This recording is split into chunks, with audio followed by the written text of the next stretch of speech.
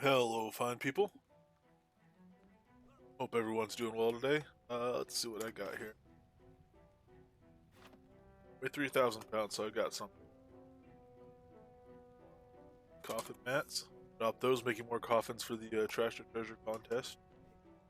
Ooh, I saw some dead body containers on me as well. That'll wait. I think no, actually, maybe I ran out of dead bodies before anything.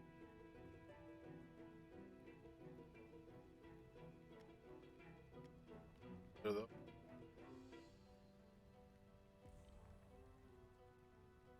Yeah, my body's bags empty, so I know the ones from that. The other ones were in a trunk. Where trunk did I have on?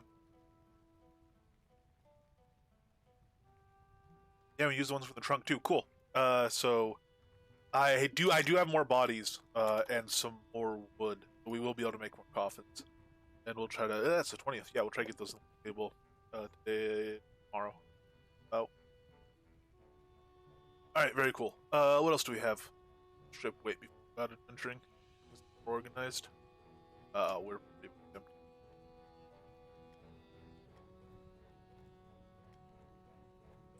Those in there. I'm gonna go ahead and carry medicine on me. Just have them. Bears or even just lines. Uh, we could keep shields I could drop off.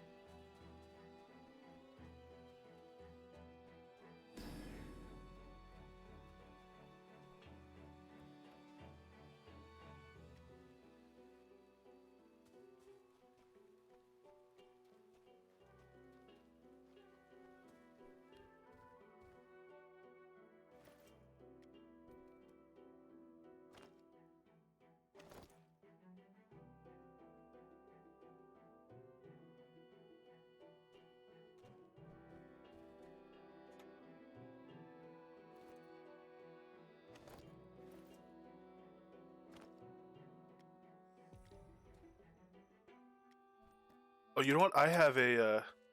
I just checked my mail before I started. I have a neck piece to socket. Uh, there. Stop.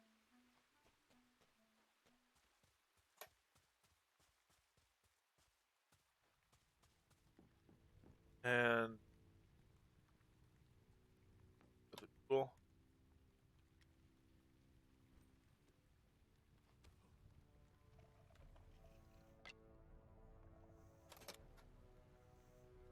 Grab some chips. Grab our reagents too.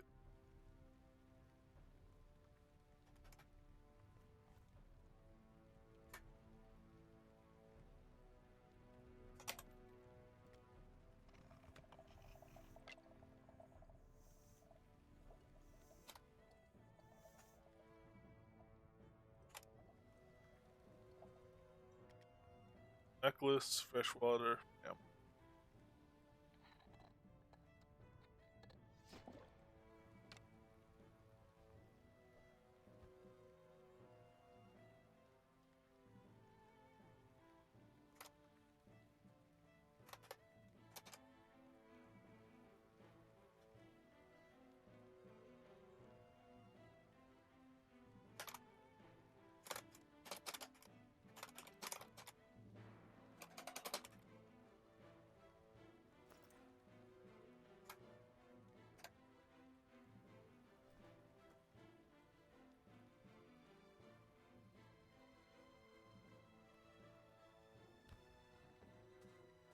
Very good.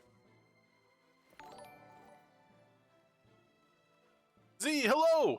Thank you very much for the resub.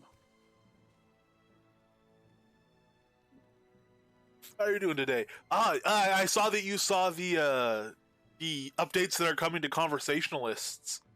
Um, for the inky conversationalists. That stuff looks really cool.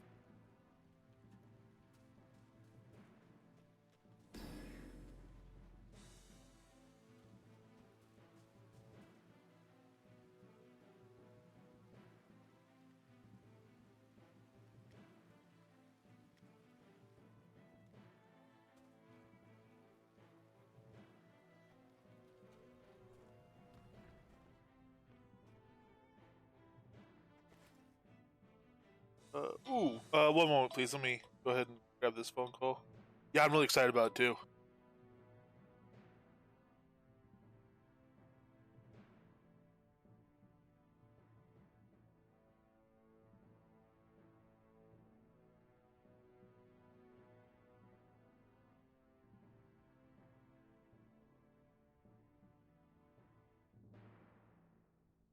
Hey, Gwendolyn and Dr. H. Hello, hello. It's kind of funny too, Z. We're talking about the tweets that Chris made about Inkies being able to handle variables and remember players, and pass store global variables. So you could have one conversationalist to know if you've talked to another conversationalist to like make player requests and stuff. And it's interesting because I'm definitely going to play around with it. I've made a couple Inky conversationalists, just for fun, just to use the system. And so I'll play around with it myself, but I'm mostly excited to see what other people do with it. Because I know I can name quite a few people in the community that have a lot more creativity in that sort of thing than I do. And I know they're going to be doing stuff that I didn't. I've already seen conversationalists do stuff that I didn't know was possible, as far as do like random number generation to do gambling games and stuff. So to see the way they could. One of his tweets did imply you could pass information between things are explicitly stated. Next up for Inky are ways to serialize data between sessions. Due to risks involved with players serializing unlimited unknown data onto our servers, we're only storing data in local data store on the computer, but it works between sessions. To create quest flags. So that'd be a global variable of some sort. I don't know how it's going to work.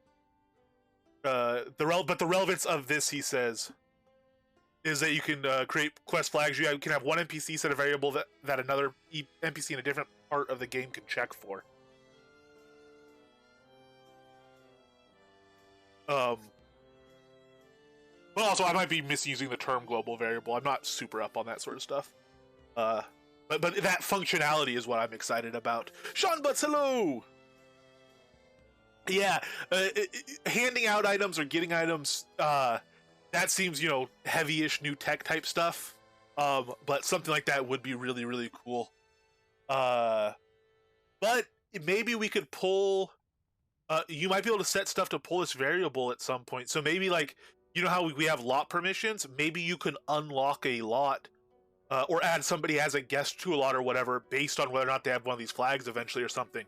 So you wouldn't be able to access the dungeon that is the next part of the quest, or access the basement where the treasure is stored, unless you had one of these quest flags set that you had gotten off an NPC or something. That's a little bit harder to do in a meaningful way if you can't give stuff to the NPC to trigger the flag, I guess. But we'll see where it goes. I'm definitely excited for this step of it. Xander Wild, hello, hello.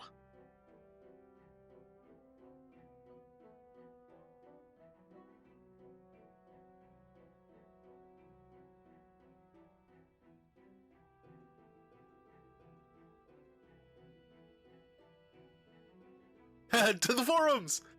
188.3. Oh, Dr. H, I am 100% prepared. I've actually, in a somewhat masochistic way, been looking forward to it. So whenever you want to pull the trigger on that, man, I am. Hopefully, I'm not zapping your fun out by being excited about it, but I am actually excited about it, I have to admit.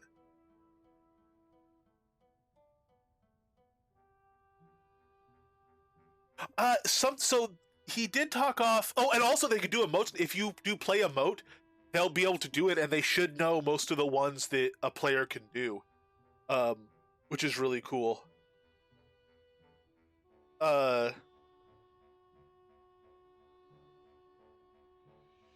He mentioned something. So as global,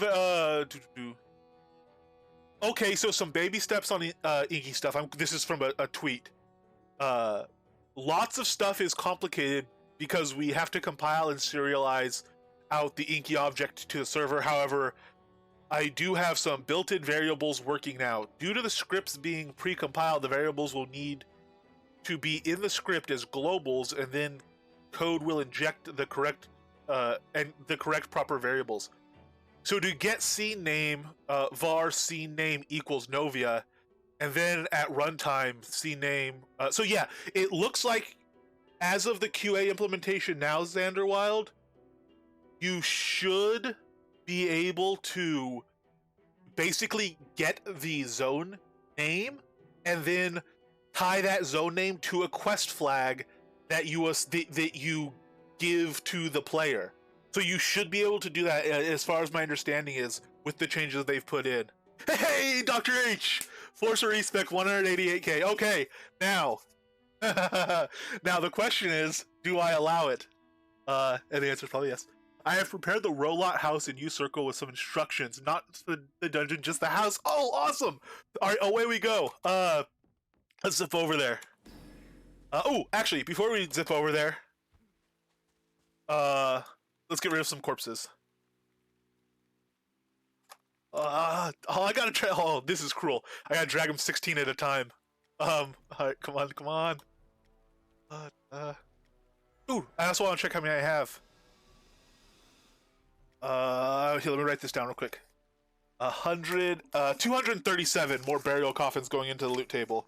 The Trash to Treasure event, but also people that have no idea, have never heard of the Trash to Treasure event, can still use them for their daily turn-ins to get their potions out of Spite.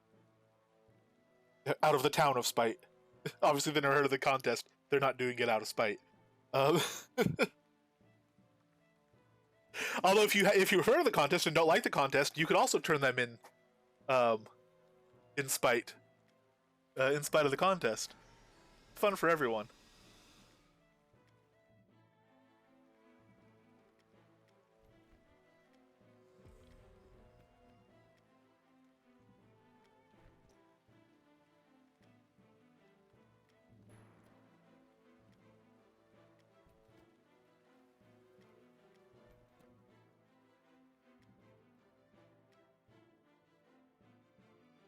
And also, I was able to get that other jewel from the next uncommon that I salvaged. Thank you very much again, Gwendolyn, for sending the rest of those gauntlets to make the uncommon. I got a jewel out of that, which means as far as those waning fizzle jewels go, I think out of uncommons I'm at, like, I don't know, whatever it'd be, like 80% or so. So the RNG is gonna balance out on that eventually. We'll salvage enough of them over time that we do get to the pretty close to the average of 50%. But right now, we're doing pretty well. All right, there we go. Coffin sold. Aha, to U Circle. Oh no, street lamp is faster. Our street sign is faster. Circle. Oh.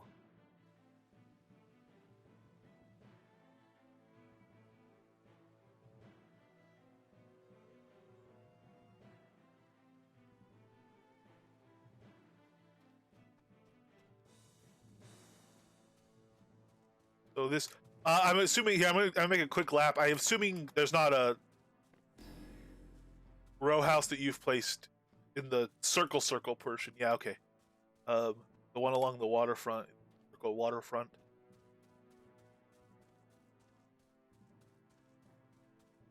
That's right. I need to learn Inky script. Yeah, learning the Inky scripting is the hard part, at least certainly for me. Yes, indeed. I thought so. Okay. Let me read this. Imagine an airship that shows up in random towns where shopkeeper on board gives you a stamp, the quest flag. Okay, yeah, for being there. Each time you talk to him in a new lot, and after a set number of flags, you can turn the stamps for a prize. Yeah, see, that would be really awesome. And I guess so. A way to do that now would be when you talk to him again. If you have all those quest flags, you are able to get instructions on how to claim it. Like, oh, send Xanderwild a note that says this, and then that person could send you the note, and they would, it'd be a verification or something like that. You could definitely implement, even without him actually being able to just assign it, give it to the players. If they could actually transfer it to the players, that would be awesome. The idea I heard, I don't remember who proposed it. It might have been Crossfire. It might have been somebody else. I apologize if it was someone listening. But the idea was basically make it like listing vendor listings, and just they are what gets assigned when somebody has that flag, basically, or when you have a give item event, it chooses one at random out of a trunk, or it's like a vendor listing thing and it gives the next listing in line to whoever shows up.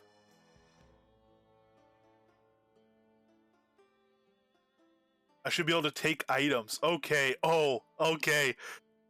Oh man. All right. So, Dr. H, you've triggered the respec. Let's see what's going on here. This is your first specialization. Open the chest, take the items, and proceed to the second floor. And my inventory is empty, so I shouldn't even get 16 obsidian chips. Belt of Control common, Boots of the Energetic Tamer common, Decorated Cupcake. So we have 2 of those. We have 2 sugar drops. Belt of Control, Wolf Helm, Ringmaster common, Ringmaster vest. So we have all the taming artifact slots. We don't have a second ring. We have one of the rings, but all the slots for tamer. 100 taming collars, and we have 2 hours of all the learning speed foods and the guidance potion, which is a 7-day guidance potion. 4 taming necklaces and 100 collars. Ooh, 25 collars per necklace. If we don't train over anything, I think that... Oh, no, I don't think it matters. I think... I don't remember the rate at which they get used. Alright, let's take all these items. It looks like I don't have permission. I'm not... Oh, I do have permission, just not take all? That's weird. Okay, cool. I wonder if take all doesn't work unless you have add items permission or 2 or something. I don't know. Very bizarre. Second floor. Okay. Taming requires a certain mindset. There will be 2 rules. Of course, imposing these 2 rules will also relax the constraints for the second specialization. Okay, there's some room for negotiation there. However, for these 2 main rules, there is none. Rule 1. All the pets must be tamed by yourself. No store-bought, no gifted. This will create the special bond between you and your new animal friend. Or foster an abusive relationship. We'll see how successful I am in getting them. Your pet is everything. It will fight for you, it will die for you, it will keep you safe and the enemy distracted. It is not just a few % more DPS to whatever off-spec DPS build you come up with, but you can aid your pet with magic, bardening, melee, or ranged weapons. Okay, so it is very much pet focused. So melee and ranged, I'm thinking in that case melee be like stunning the mobs for the pet. Ranged, maybe putting in some festering poison to slow down regen stuff, but not sitting there and just, oh, I'm in full rapid fire gear, let's get a bunch of bow damage in while the mob's busy playing with the pet. No, pet DPS, okay.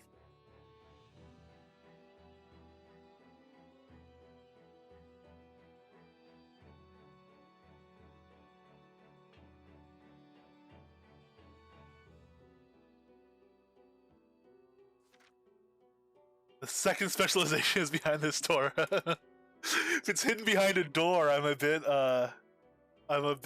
nervous.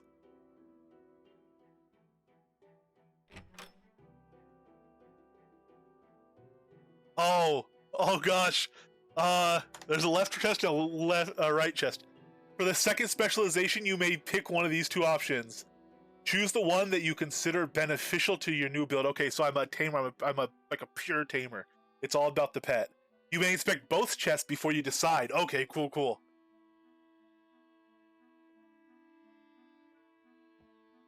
Alright, what's in this chest? Box of Moon. Ring of the Moon. Shard of Night common. Alright, so... Okay, alright. So... But I'm not thinking of this. I'm thinking of this as pet support, so it's not in terms of DPS. So being able to put in a big, fireflies is going to be super helpful to my pet. Spec gives extra time, a dexterity debuff, from firefly spec. Okay. Shard of Night is giving me more attunement, plus 50% poison effectiveness bonus because it's a dagger. So poison effectiveness bonuses don't affect how strong Festering Death's bonus is, but they do affect, say, the attack speed debuff that comes from poisonous spider venom, spider venom poison, that attack speed debuff gets bigger and bigger the higher your poison effectiveness is. So being a daggers build would help there, certainly.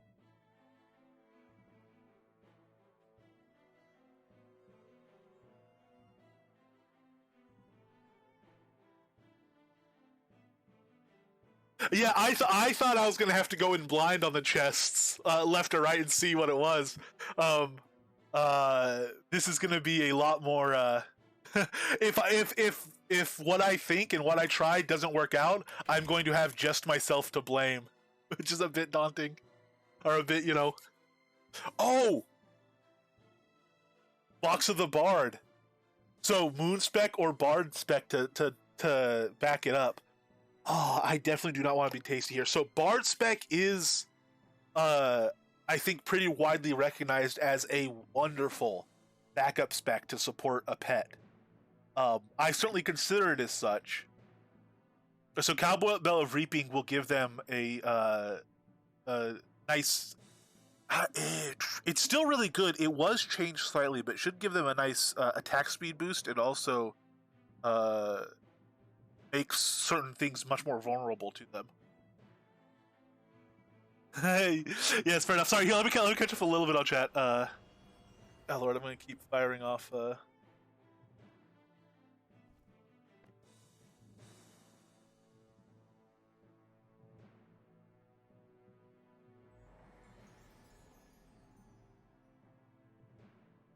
Xander build without buying the DPS. You give me ideas. All right, sorry, just catching up on chat.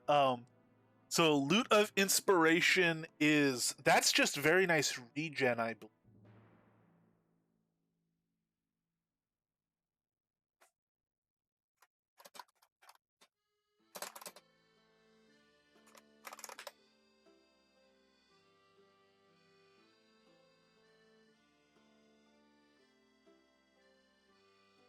Right, okay. Ah.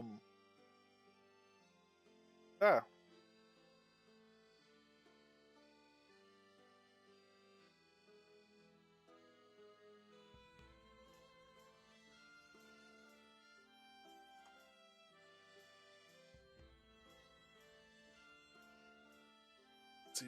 +5 adventure level is Loot of Inspiration buff. That is gonna be a potions boost. If I'm Bard Spec, I'm not gonna be using potions. And Fleet Food's like the speed buff.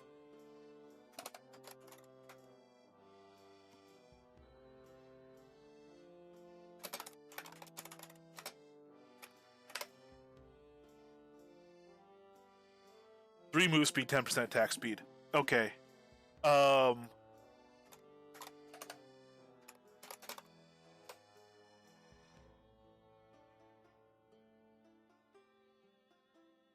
So, okay, pet is primary DPS. I'm gonna look through the Bard one. Yeah, I mean, for sure, Sean. I'm gonna look through the Bard tree first because that's what I'm more familiar with and can think. I've spent more time thinking about Bard with taming. Oh boy.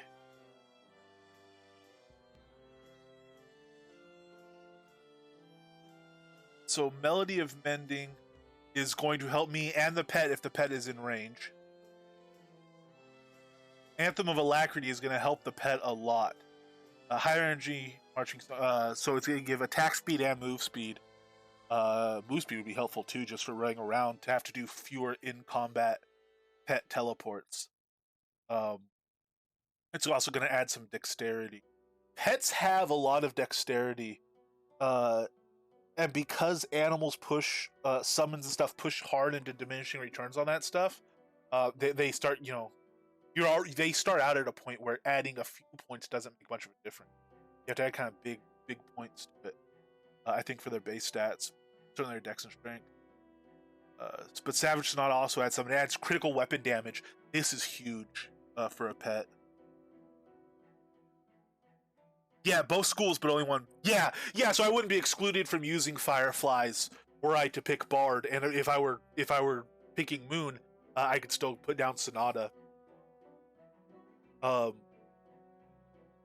Refrain of Resistance is an interesting one. I don't know too much how pets do against magic. I wonder if I could beef up my Refrain of Resistance and get us both free from magical damage. The AoE damage I worry about is much more magic based than the physical.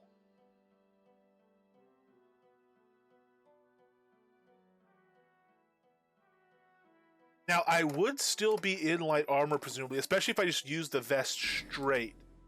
I will be at +3 tame level bonus. The gem from this is +10, and obviously could go in light armor or could go in heavy armor if you prefer.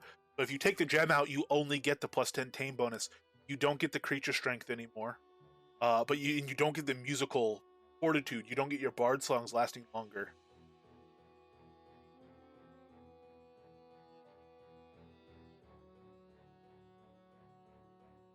So stagnation, atonal, I would still be able to use. Melody of Mending. Actually, atonal I wouldn't be using. It takes too long to cast.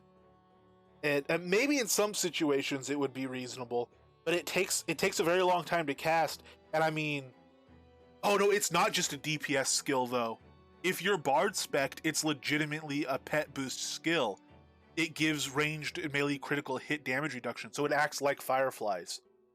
It takes a long time to cast though. And then the other options we have in Moon, Night Vision is not going to help with spec. Vanish, become hidden while standing still. Duration increases at night. Lunar spec adds a non-combat regen bonus.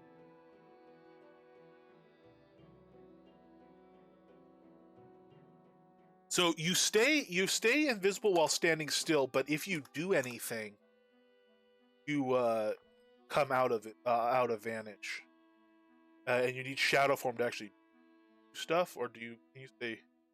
Take Vanish. I'm gonna see if I can do actions while Vanish.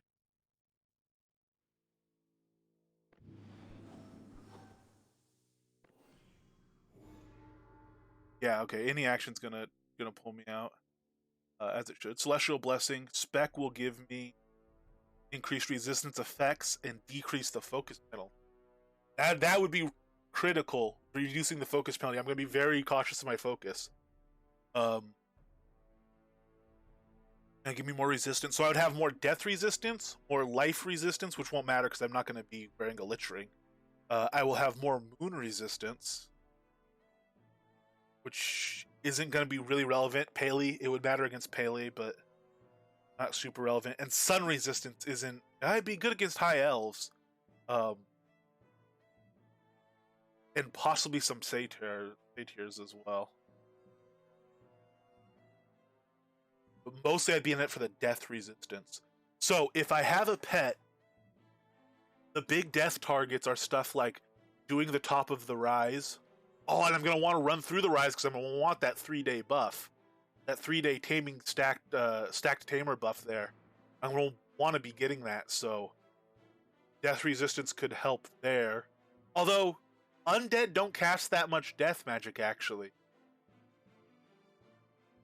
Elves do more than anything. And ghosts, naturally.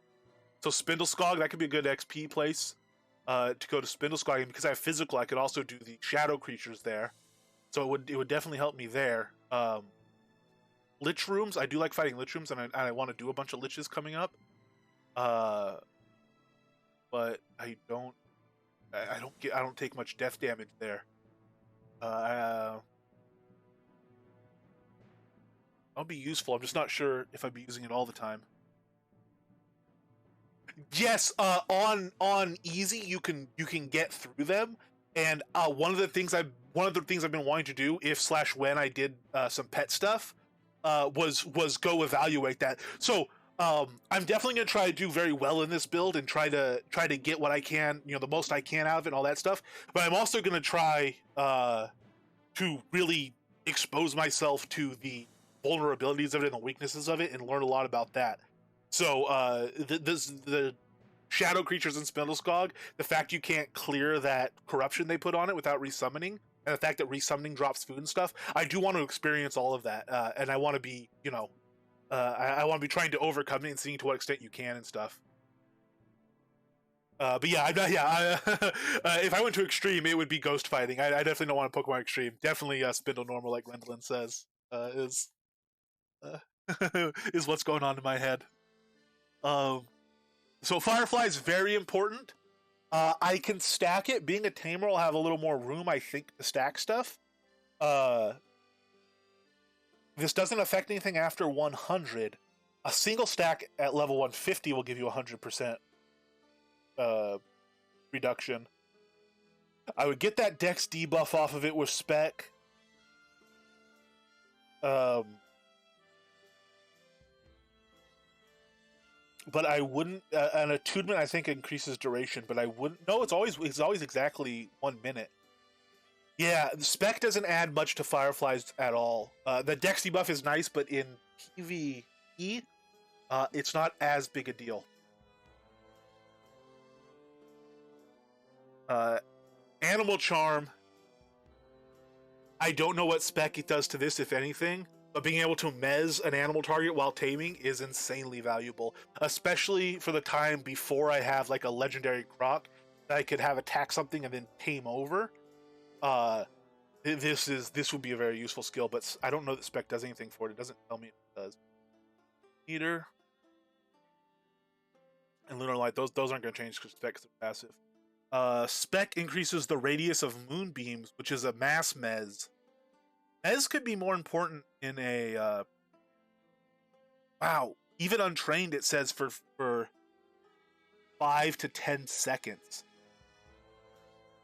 Mez can be big because I'm going to be a lot of single target fighting, because it is a it's a pet. What's up, Ray Mike? Yes, indeed, he did. This is where it gets interesting. So, Shooting Star, the cooldown reduction on it, I thought focus cost, maybe not focus cost, but the cooldown reduction on it gets greatly reduced as you level up your spec.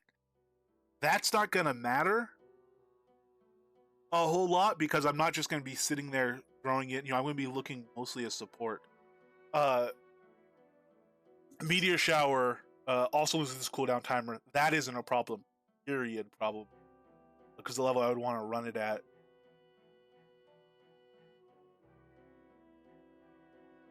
Night. Cases the player in a Cocoon of Night that makes them difficult to see and slowly heals them and decreases aggro over time. The Cocoon is broken if the player moves. Lunar Spec increases the amount heals and decreases the amount of aggro. This is something that could be very useful or not useful at all. So, hey, Finito, hello. The way pets work is they're very good at holding aggro. Even if I'm doing some bard songs, they should be able to hold aggro because I'm not trying to apply a bunch of DPS alongside of it. I am trying to support the pet. Hello, Ava. How are you doing? Very nice highlighted message. I'm trying to support the pet, but pets have to establish aggro, and I also like hopping around and finding a bunch of different stuff. So if I can decrease my aggro a lot really quickly, that might be a lot less of a problem. At level 100, it's decreasing aggro by 50. That's not an incredible amount. If I compare that to how much Taunt raises aggro, level 40 Taunt increases aggro by 162. And that's at level 40. So, decreasing my aggro by 50 actually isn't much. So even if Spec increases to that threefold, it would decrease my aggro less than a level 150 Taunt would raise it for somebody.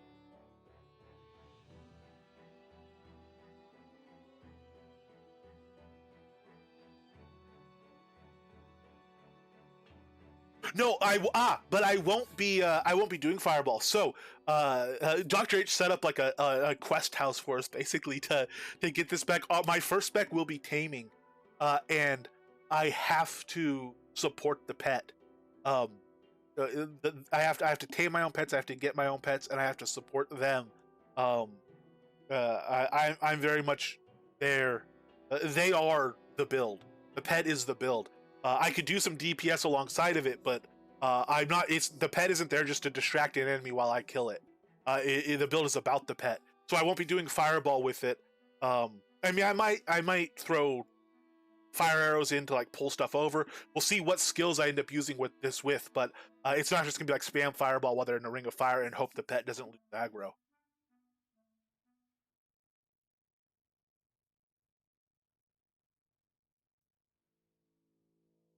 Uh, yeah, that's why. So yeah, and especially with this making such a difference. If I'm that marginal, 50, decreasing the aggro by 50 is making much of a difference. Then certainly, if the gear and stuff isn't already fine, I could level some stuff or upgrade some gear to the point that it is, which I assume is allowed. I'm gonna get some clarifications from Dr. H after we've made some decisions, or maybe before, depending how much it'll influence them. Lunar Spec increases move speed while in shadow form. That's potentially very nice. But I don't know. I mean, run A to B, summon pet. I would be committing to basically not using pet food at that point.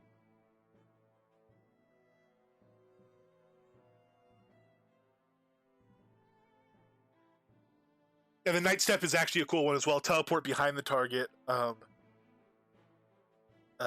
can be nice because ideally, if I am doing physical damage of any sort, I might as well be behind the mob while I'm doing it.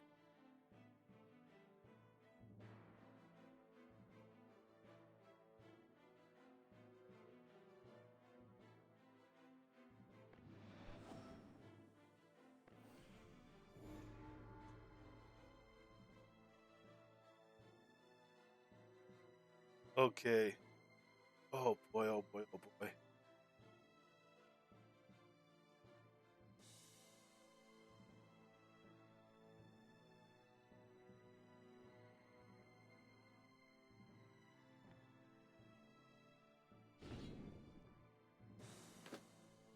Yeah, see, that's a lot rougher, Bard aggro. There's no poison specifically for back attack, unfortunately. Um, and you don't like attack from behind bonus doesn't influence the damage that poison does. I don't think so, unless it's always been within rounding error and I've not noticed it. I don't believe it does.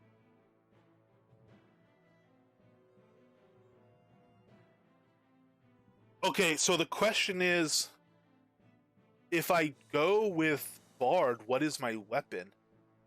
Heck, if I go with... Oh, wow, wow.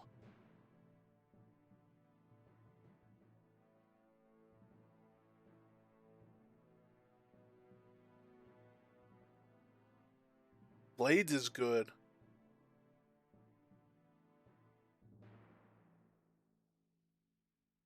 Yeah, it's going to be an interesting balance on that. Um, and that also speaks more towards light armor, as opposed to like heavy armor and putting in a gem, because if I'm in light armor, I could use escape, and that aggro decrease at level 1. That's 123 aggro decrease. At level 21, it's 143. So this is on par with taunts increase, escapes decrease. So it makes more sense than Moon, and I think Bard makes more sense than Moon, as long as I don't run into that aggro problem. But if I run into that aggro problem, we'll see what we can do to fight it. Yeah, I'm going to go for Bard. Take the Bard chest.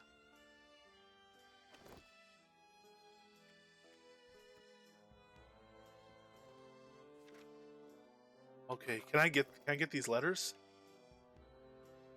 Ah, I can't move the letters. All right. All right. Here, let's go. Let's go back down to the start, and we shall go over it once again. So this is the first specialization. This was the chest with the taming stuff. Thank you very much, Dr. H. This is the chest with the taming artifacts, the first set of taming gear, and some training foods that, oh lord, we will need them. We will be using these training foods. Taming trains slowly. And,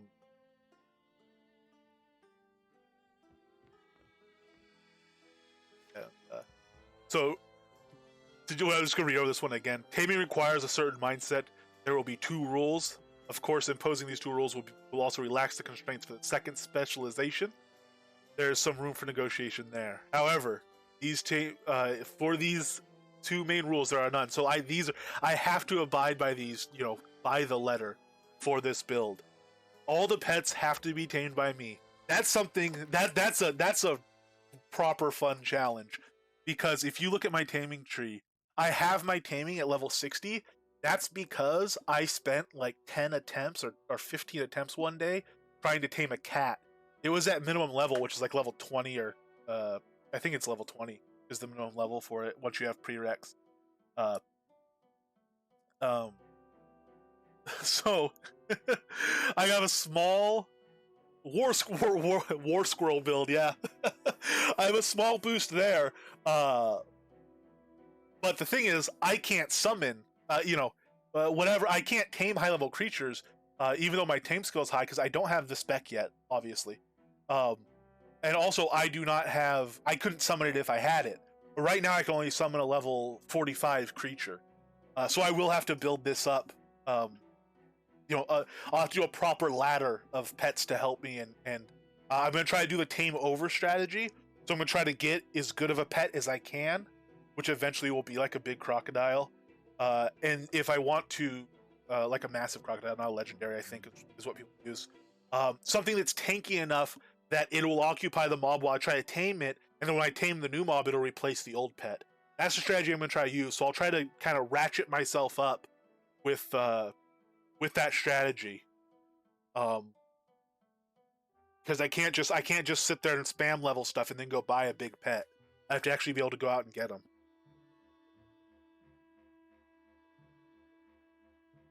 Yeah, not support. Yeah. Oh man, that's a big question mark for me right now. How I'm gonna do? It might not be melee.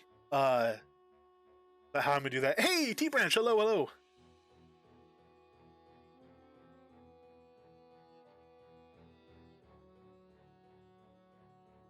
Yeah, so ranged. Another good thing about the ranged and applied poison is it keeps you out of a lot of AOE or hits multiple type stuff. So if you have a mob there like a lich fighter doing its whirling blades attack, if I have to be pretty close to my pet, I might be getting hit by those things. Or even we might be trading aggro or something like that. If I can be further away and be shooting stuff in, but still be close enough to be buffing the pet, I can avoid a whole lot of that. But we can also switch. We're not going to be spec'd into it, so maybe sometimes I run in and stun. Maybe sometimes I hang back and shoot stuff with a bow and arrow, and most of the skills I need to support that are the passives, which I don't have to level super high, and then the main combat skill, which I can level to a decent level because I don't have to put XP into the rest of the tree. Could be an option. Yes, there's AoE. Yeah, I'm definitely going to be trying to play with the Nightmare. My big concern is taming a Nightmare. But I'm hoping like once I get a good croc, even if not the level 84, hopefully once I get a good croc, or maybe like if I get a destroyer pig, hopefully that makes it a very reasonable thing to tame the Nightmare as well. Um,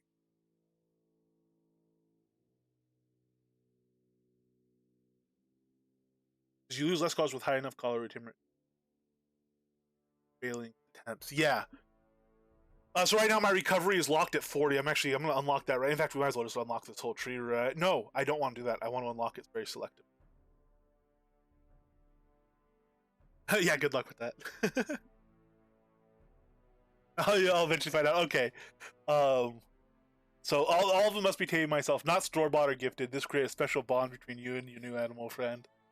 Your pet is everything. It will fight for you. It will die for you. It will keep you safe and the enemy distracted. It's not just a few % more DPS to whatever aspect DPS build you will come up with. But you can aid your pet with magic, gardening, melee, or rain. So we're going to be, because we're doing Bard spec, we are going to aid it mostly with Bard.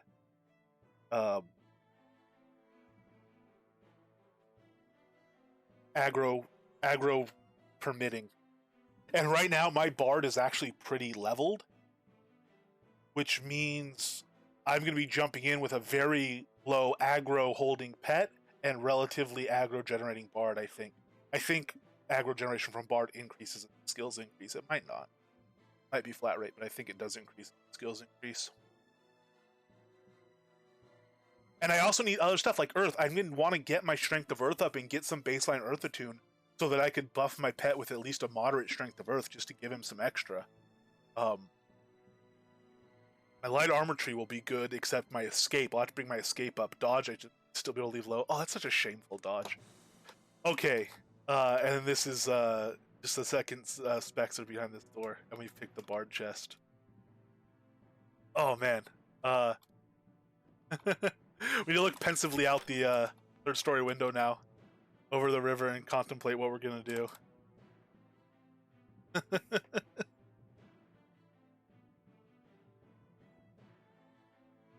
Okay, so a few questions, Dr. H. You mentioned I'm not limited strictly to the gear set for my second spec. How limited am I?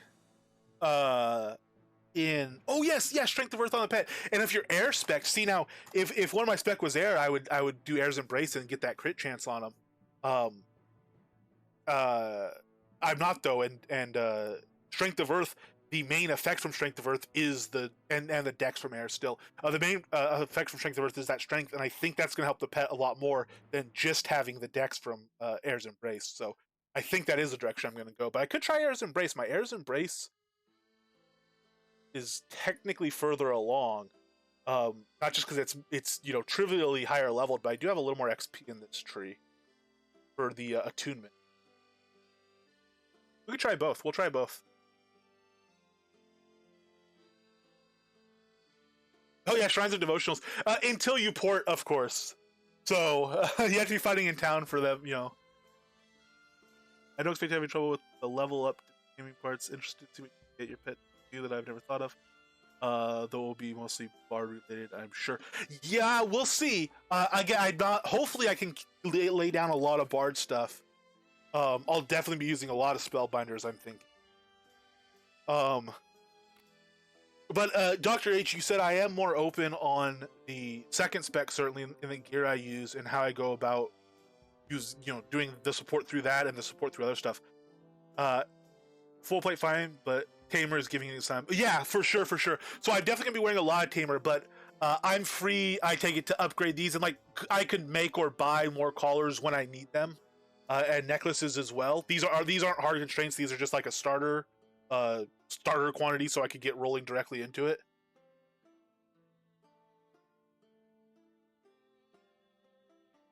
Some starter tools, cool, fantastic, man. Oh, dude, this is gonna be a ride. Oh, okay. So Taming. The first thing I want to do is get my. Oh, that's why we'll call recovery was locked, because I was just training my refresh at one point. So I need to get my refresh to, what is it, 120?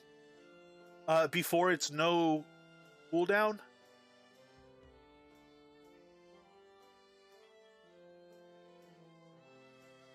120 refresh is 0 cooldown. Sweet. So I need to get it there, or at least super close, like 118 or 119, depending whatever the global cooldown is.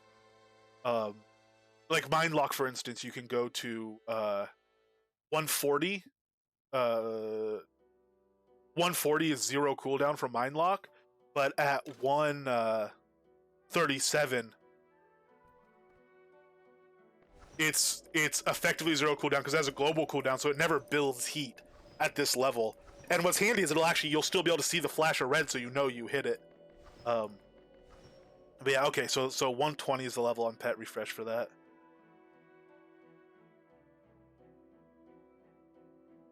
It's a long way to go.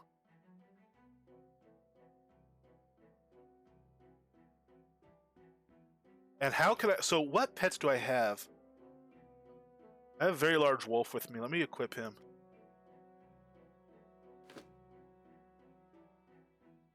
Ooh, Does this count? I tamed this cat. This is the cat I was talking about. I've tamed this cat, but not since the challenge started. Can I use him, or should I go tame another one? Or tame another creature?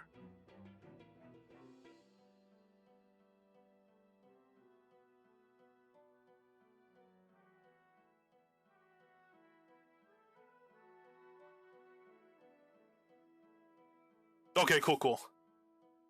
It's a 0 skill pet. Yeah, it trains really slowly right now. That's what we're kind of look at. So summon creatures at level 23.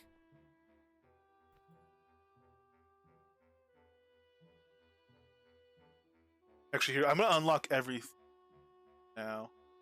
Well, that's not really gonna help. Yeah, it will.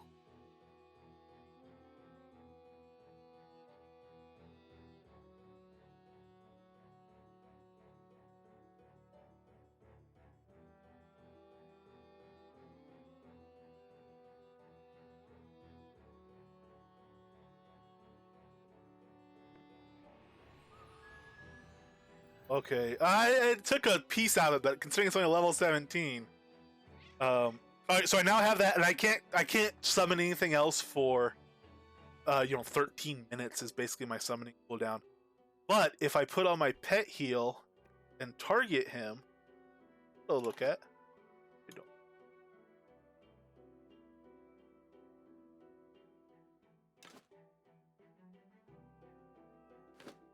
Wait, does he change? Oh, okay, I thought he was changing combat. What my weapon? Okay, so healing does train him. Or does train all the passives. Healing trains everything except what? Collar recovery. No, it trains collar recovery. Except actual tame creature and summon creature.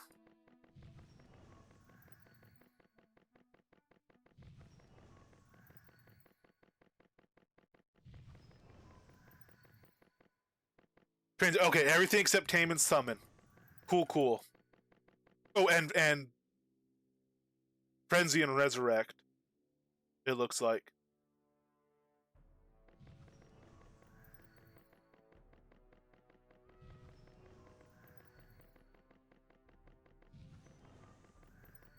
Yeah, it trains heal. Okay. Um. Oh man, this is gonna be a lot of spamming. And cooldown never changes on this. Of course, I only have 20 million right now. We can change that. Technically, I have a day or two, but as far as how the respecs work, but I don't care. I am unlock from inventory. Hello, Skeggy. Hello, the Kellers. Hello, Skeggy. How are you doing? I am respecking. Dr. H cashed in his respec in an absolutely lovely way, man. Thank you very much for building this. This is fantastic. And so now I am about to be not fire spec at the very least. Instant unlearn. So I'm going to get 1.1 billion back from this. That'll be a very big help in training that stuff up.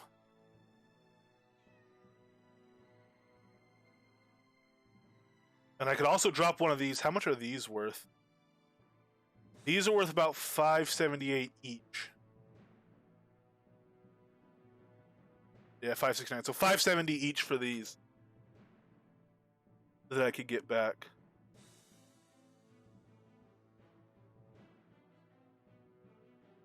We will wait on those because I don't want to overspend it. I don't know how much more my bard's going to take. Does this make stuff train appreciably faster? Fire spec.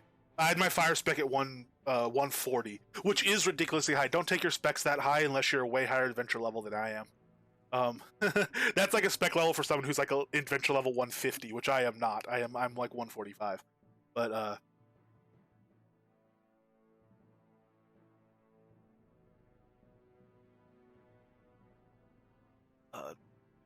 But yeah, he gave me a lot of XP. So he does. As long as he's not already doing something, when I pull out my combat deck, he goes into fierce fighting mode. That's absolutely awesome. I never knew pets did that. Look, now he's just chilling.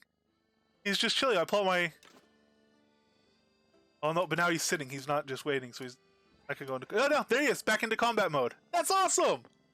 That's absolutely. I never knew pets did that. Maybe I had kind of noticed it and not thought about it, but that's absolutely adorable when it's a little cat. All right. What are we gonna do? Oh yeah, combat mode. Let's see if this stuff trains faster.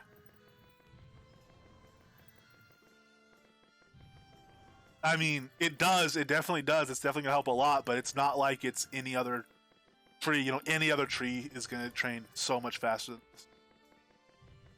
Yeah, it's funny because he's a non-combat pet. You're right. He just gets alert. That's not necessarily a combat stance. That's a I'm gonna try to look intimidating, and then I'm gonna run away as soon as something moves stance on a cat. I think. I have my obsidian potion on. It has maybe like 5 days left. Yeah, 4 days, 21 hours left. And then Dr. H gave me another one. I have 2 weeks in this respect at least to spend, and he also gave me learning speed foods. So I'm not gonna just spam train a bunch of stuff right now. I'm just kind of getting a feel for how quick it's gonna train, so I can lay out a game plan a little bit better. So yeah, if I can train stuff with under GMs, I'm very happy to, and I would appreciate anyone that's willing to stand around while I do it. Because taming is leveling a tree where every little bit helps. But I'm not gonna be doing a lot of leveling right now. I'm just kind of getting a feel for how that's gonna go. And I mean, we're still on cooldown. In fact, we still have 7.5 minutes on our summon creature cooldown. So that's the only way to level that skill. So we're gonna definitely want to get that refresh to 0. No question about it.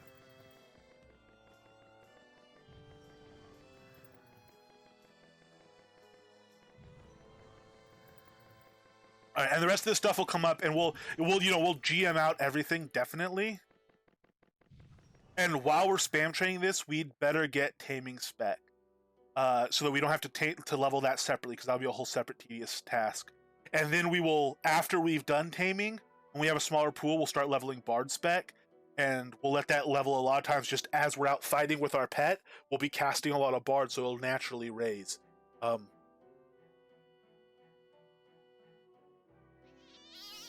Oh, awesome! Cool. Yeah, I'll lay out a plan, and definitely appreciate anyone that can stand around. So let's see what happens if I drop it just to refresh. Well, I might as well do this. Not train all, and train just refresh. That's called recovery. Train just refresh.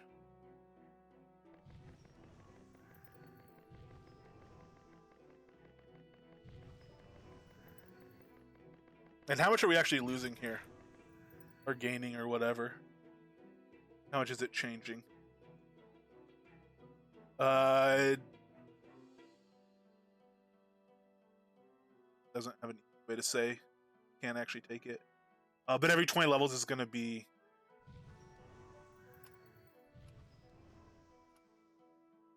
Yeah, okay.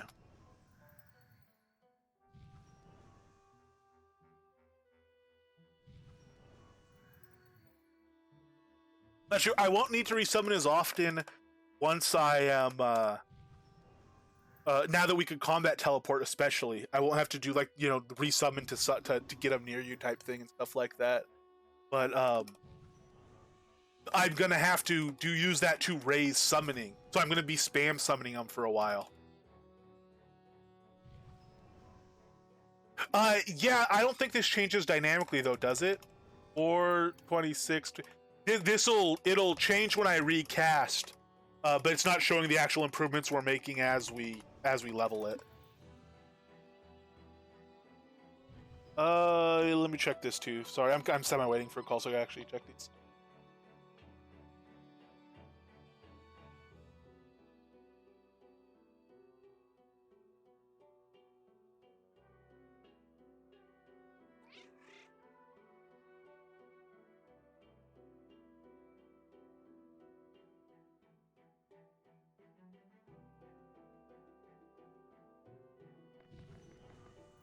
At 90, it's a 4-minute timer.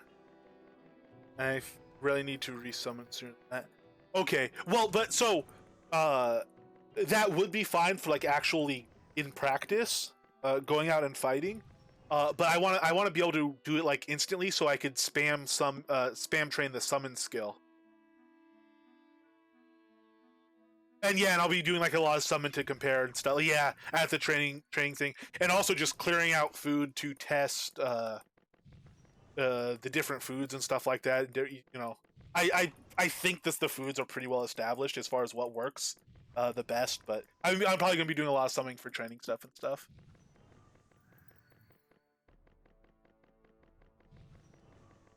Careful with raising the taming spec because while leveling, yeah, that's true. You want to fail to conserve callers, so they're not getting consumed on each success. That's a very good point. I should, in fact, so I should start raising. So does raising taming spec improve caller recovery?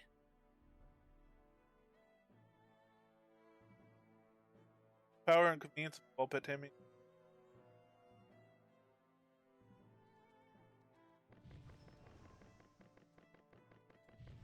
Oh right, of course. Yeah, duh. Duh. Yeah, of course. Yeah. So if you're succeeding every time, you use a caller every time. If you have a 50% chance to recover and you're failing half the time, you only use 75% as many callers. So. No, thank you very much, Fino. Actually, I'm not even. I was just kind of waiting for this to roll down, but we don't need to. I'm not actually meaning to properly spam train. We'll just kind of do it while we look at the other skills. So what I'm going to be doing is, I'm only going to be here probably for like 5 more minutes. Tame certain creatures by binding them to equipment. Yeah, okay, we know what that does. 140% effective. That's basically rolling against their resistance to being tamed, as I understand it. So this skill does need to go high, like 140s, 150s. I think if you have a high spec to back it up, is what people like for kind of ease of taming or reasonable attempts at taming destroyers and stuff, as I understand it.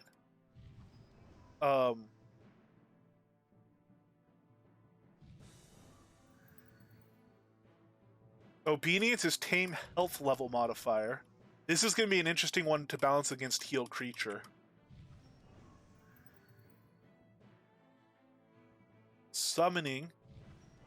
This we want very high, and then it maxes out. Oh, also, I didn't mention it before. It was so competitive. Thank you very much for that link on the pet stuff.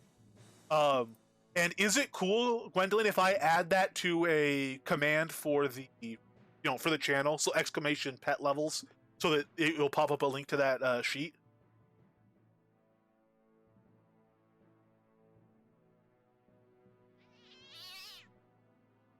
Awesome. Thank you. Hey, Finito. Let's go check that out. So my bioorders are in Arlia. And if you take the signpost, oh, you're already in Arlia. Yeah, and in Ironhole I have carcass bioorders, which are gonna get refreshed, and that's actually probably gonna change the location of those. Is probably gonna. But if you go to Arlia shops, it's right by the crafting pavilion in the shops district. So if I go to Arlia shops, what happens to my pet? He lands right with me. Cool. Over here by the pavilion, it's crafting mats buy and sell. And actually, there were a few dozen that were filled when I walked in this morning. So I need to add some, I'm sure, for bear heads and oh yeah, I gotta add a bunch back. If anything is there that you're looking to sell, and there's no orders for it, let me know, and I can buy it directly, or let you know if I'm going to post orders later, or if I need it or what. Because I've not restocked them yet today. Serpent scales, I need to restock the one for serpent scales and wood and various ores and stuff.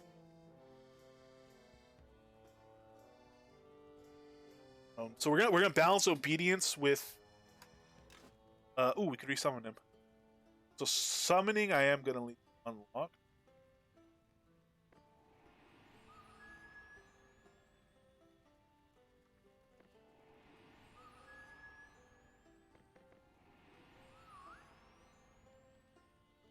Oh, because he's already summoned. That's why it's not. Okay, yeah. So miss him first.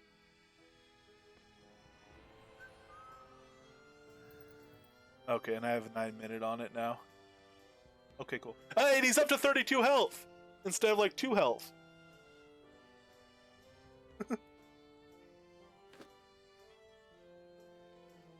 Oh yeah, and I can check. He has a sheet. He has a combat sheet.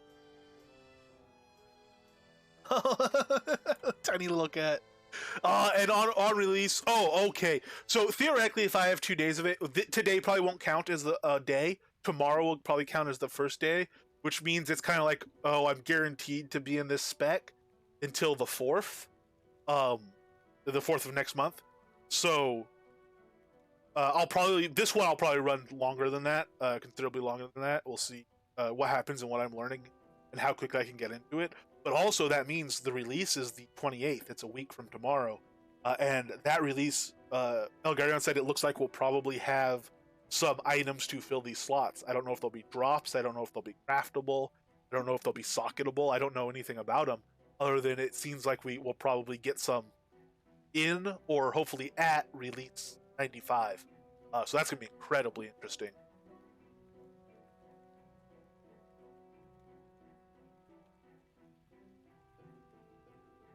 Wait, so obedience doesn't work? Doesn't do anything? Changes the tame health level modifier. Does that not function?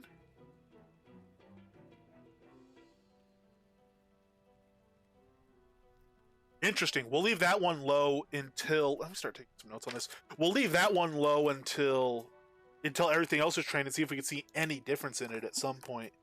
Maybe even on QA after QA gets imaged. QA just got imaged, incidentally. But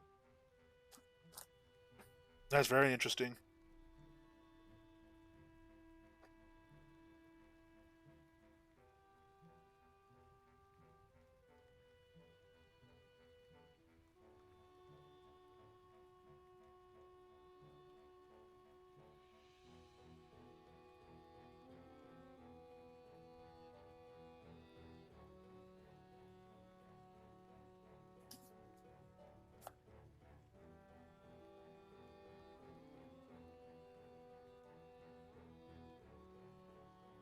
But that doesn't say what it. So you're right. The description says reduces the reduces the health at which a tame creature will flee combat. Yeah.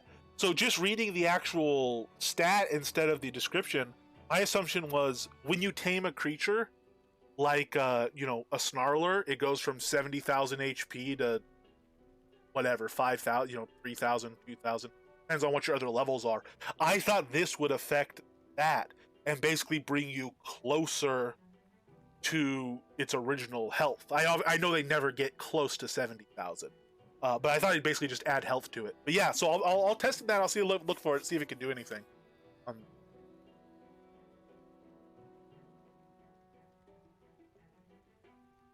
Only the pet level, as far as you know, affects the health. There, yeah, dude, I'm gonna learn. This is about to be learning a whole lot of stuff. And I'm lucky that we have a number of tamers that hang out. So please let all the corrections fly as I screw stuff up along the way, because I'm bound to misunderstand and have faulty assumptions about this stuff. Because that's one thing. I know there's a huge amount about this I don't know. I do know some stuff about taming. And like anything, a portion of what I know about taming is wrong. Either it's changed, or I misunderstood something, or someone told me something that they had misunderstood or had changed. All this sort of stuff, just any large quantity of the stuff we know at any given point is actually not wrong. We're actually mistaken about stuff. So all that stuff's going to be popping up as well. I'm going to be able to correct a lot of that stuff that I was just never actually aware of, or that I was under of assumption wasn't correct. Oh, sorry, I have half my taming tree hidden.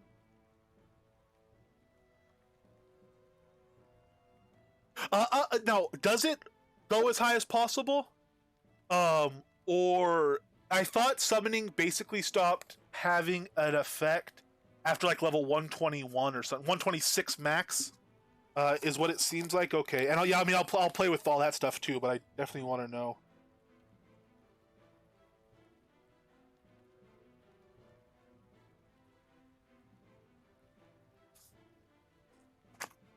And we'll see about that. Resurrect creature. This is not terribly important. Right, from what I've heard, this only really changes your chance to consume reagents. That it's always pretty much 100% effective, and you can do it from anywhere.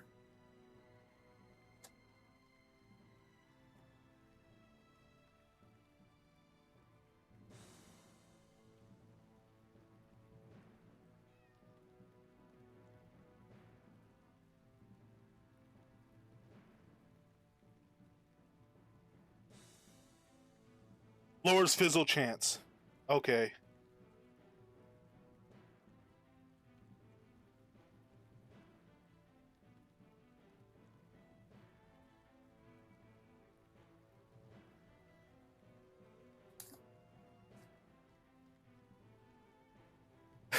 It's okay to sacrifice the lava gods. But my pet is all I have. It is my bond. He will live for me. He will fight for me. Oh, he will die for me. Okay. To the lava he goes. Oh, this can be such fun. I never fizzled through that. I noticed. I was good if you. Yeah. Okay. Yeah, I'll have to learn the cast times and speed and all this stuff as well. And Finito, again, if you need any more orders, you have stuff you want to sell, and I don't have orders listed, let me know, and actually get my chat window up as well in case you do it in game. Let me know, and I can add them or buy it off you or whatever. A lot in the early days in plate. Yeah, I'm gonna start out definitely in light armor. And when I say light and heavy, I mostly mean the chest, because I will be using pretty much all taming artifacts, except maybe the chest switching out to heavy, so that I could have heavy skills and putting the gem in it. And then maybe heavy legs if I deemed those worthwhile. Otherwise, I'm not going to replace any artifact slots with heavy, which means I won't be getting a big heavy set bonus, if any at all. But that's if I even go heavy. Being in the vest has a definite advantage for me because I'll be bard spec'd as well, and the vest also helps bard duration. I mean, even if I wasn't spec'd, the vest is nice. It's just I'm losing some tame creature level for a increased bard duration and increased strength, because I'm not going to have it at epic, or at least I'm not going to have it at epic anytime soon.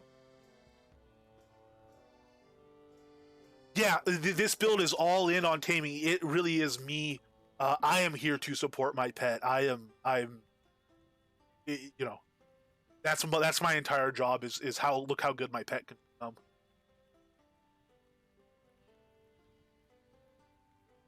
Death is the one who told me about level 26 max or something. He has some math for it, but I haven't seen it. Yeah, and he does good math on stuff. I mean, Jath is someone who definitely works stuff out and looks at the numbers and figures out the patterns and knows a lot about that stuff. No! Oh, all my cheap chests are gone. The truth was, up until about a month ago or a couple of weeks ago, I was actually selling them all in that price range as well. But I've gotten some built up because I've been too lazy to restock my vendor, and so I will be able to make some use of those. So I'm not going to just jump in on it. So one of the things I like to do when I'm doing something like this is it's a perfect chance for me, instead of just throwing on all the gear at whatever highest level I have or could go buy or something like that. I'm going to start out at common level, and then I will upgrade one piece and see what difference I notice. So I'll wait a little while to stabilize, and I'll upgrade it, over time, a piece at a time, maybe two pieces here and there. But I need to actually learn what they do and how important the upgrading of each piece is, so that I don't just, if I just put on legendary or epic level of everything, and then I have no idea what it's actually doing for me on an individual basis. So I will be upgrading, but not crazy fast. Oh man. So I have very large wolf. You see here. He has a very large wolf. I'm gonna have to rebind. I'm gonna have to bind all this stuff to hotkeys. The teleport is pretty much instant. Pretty much just a teleport. A mean duo, no doubt. Yeah, Blaze is a person I would love to talk with about this. Mondravis. Obviously, you know, I like I said, we have a lot of tamers already here as well that I'm definitely gonna be talking a ton with, and already am. Trying to, I have written down already, you know, 126 max summoning, resurrection. You know, it's gonna help my physical chance, but do I really need it? All this stuff. So, uh, yes, we can reorder. Hopefully, reorder. He says he's gonna get working on reorder. I don't know if that'll make it, but it sounds like certainly being able to assign all decks will be there, which will be just absolutely awesome. Super happy about that. And actually, it's a good time because I'm gonna have to figure out what I'm gonna do with that. I'll probably just use. So right now, I use my numpad for decks. Numpad 1 is my first deck. Numpad 2 is my second deck, and so on. I'll probably just read my numpad to be my pet stuff. And then when those new decks come out, I'll probably do numpad 1 through 0 being decks 1 through 10, then control 1 through 0 being decks 20, 11 through 20, and stuff like that. And then while I'm in my actual pet stuff, I could just bind a couple hotkeys to decks because I shouldn't need any decks for this, unless I want a different deck for every necklace, and I am using a lot of necklaces on a daily basis. But we'll see. We'll kind of see how it shakes out as far as it pertains to what I'm doing right now. In general, I'm very glad that stuff's finally coming in. That's something that's been like it's been a community wish list item for a while. People have wanted that and asked for it. It's been one of the ones I've personally been really excited about. We got everybody hanging out now. Crocs and bears and cats, oh my. If I get my cat just hanging out in between them in the picture. There you go. Well, that's not even leveling right now, I don't think. Should be. Yeah, okay. Yeah, I'll probably have to do that as well.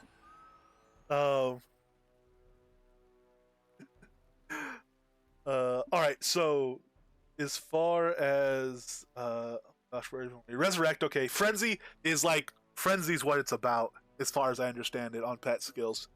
You get your frenzy up to level 190, 195, 200, somewhere in that range is what I've been told to take frenzy to.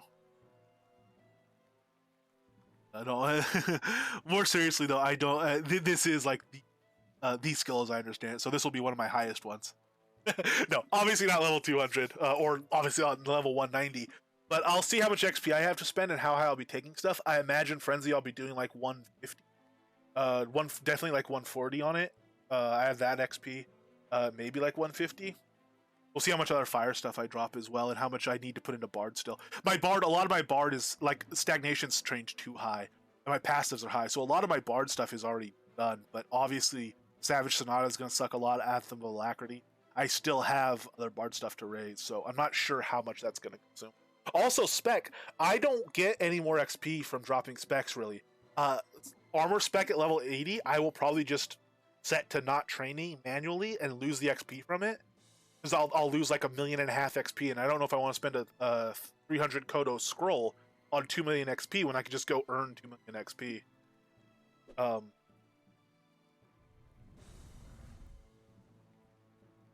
Yeah, Bard Nez, it's so cheesy.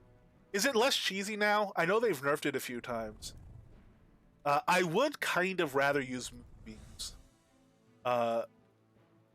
But Bard, it's the smarter way to go. It's just a little bit cheap. We got a Tamer convention going here.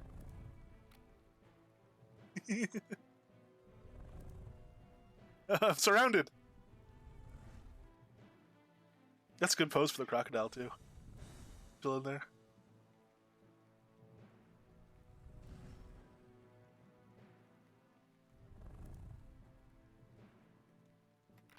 You should be, maybe not Bard Mez. I'd be okay with that on Bard Mez. But hopefully, like the whole, I mean, literally, the Mez skill in Moon is called Animal Charm, it really seems like you should be able to tame stuff that's mezzed for this school. But again, I'm going to do the train over strategy. I'm pretty confident that's most of my taming is going to be on over current things, so it's not going to be that important. Yeah, fair enough. That's fair enough too. Stuff's changed since then. I remember when he mentioned that about the Bard Mez not working.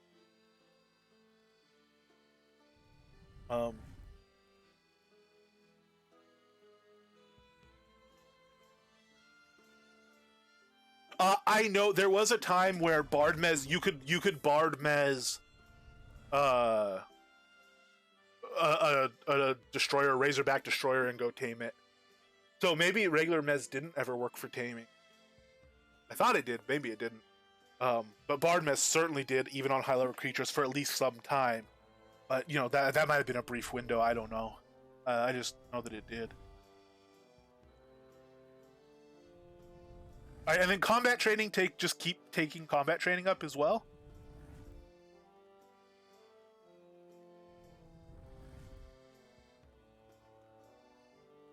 Yeah. That's true too, yeah. Okay.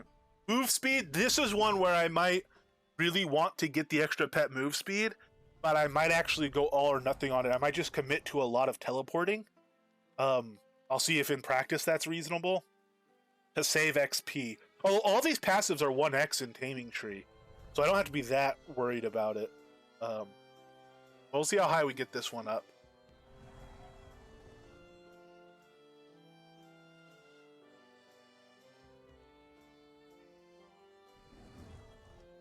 One of the major pet skills, no limit. Just keep going on it. And pet strength, I imagine, is similar, though probably some diminishing returns. So this is a non-combat pet. So when I examine it, that's why it says 1 strength, 1 dex, 1 int, right? If I actually had a combat pet out, I would be getting this plus 41 strength, and so this would be 42 strength or whatever. And actually more because I have levels, but this is because it's non-combat, right? I add a rule 3. Your main combat pet must be the noble stag. Okay.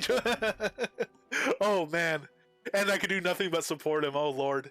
You know what we would use him for? We would just have a bunch of stag fights, and our entire Taming build would be how many stag helms can we get? Just live in Tanglemire, get a bunch of legendary crocs, get a bunch of stags.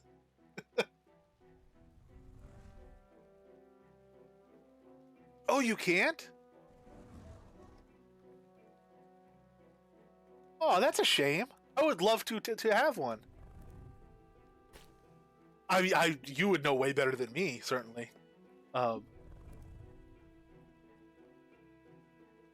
Those Wrecking Greymark, nice. Be a majestic combat pet, that's for sure. So concentration, tame, focus, drain, modifier. Doing so much bard stuff, this might not be a big deal. But if you have a pet, especially a high level pet, and you're in leather armor or heavy armor, unless it's constant, even if it is constant, you have such low focus even to start with that losing a large chunk to your pet gets kind of ridiculous. I've known tamers that have like 300 or 400 focus in their normal loadout, which is, you don't have much room to do much in that. So we'll see how much I put into this. This is one of the big wild cards for me. I don't know how, since I don't even really know what I'm going to be doing in terms of like the type of weapon I have and stuff like that. I really have no idea right now what I'll be doing for focus or how big of a problem it's going to be for me. So we'll have to see on that one. And then refreshes. Hey, Wyvern! Oh, no, that's not Wyvern. That's a young black dragon, isn't it?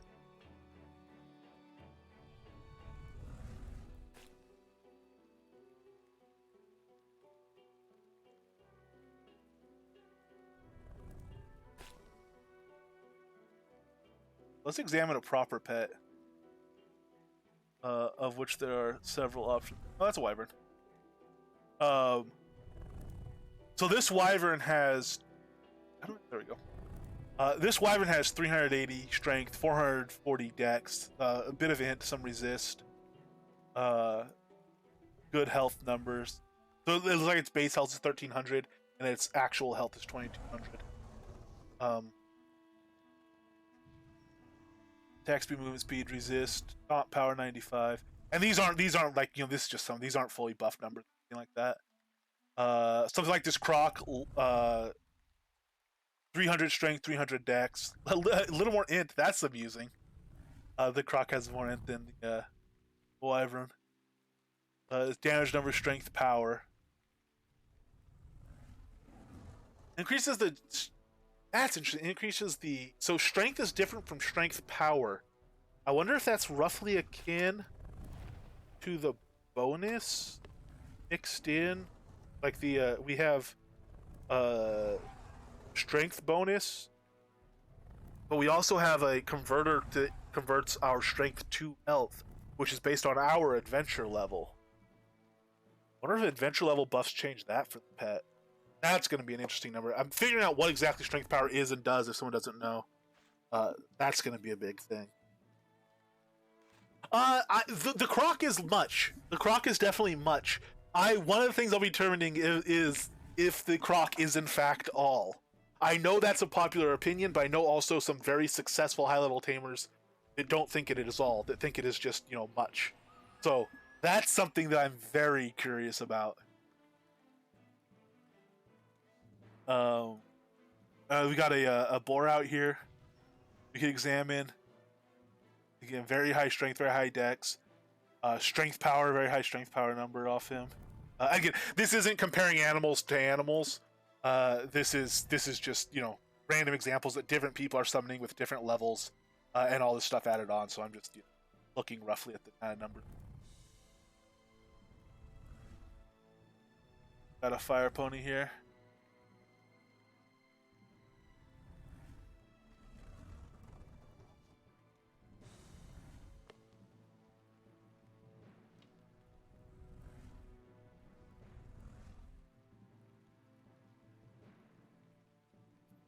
Okay, so pet taunt training.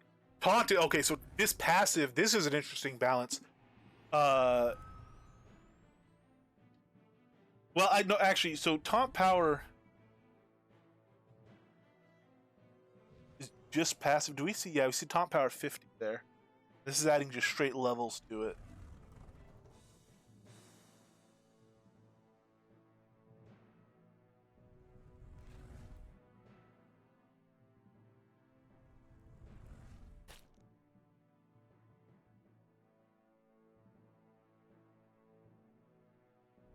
Buff on him.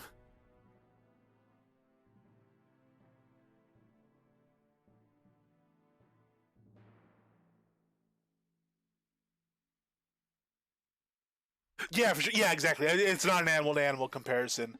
I'm just looking at stuff.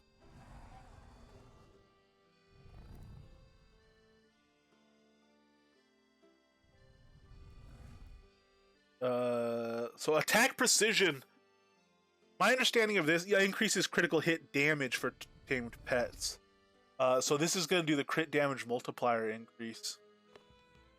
That will definitely be taken a look at and how that affects stuff. Spider's a good pick for fighting Destroyer 2 though, and it has range poison. Yeah, Spider, they're pretty quick too.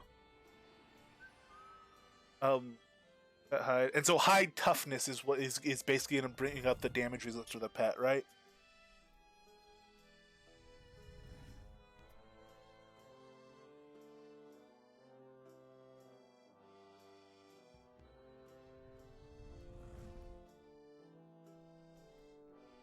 Takes more into account than just skill levels. On QA, instead of taunting, it says aggro. Yeah, okay, that makes sense. Takes more into account than just skill levels. What do you mean by takes more into account than just skill levels?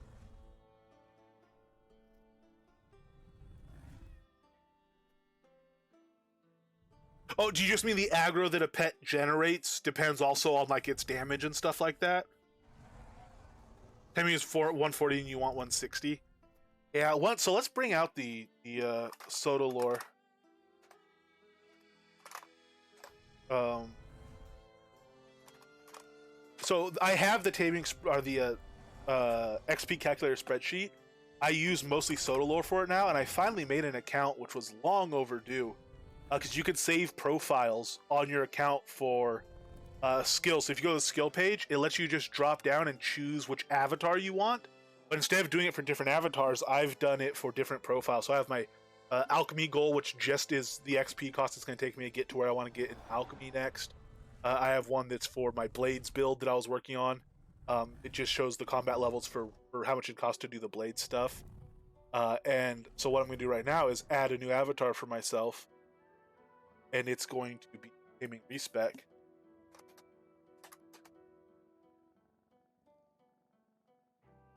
And now, when I go to combat, I can just go to my Taming Respec avatar. And we have all the, we have that saved.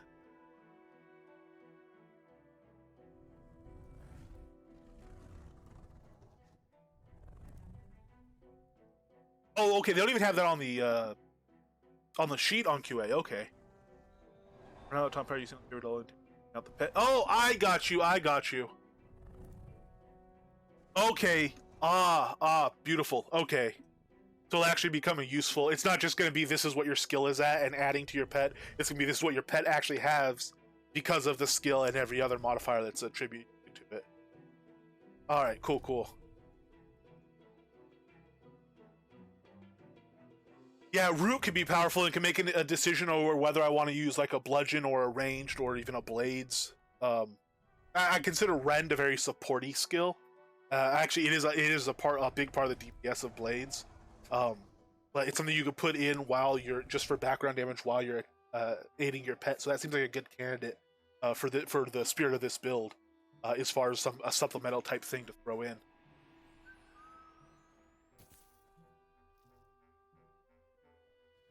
Focus taming. So let's just start throwing in real rough numbers. So let's say tame creature. I want to get. So I'm not going to be worried too much about actually taming stuff. I'm going to want to tame the high level stuff, but if I have to spend extra colors on it, that's okay because I'm not going to tame enough creatures to make up for that long-term investment of getting tame creature really high. To save colors. It makes sense if you're going to tame hundreds of animals because it'll end up saving you hundreds of colors or thousands of colors in the long run if you're doing a lot of taming. Because I'm not going to be in this build for months and years, I won't ever see that return on color. So I'll take tame creature high. But if I'm failing a few extra times, that's okay. Yeah, I have to tame everything myself. So let's say this at 130 for now. And that's super cheap relative to what we're going to be spending overall in this build. It's still 20 million XP, but we'll put that in as a tentative number. Creature heal we're probably going to want high, but we're also going to want to put a lot into our life healing and see how that affects stuff. That's going to be super. So we'll say maybe 140 for healing for now. Summoning, we know that we want to take that up pretty much to 126. And we'll play around with it a little bit and see if we can figure out any reason to make it higher than that. But for now, we're calling that 126, which is nice because that makes it very cheap. It makes it 14 XP that we're spending. Obedience, that one we might be training to nothing because it might not do stuff, or we might be training it high if we find out it does something. So I'll just put that in at 100 right now for GM, and we'll see if we even have a reason to take it higher than that. And again, color recovery, for now it's not going to get very high. Eventually I do want it up, and I do have to be somewhat economical. But I definitely want... let's say 110 for now. And we'll see how that does for us. I'll try to get a feel for how many colors we're spending and what seems reasonable for that. 110 might be quite low, but...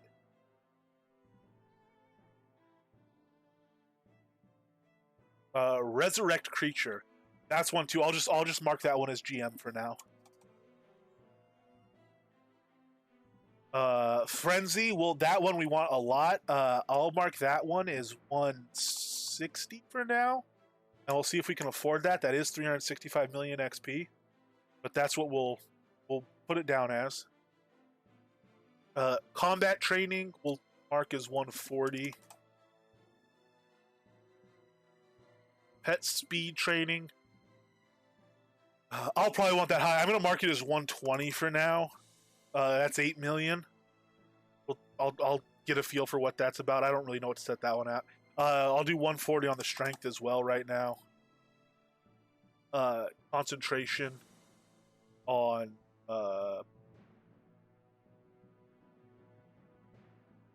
gosh, I have no idea on concentration. I'll say 120 again. It might be. I have to go much higher. It might not. I just have no idea on that. Refresh. We want that one at 120. We know that much already.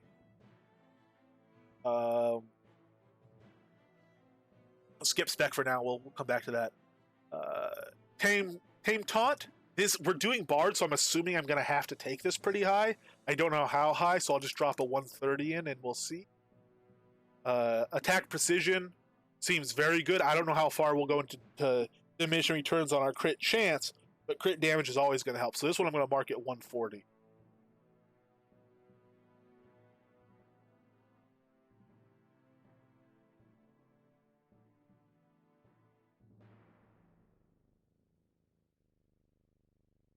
Yeah, so at 140, I might decide it's smart. If my frenzy is 160 and that's 140, maybe it's better to have frenzy at like 158 and that at 150.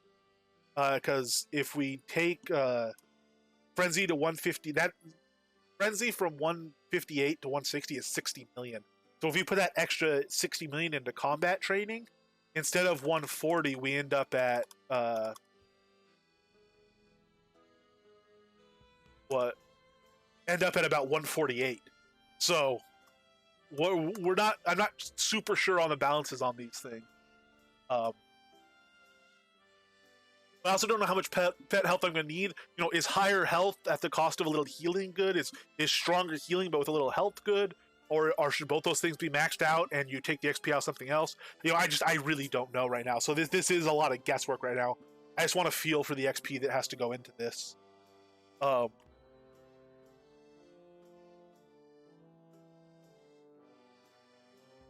And so pet high toughness, damage resistance, that's going to be fairly important. Best off keeping combat training at a multiple of 4. That's interesting. Why is that?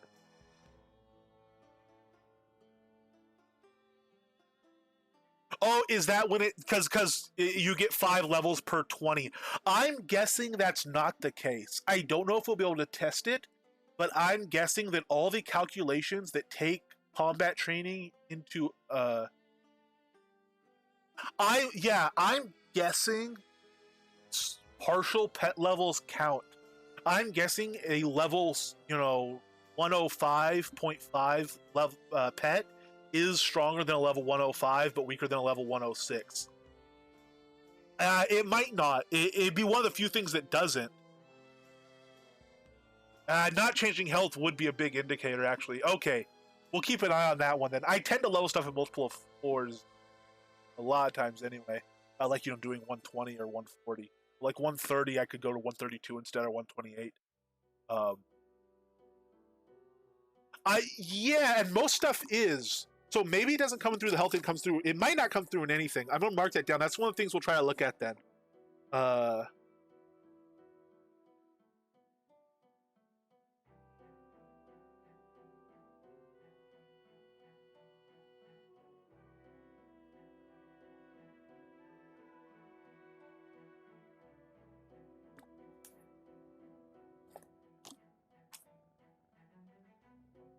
And then pet high toughness, damage resist. So, what's one high toughness give us in resist? Does anyone have an idea? Why can't I examine this pet here? Oh, I'm examining an arachnid somehow. That's... it might be... I don't know. So, this pet, for instance, it doesn't show us the high toughness, but this one has a resist of 62.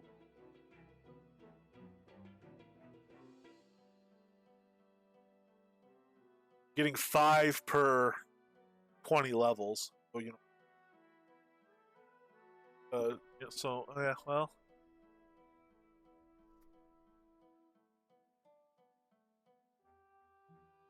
I guess we'll mark that one at a 130 as well, because we don't really know.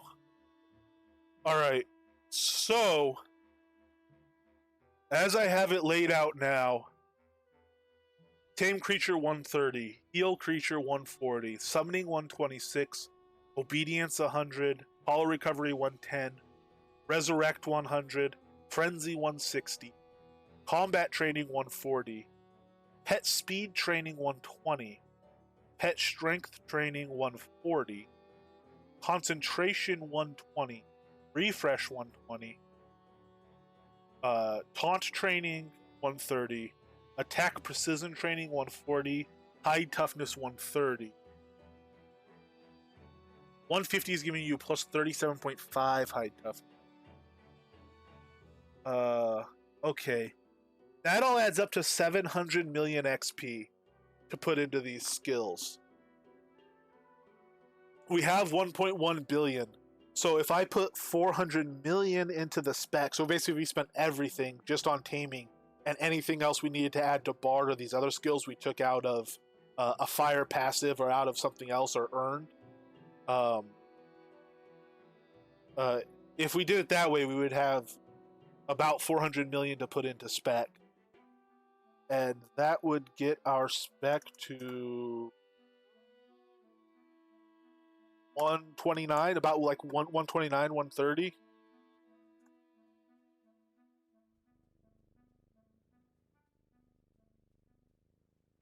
Yeah, it's gonna be rough. It's gonna be super, super rough.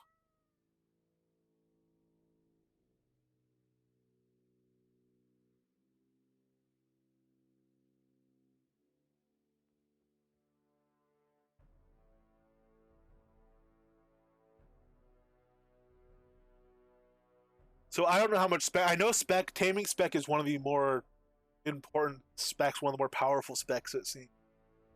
That feels high compared to the half our skills are under 120, and we're taking spec to 130. That does seem disproportionate. So maybe we'll stop it at 120, and then we'll start bringing it up. We'll see if it's worth bringing it up or bringing other skills up a little bit more. It would be nice to get at a steady state, maybe about 20 levels before our final level on some of this stuff, so that as we push it to the final level, we can do it one skill at a time and learn more about that skill and how it's functioning and what it's doing for us.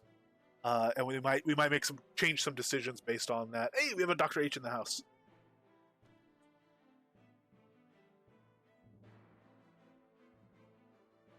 Oh, are these the papers? They are. Thank you. This is the codec. This is the laws by which we must abide in building this spec. Thank you for laying it out like that, man. That's a really, really cool thing to be able to go through it like that, as opposed to here's what you're doing. Just be able to like discover what I'm doing was really super fun.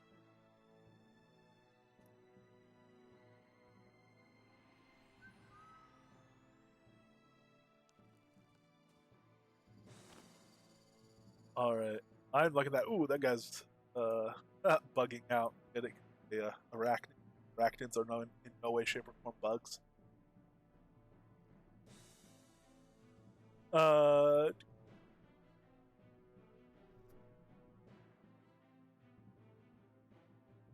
Damage on these is interesting.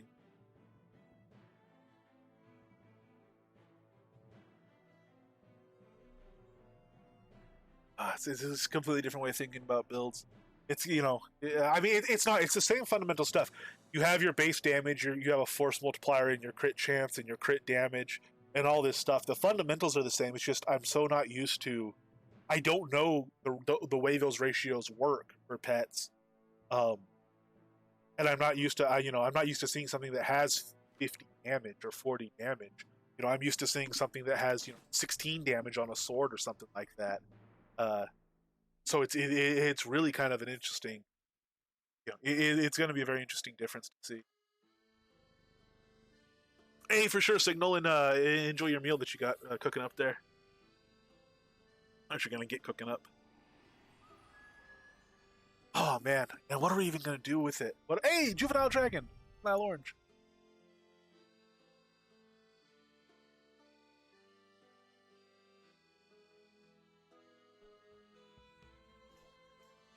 Now on these guys, the damage is super high. And I mean, again, we're comparing apples to oranges, as it were, or scorpions to oranges, because it's two different summoners, with two different, sets of gear, builds, XP levels, foods, buffs, whatever they might be running, all that stuff. But seeing 63 to 106 damage does seem like, oh, that's super high damage. Again, I don't know the multipliers it gets pushed through or how much of a difference that makes. Yeah, no taming spec, no taming gear. So even this, which on the Dark Star seems like a super high number to me, actually probably isn't then. I just got to get used to the kind of the magnitude of these numbers. Which, yeah, this isn't. You can't really compare like this. It is very much just an order of magnitude thing. They have hundreds of health, not thousands of health. They have tens of damage, or maybe even 100 or a couple hundred damage, but not like 1 damage or 20 damage type that weapons have and stuff. Very much just getting a feel for the orders of magnitude involved in the creatures.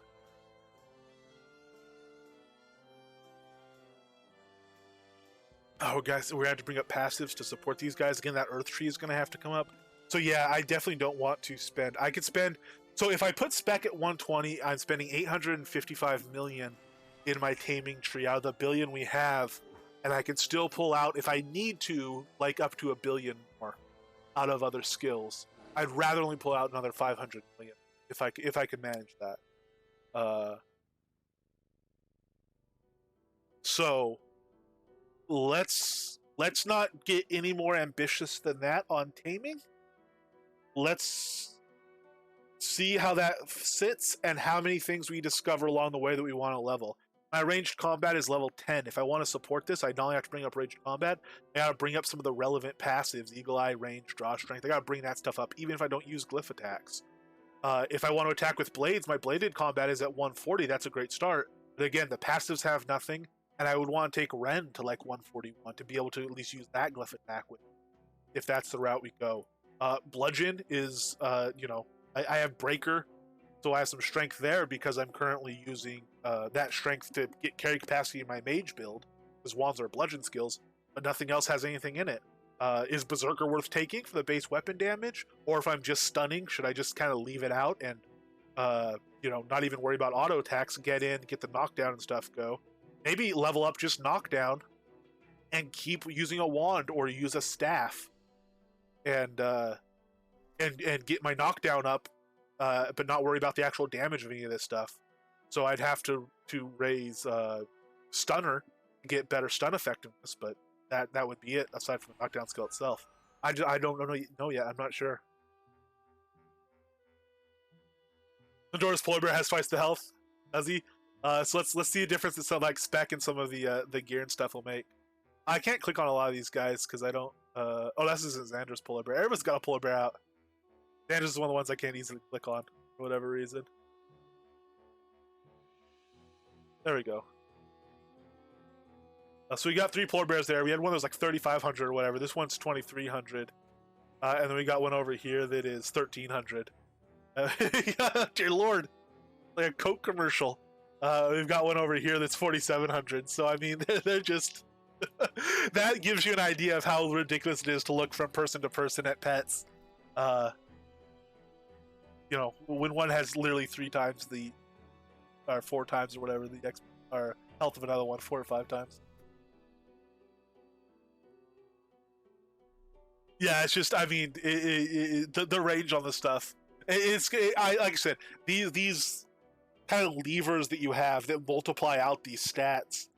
I don't know. I'm just gonna be pulling them and seeing what they do, but I don't know how powerful the various things are relative to one another, or what multiplication factors they have on them and stuff. But considering these are active tamer builds that are going out and playing as a tamer and stuff, and you can see that one has 5 times the health of the other. Uh, it really is that, you know, there's a lot going on there.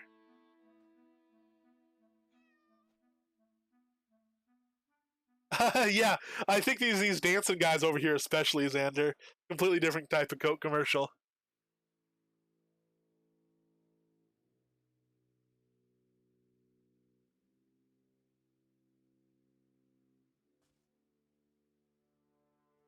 All right, beautiful, beautiful, beautiful.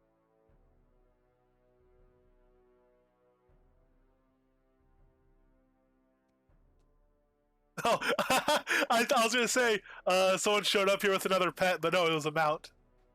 Hello, Dorn. Oh man. Well, so we figured out where to start. Now, where the hell do we start? Uh, I'm gonna make a. All right, what are these decks gonna start looking like?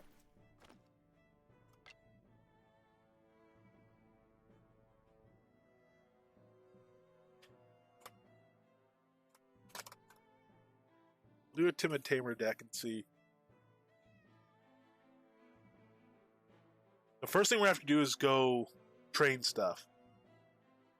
You have combat training at 140 and strength at 121, so spec is a huge factor. Yeah, because the actual base skills are already, those are very high base skill numbers. Certainly, compared, it's not like you're going to get twice as high as that. You're not even going to get 50% higher than that.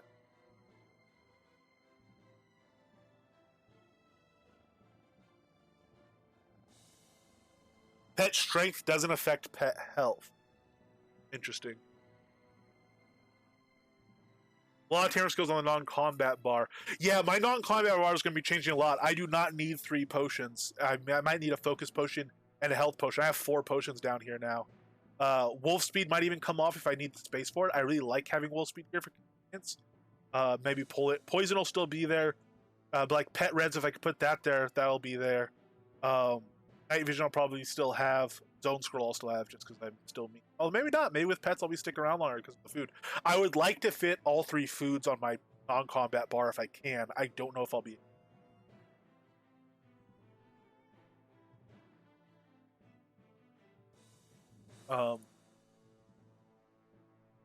So as far as Bard goes, we're eventually going to have 6 stacks of Bard Song. But right now we only have like 3 cards for Sonata. We'll definitely be stacking Sonata.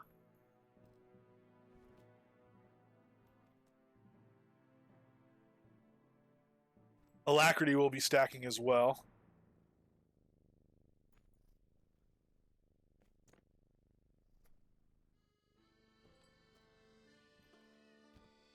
Oh, that's going to be rough to stack those next to each other.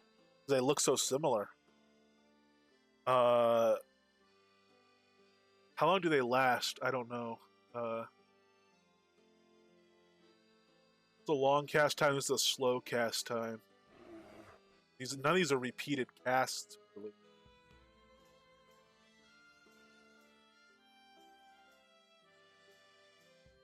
Melody of Mending is going to be important. I'm setting this up kind of like how I'm used to. I might do completely different stacking methods. I might just do full pairs, or I'm not entirely sure. I might need my focus.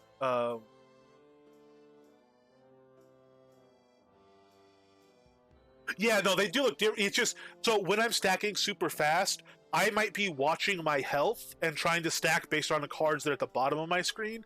So like I like to be able to tell out of my corner of my eye very easily without actually having to look at them. It is a more subtle difference that I'll be able to catch under those situations.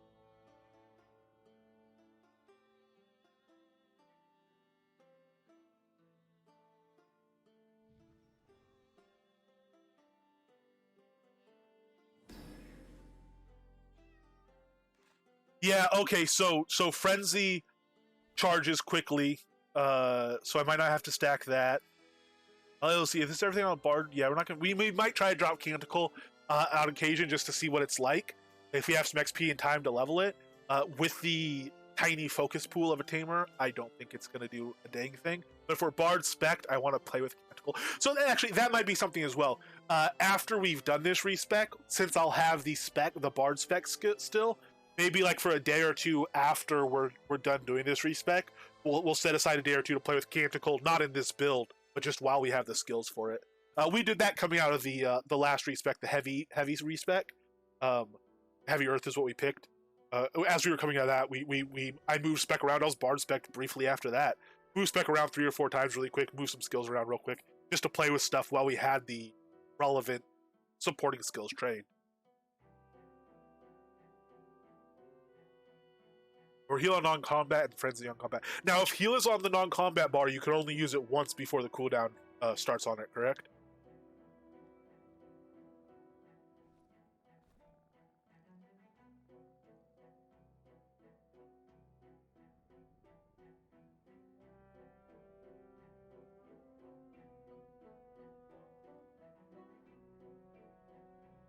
Nice mechanics.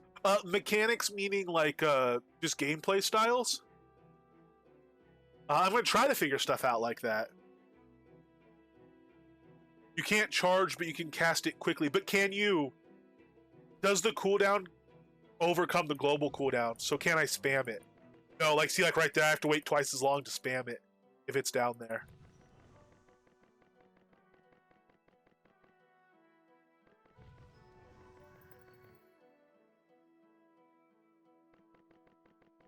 Well, not on here because I only get one use on here. So on the combat deck, I can spam it for a while. Although I guess, does the cooldown change as I level? Is it just not leveled high enough?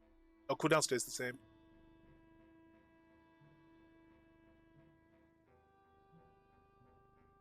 Use 22 focus to cast Pet Heal. What's regular heals take? 7 focus and 10 focus, even at level 110, whereas this is still level 20 something. Oh no, this is level 102. Okay, so that's something, but still. Yeah, you're right. That uses a lot of focus.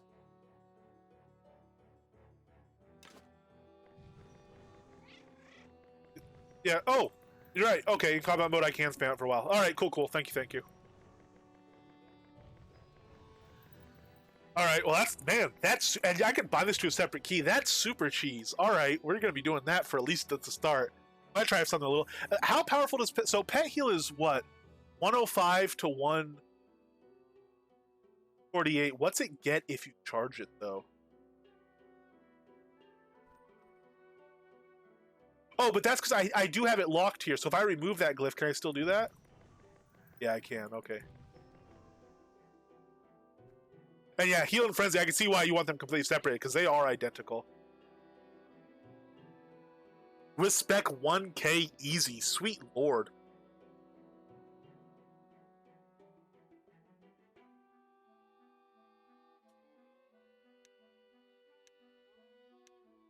So a 5 stack without spec takes to 126 to 177. So you're not getting that much from stacking it anyway. Yeah, I'd be able to take it to a 6th card, obviously, but just the base off it is so powerful. And so here's the interesting thing about it, too. If I go to Spellbinders,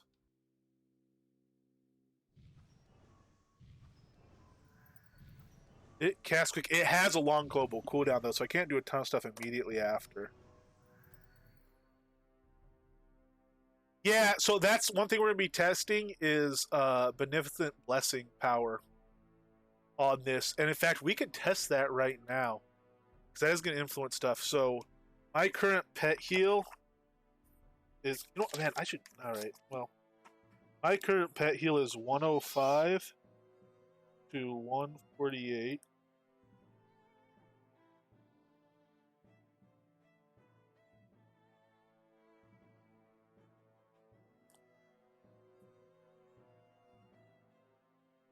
And my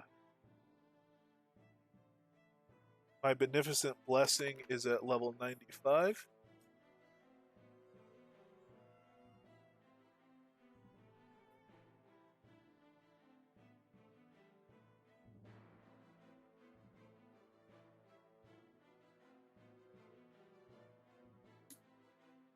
And what happens if we raise Beneficent Blessing? Let's find out. I don't want to completely destroy this bar, but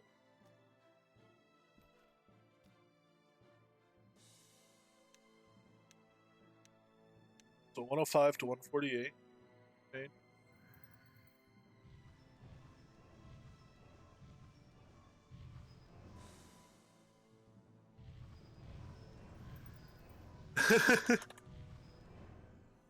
That's you can use respecs. Anyone feels free to use a force of respect as a research project.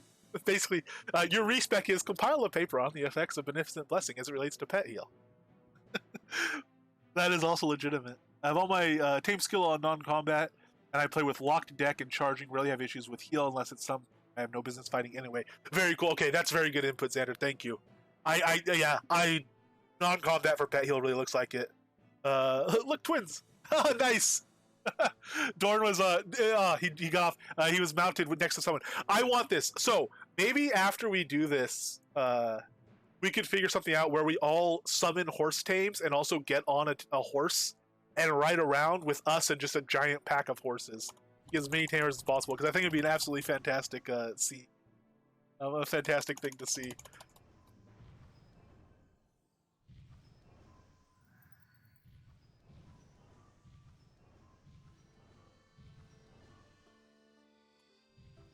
We might as well just knock out this GM right here since we're so very much on the verge of it.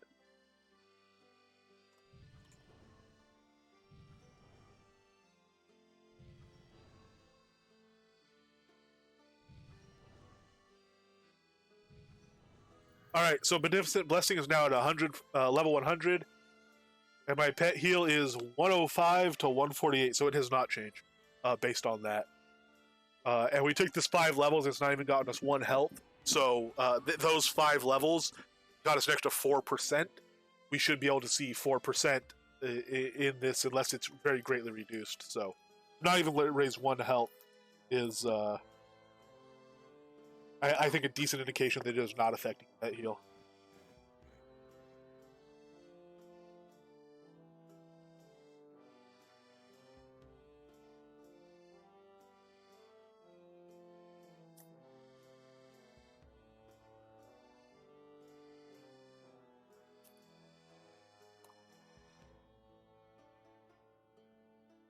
Interesting. Does it crit? So one thing I've always wondered is if it crits, as it relates especially to etheric feedback, which is something I'm going to want to figure out. That's actually, I have a list of random crap I want to test at some point, and that is one of the ones that's been on the list for a long time, is whether pet heals crit as it relates to.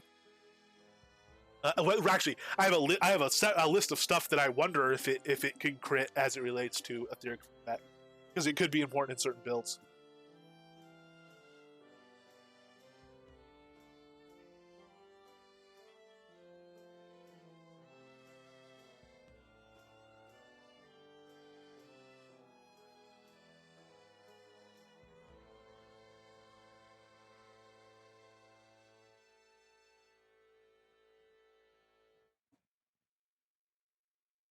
Interesting. Okay, we will. We got dancing twins over here now. Or at least one of them's dancing. Um. Oh, nice. Gwendolyn's got an actual tame horse and a little baby horse to run alongside it. Um. All right. Well, that's test 1 taken care of. Here's something else I've heard. We should have actually looked at this already. My frenzy gives what? Ooh, we would never notice a difference in that. We're gonna start leveling frenzy as well.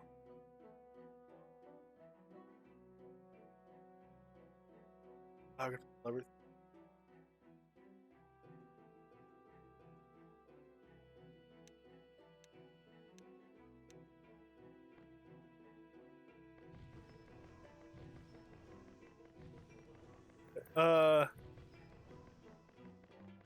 Shouldn't be too bad. So as far as like training order goes, the first thing we're gonna do is take refresh to 120, just so while my pool is big.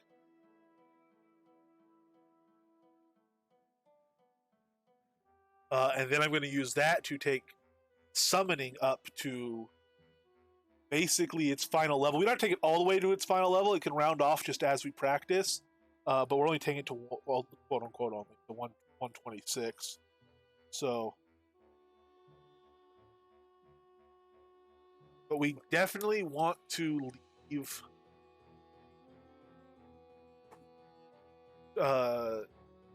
tame creature. We want our call recovery chance high, but our tame creature and spec low. No, we just want our spec low because we're going to be training tame creature. So we want our call recovery low and our tame spec low while training tame creature. So, oh no, we want call recovery high. Did I say low? Lord, sorry. I know what I'm thinking.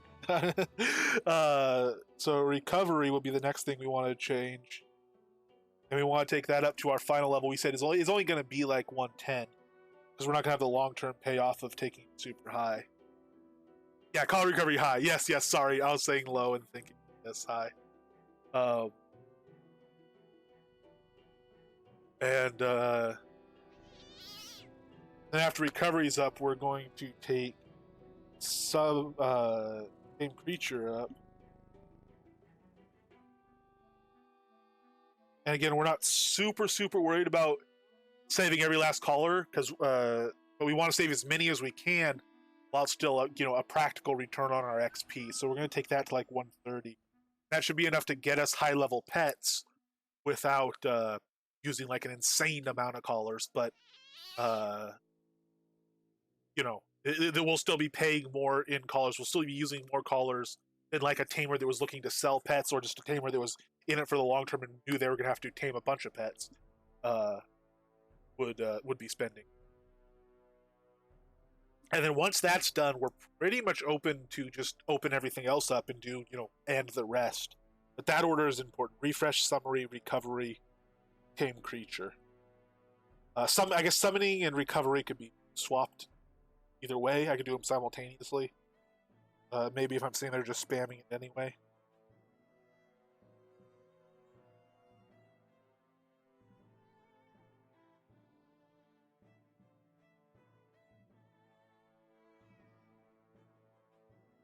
Okay.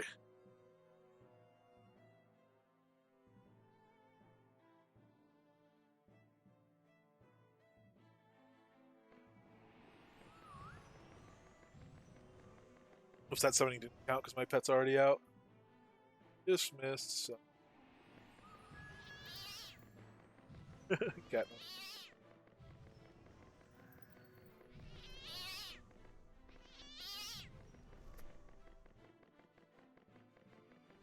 Yeah, tank not quite tame. So that shouldn't be too hard. With taming at 160, and the only reason to do that right is when I'm actually training my tame creature. Yeah, I'm not gonna go do that right now, but maybe I will. So that's when I'm taming my tame creature. So I'll eventually get to the point where I can tame it. Obsidian Stag seems like a good. Well.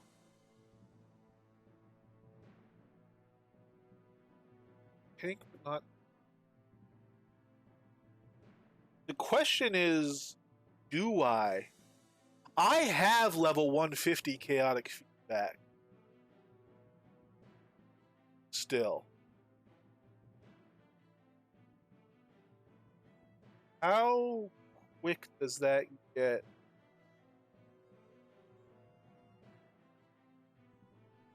I think it's still so.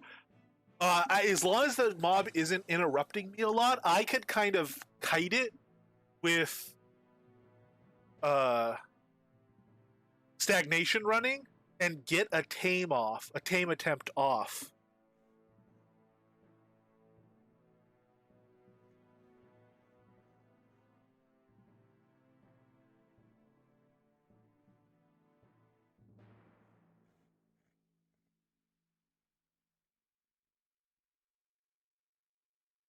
And so to do this, we put tame creature on our bar. And it can go on the non-combat bar. Does stacking tame creature do anything? Increase effectiveness or reduce cast time? So I have a 5.4 execution time on this. That's with my spellbinders. Killed in interesting ways. Yeah, fair enough. Fair enough. You have a tame deck, so it goes on your combat bar anyway. Okay, fair enough. That makes sense that you'd have a special tame deck. Let's do that. What would a tame deck look like for us? You know, maybe we'll go try snakes. All right. Why? So, Timid Tamer. We'll keep that one as our actual like kind of combat deck. Ooh. So let's delete PvP. Ish isn't gonna help us anymore because we won't have lifts for it. And let's do.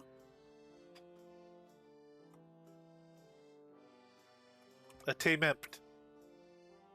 Our attempt at taming deck. And we can do tame creature on this. We will have chaotic back on it. What is I have my spellbinder? 10-second execution time. Does that change as you level it? Does it execute faster as you level, or does only spec change that?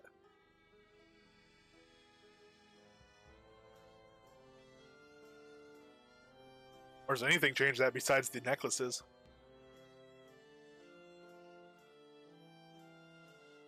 A number of people want it. They're looking into how OP it would be. It could get kind of OP in a lot of ways, and it'd be interesting to see how they do. I mean, they'd have to persist cooldowns and stuff like that. But definitely people want it. And actually, them not wanting to do that is one of the reasons we could assign certain things like agricultural skills to combat bars, so that we can make farming decks and bait. People want to be wanted to be able to do fishing decks with bait and stuff like that. You have 10 seconds too. Okay, it won't get faster. Okay, so now even with chaotic feedback, it's not. It'd be 3 seconds anyway, because we're capped at 0.7, or really, you push through it a little bit. But I do have some wicked stuff. Yeah, exactly. Yeah, the wooden collar adds, and the wooden collar is literally a flat rate of +10, isn't it? So it's 10 plus 10 in that case, and so your base is still at 10. Yeah, well, I have a farming deck, so my farming deck is I still have my stuff on it, and then the seeds I put on this deck, and you can tie utility bars to a hotkey now. So my number 9 on my utility bar is actually tied to a hotkey, so I can take potions in combat very easily, and so that's where I put my seeds when I use my farming deck.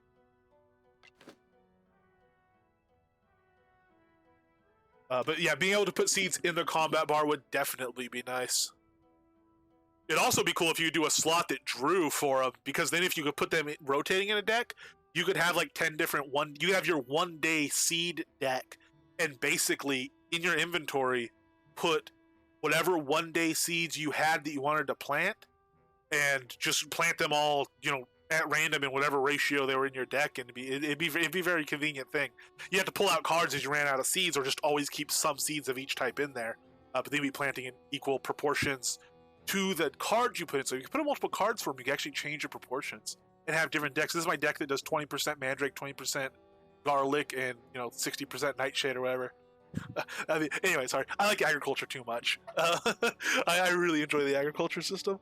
No one would do that except me. Make a deck like that, I don't think. I would love it. I would have a half dozen, but I don't think other people would. Anyway, so where were we? Tamempt.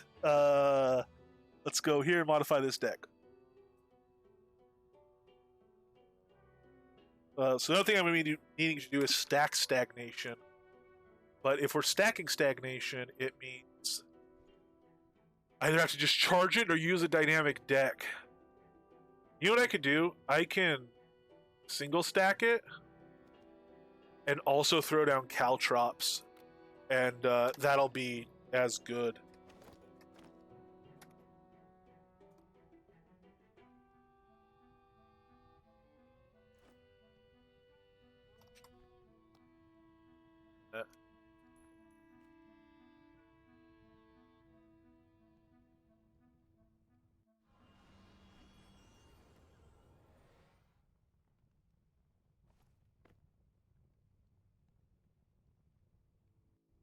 Oh, what the heck? Let's try this. Does anyone want to party up real quick, and I'll see about. I just want to see if this strategy works. Ooh, why doesn't that work? I'm already missing something. I have callers with me. Because that collar is locked is why. We'll do a fresh collar because I don't want to get rid of my wolf. Can't switch while I'm in combat, and I don't know if you well something coming.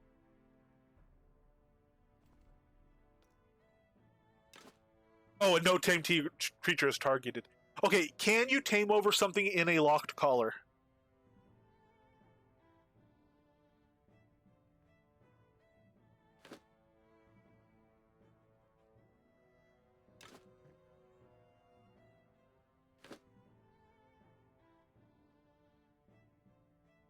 Oh, the lock necklace. Okay, cool. Not lock necklace. I mean, yeah, of course. Okay. I'm gonna go out there and try to tame, or try to not tame something real quick, just to see how it goes. If someone wants to come along, you send me a party invite or whatnot. I guess I'm just gonna go to the spur. Maybe a 10% boost. I don't even have my learning speed foods on right now because I don't want to waste those. I'm gonna use those when I'm just pure spam training.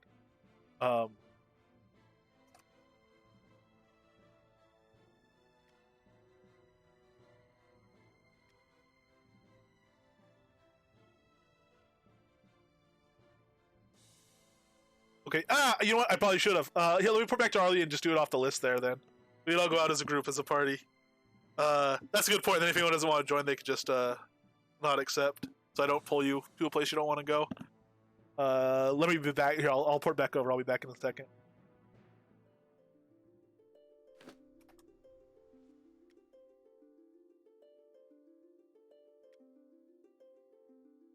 Big ol' party.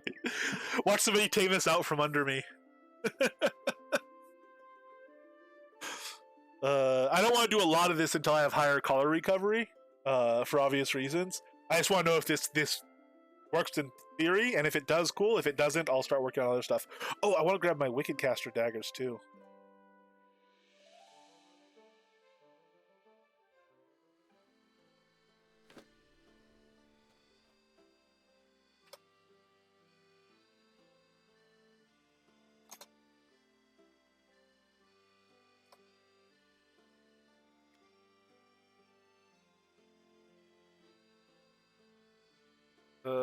Oh, Xander. Oh, okay. Xander was lead, of course, because you sent me the invite. You invited everyone. Thank you, Xander. Thank you very much. Invite to party. Oh, I can't. Could you invite Cowboy Bill as well, Xander? Or pass lead if everyone wants to follow, or I'll follow you or whatever. Let me go grab a some Wicked King stuff. I think I have some sitting around in a box.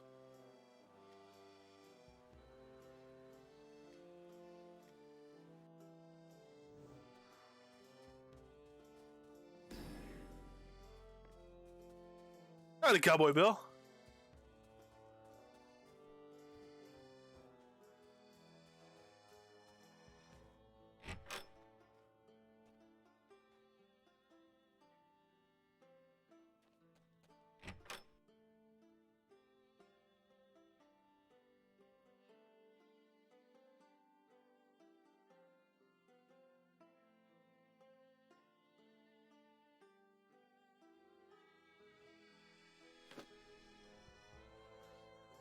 So it'd be in this one. Oh, my old fire deck. We get another. In the build basement. We're gonna get another mannequin.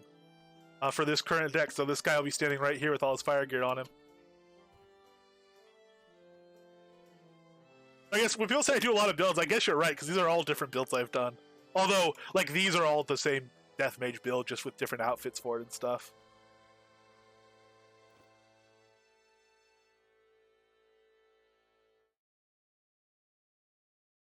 Ooh, I don't have any Wicked Caster daggers there.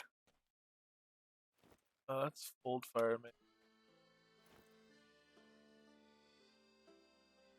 That's Volatile Ember's Fire Mage. Alright, so I have one Wicked Caster dagger. Okay. Iron Man are indeed.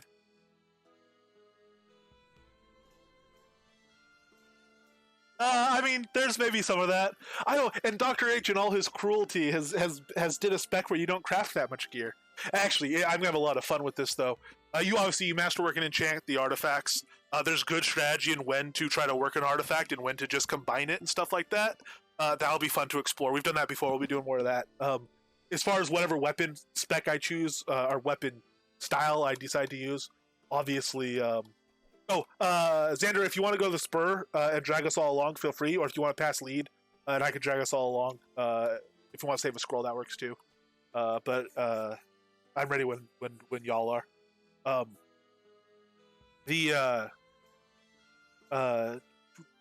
The leg slot's going to be interesting. One thing I could do is just wear fustian pants with a ton of focus on them, and compensate for my focus by just using that slot.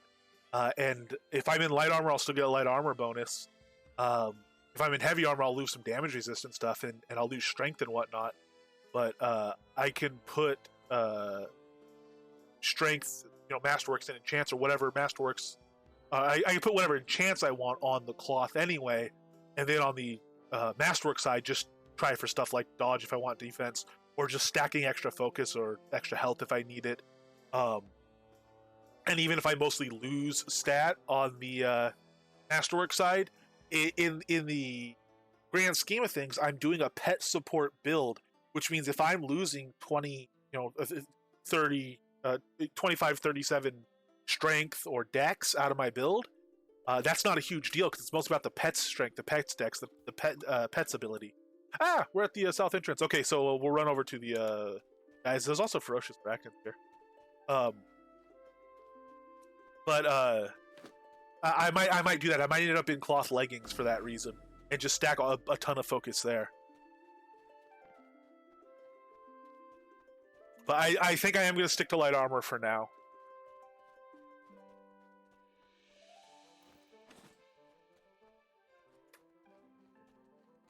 Oh, so I can put Wicked Caster Dagger on, but then I can put on a Wicked King shield as well. I have that, so that'll help out a bit.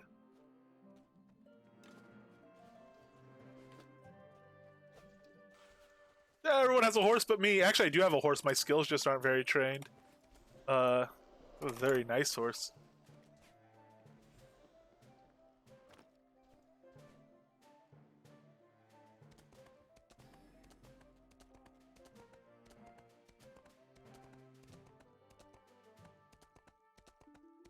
Oh.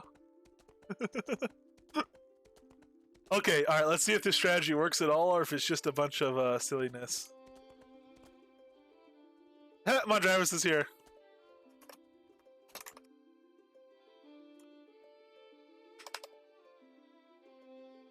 This guy's Mimic. Wait, is this a strategy?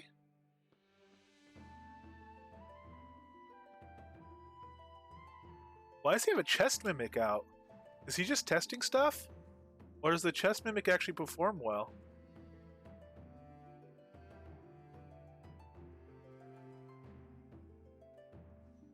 Oh, I'm not going to have a 10% chance on these guys, but...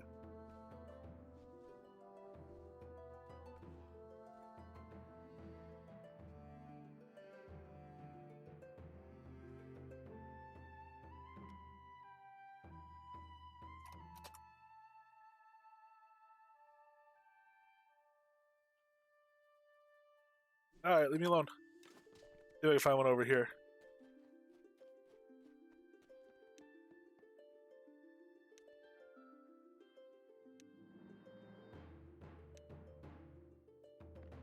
Alright, so my execution time is 0.27 seconds on taming.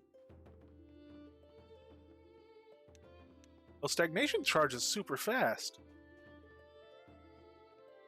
When's that happen? So let's see, the small boar, what chance do I have to Hey, don't kill stuff, Cowboy Bill, no, don't kill it! I'm trying to raise my taming.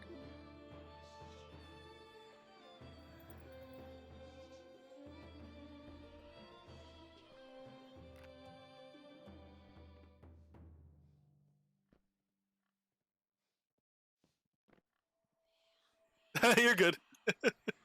Misfire, misfire. Yeah, auto attack. Your auto attack will run in and kill stuff when you're an archer like you. Auto attack will run in and kill stuff before it has a chance.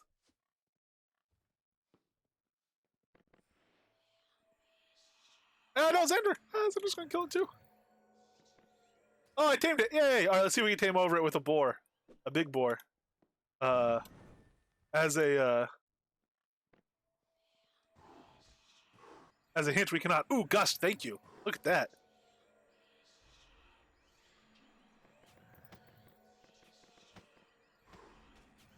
Yeah, I might as well raise recovery. Yeah, we're just here doing this. I'm gonna take those foods while that's cooling down.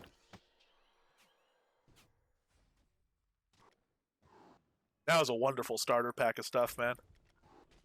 These training foods are so nice. That's an extra 100% learning speed. We had a 50% buff from yesterday in the Lost Veil. We have a 300% guidance. And we have another one for when our current one runs off. So we're at 450% learning speed right now, which is something to keep in mind, by the way, with how slow this stuff is to train. We're at 450%. So when you see these numbers going up slowly compared to other skills, I also have like all the learning speed buffs on right now except Lord British Cake.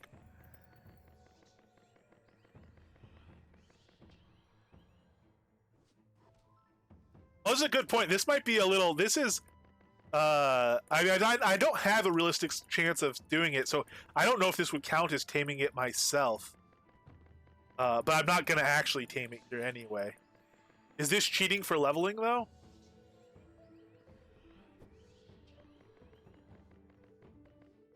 Actually, I'm curious here. Before I'm in combat mode.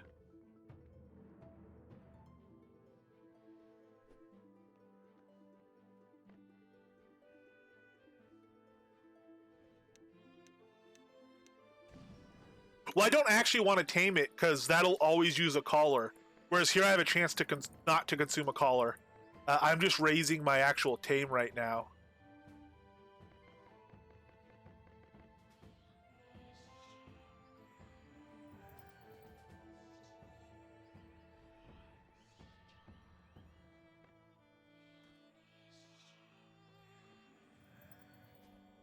You use the same necklace, but it would consume a new collar each time.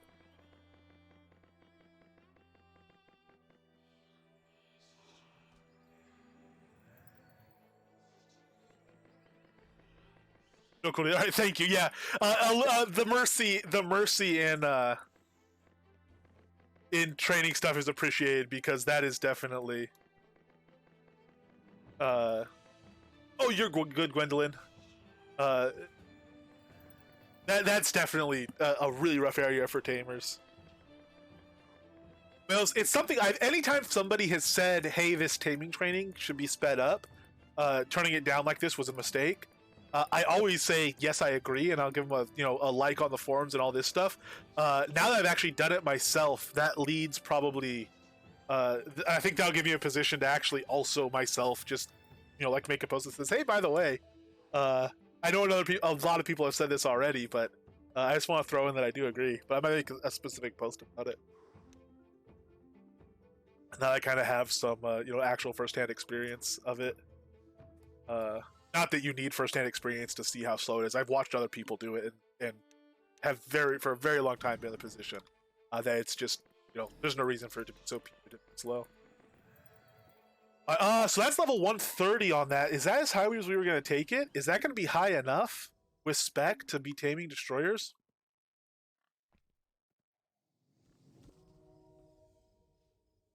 Okay, cool.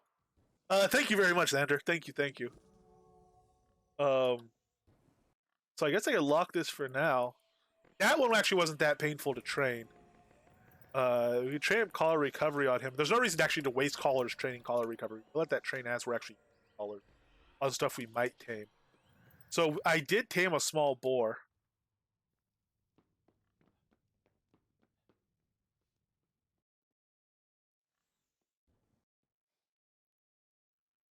Fresh is getting up. I can actually summon my boar.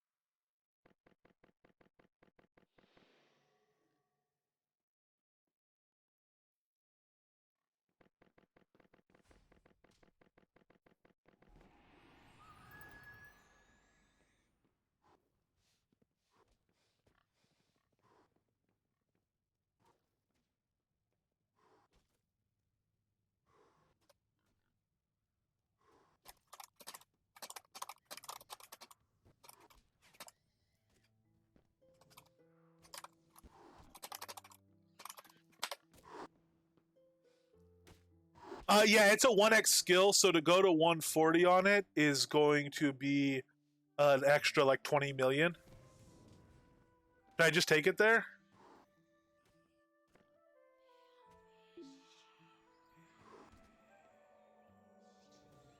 Okay.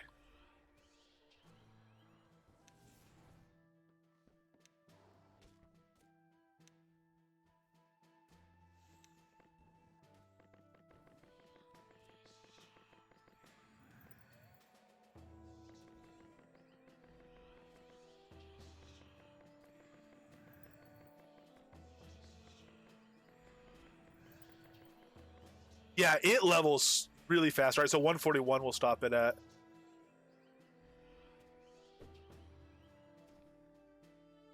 Oh, see, I'm gonna burn another card. We're still at negative 1% chance. He is at full health though. I don't know what chance I am if I can find a small one or like a wolf.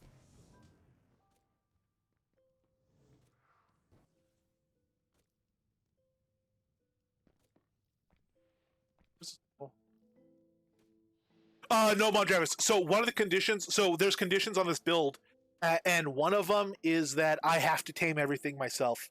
I can't use any gifted pets. I can't just go out and buy the max level pet because I've raised my summon high enough. I have to actually go and get these pets myself. Small wild boar is just doing his darndest. Companion level 40. Don't know what that's based. Oh, that's his based on his actual. No, that what is that based on? That's not his summoning level. Where's his companion level 40? What is that? That's plus. So he's a 20 plus 20. Is that what it is?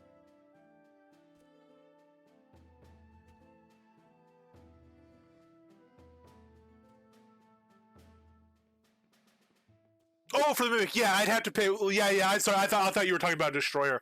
Yeah, for a mimic, I would have to get one after. Um, after I was done with the spec stuff, or borrow. Yeah, that I would greatly appreciate to try with that. That's gonna be a couple weeks down the road though.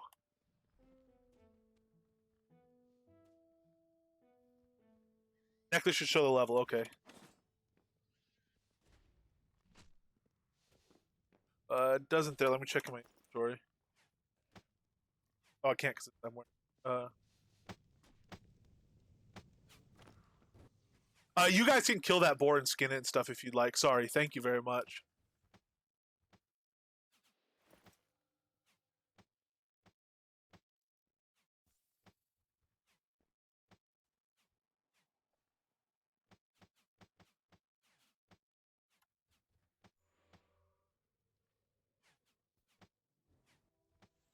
It does not.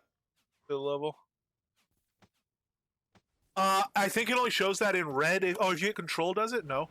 Does it only show that in red if you can't get it? If you can't summon it? Or is this just a level 0 creature?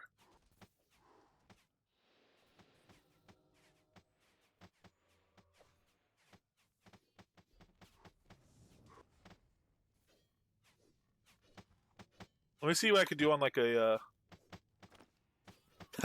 Isn't that good? Alright, goodbye, boar. While you guys kill that, I'm gonna see if I can find a wolf over here to tame.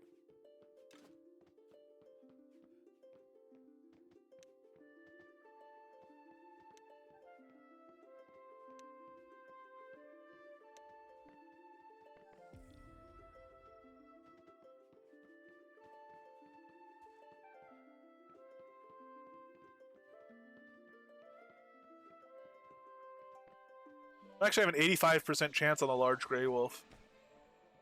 So we got him. He's not saying a level either. Is the large gray wolf also like a level 1 or level 0 or whatever? Wow. I guess we we have Gwendolyn's sheet. I can just check that.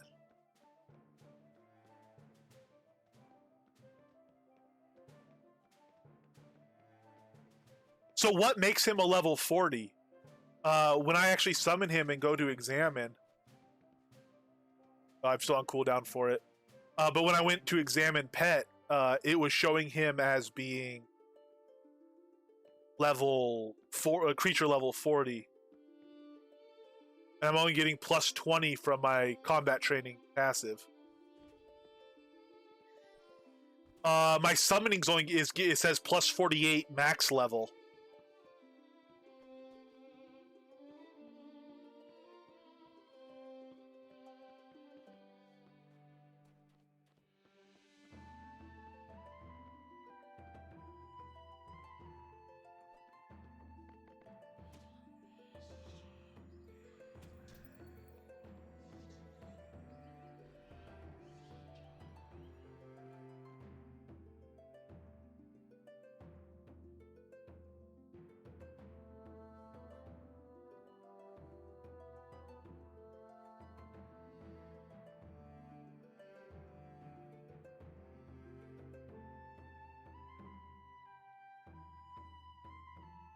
Switch off the cheat mode. I'm cheating him up to level 40. Pet level is a combination of some base pet level limited by summoning and combat training gear. Okay, yeah, so that's what I thought that summoning was basically a cap you could hit. But that would imply that combat training also had a level, a max level that was useful.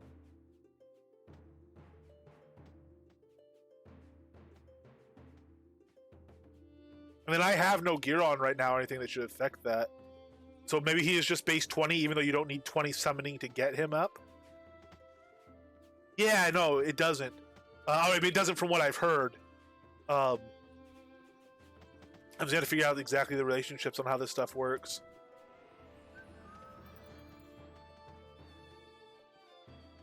Examine him, and he is at level 40. And then if I put on some taming gear,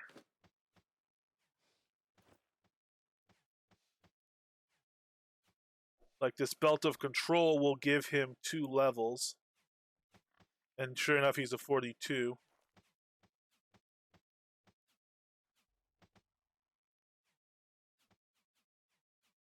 Attack bonus that I don't have. Then just give him attack precision. This is another plus 2 off the wolf helm. Ringmaster ring is plus 4. Some plus 3 levels here. Sure enough, he's 51, which is correct. That's just straight addition on it. Then there's a witness that all pets above level 9 show the same pet level. Yeah, for you as each other. Show the same as each other. So another weird thing is my assumption had been, so like where it says plus 49.1 max creature level, I assume that was the starting level, which in this case would be 0 plus 49. So I would have thought he would have capped out at 49 and not been able to get to 51. So if he's base level 20, that cap would theoretically have been at 60 something. But if I raise this passive and it's still doing stuff even past that, it means I clearly don't understand the system. If there's something, let me raise this combat training a little bit.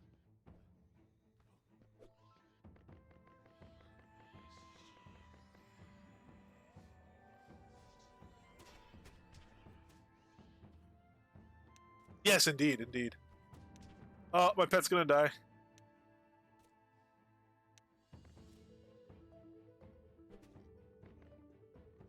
Oh no, he died. My pet killed him. Nice! Sweet! My small boar just killed another small boar. Awesome!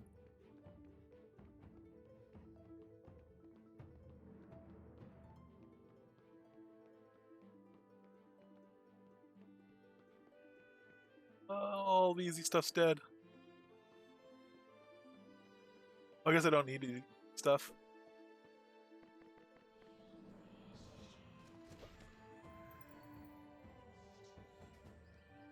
Okay, so we train that guy. Oh, he didn't level that. Yeah, I'm thinking it might be something like that. Okay, so here, let's get something to that passive here. We'll do this destroyer. It's cool. I do have some saved up. I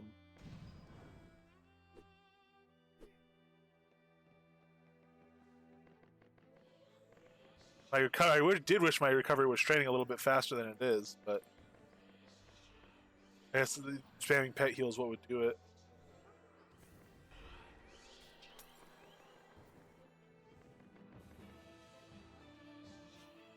I can heal. Why am I healing this? But I can just heal this by train this by healing my pet. So I need to actually summon my pet first. Do I? Am I healing somebody's pet?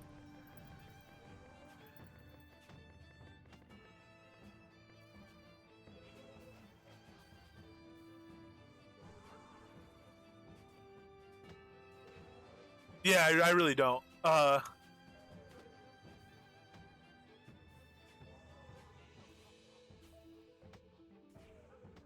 no, I know. I was just hitting somebody else's. And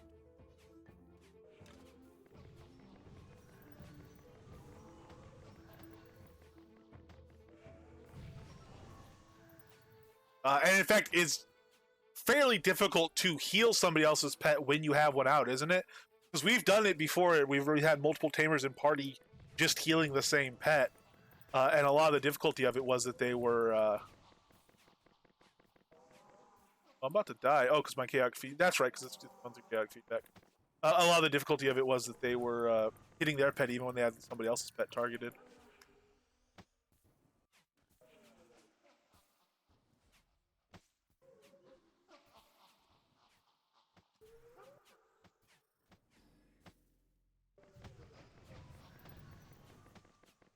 For target pet.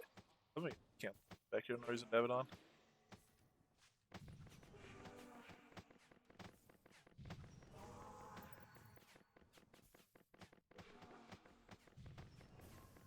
Oh yeah, we've run into that problem too of not being able to of healing somebody else's pet when you want to heal yours.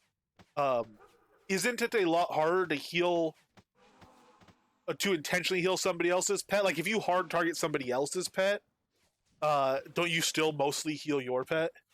I thought it was harder in one direction. I thought it was basically it erred overly on the side of healing your own pet when there are multiple pets.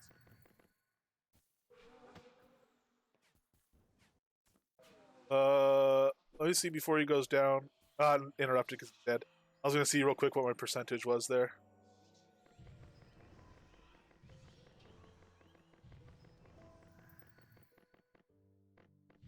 Yeah, that's true.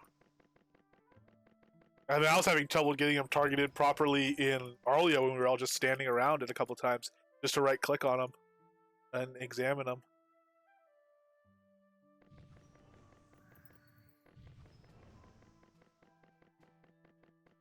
Whoever's closer, okay. You heal others who you specifically target him. So if I targeted like you know this ferocious arachnid here and my pet was between them, my heal would still most likely hit the arachnid even though my pet was in between them. Or in between me and the arachnid.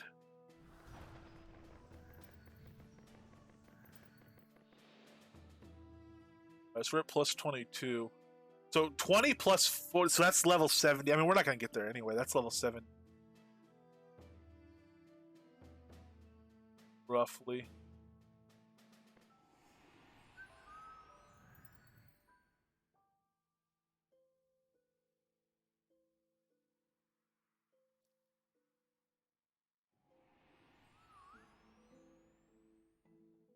Okay.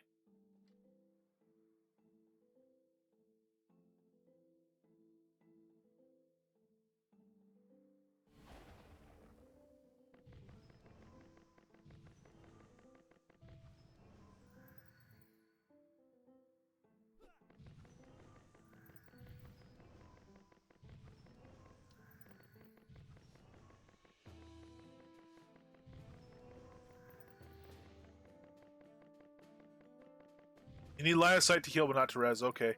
How's the range on healing? Does it say? Range 20 flat rate. Okay.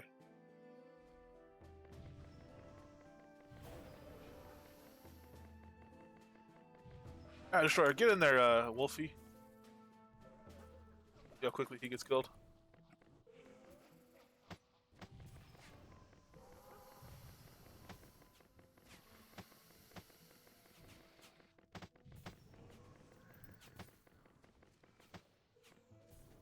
Those cow traps for absolutely no reason.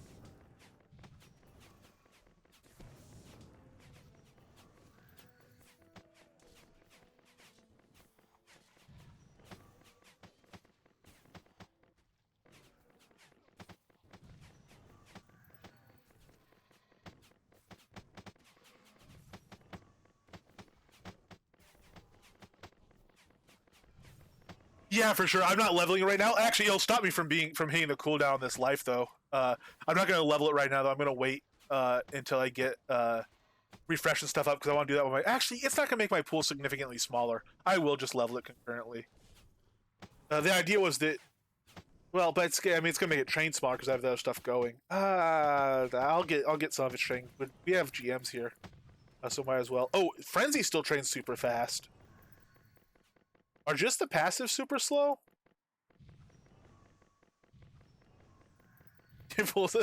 I know, it's big right now.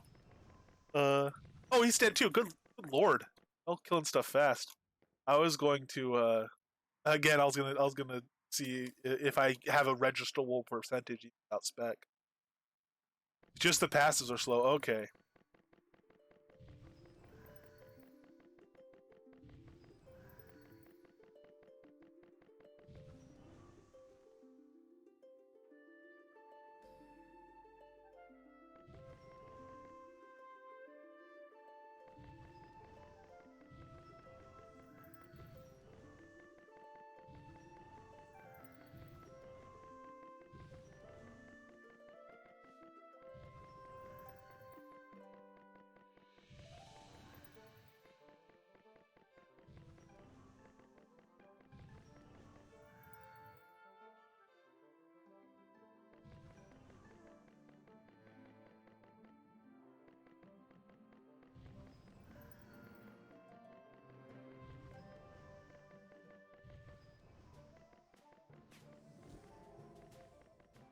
Now you only have to raise your spec so you can get tame. You sure don't have to pick up the destroyers. Yeah, well, I mean, I'll raise my spec past that because it'll help other stuff. But yeah, I just changed everything now myself instead of holding off on spec.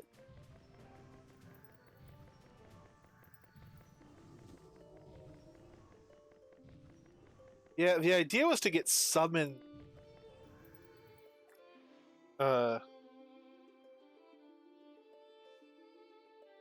Up pretty high so I could do it for, or to get refresh really high, so I can just spam chain my summoning. Yeah, I know. Yeah, for sure. I can go grab the spec. Let's go. I'll go to Bramir, right? Or Bramble. Bramble. Northwest, I think is closest. I only know right. Like between some houses. It's a rough one to find. Oh, it's Bramir. Okay. Why not have that then? Why didn't I see that?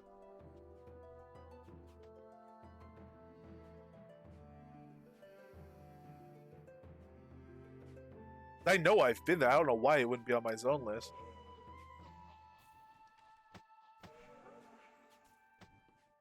Oh, I'm gonna see. I'm gonna see what I can do on this guy once he gets low, if it even registers.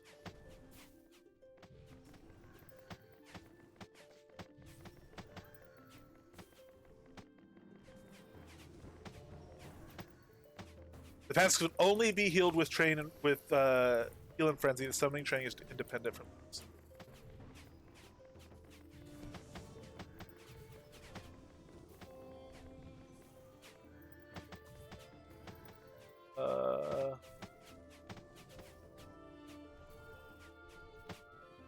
I'll cancel even if I. Okay, so I'm still at less than 1% there. Oops. I'll try him once more when he's. Oh, whoa! No, I killed myself with chaotic feedback, of course. Forgot that I was on. Started hitting frenzy and heal. What? How much focus does frenzy? A decent amount. Right, thank you. Thank you very much, Cowboy Bill. Sorry about that. And he's dead too. Okay, so let me figure out why I don't have Bramir as a port location.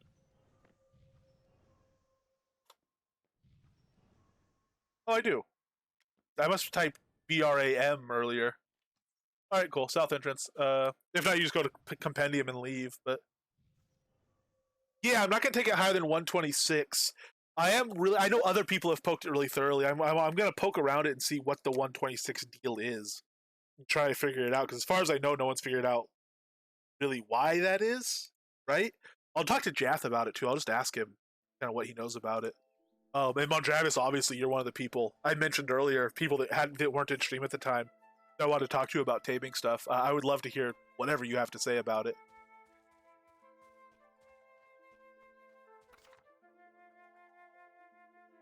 Map. So this guy, you can't even see. Yeah, this guy's like around here somewhere, right?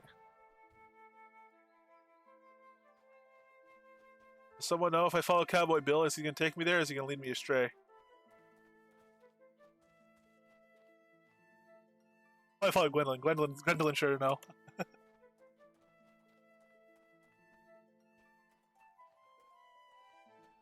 Cowboy Bill says, like between, yeah, here it is, yeah, between these things. Cowboy Bill knows as well.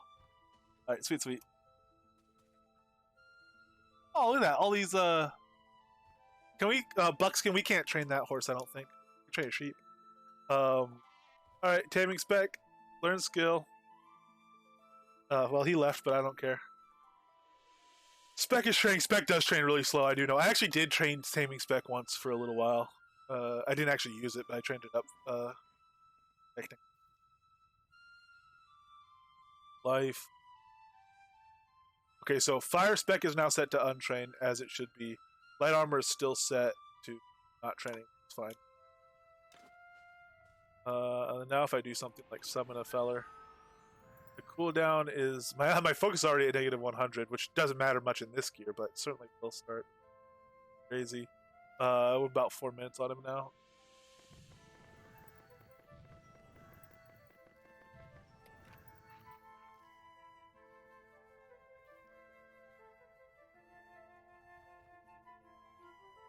So you take the giant, yes. That is one of the things in this build. So we had build goals last time we did this on the heavy earth build. One of our build goals was killing Zen, Spider Queen, and that was the ultimate goal that we achieved in that build.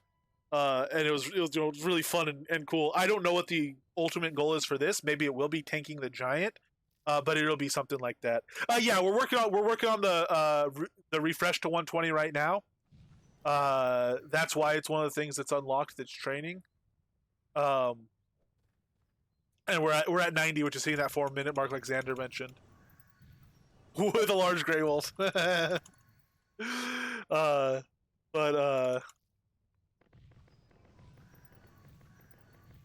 Why is this taking health? I don't have chaotic feedback. Oh, I have my Wicked King shield on. That's why.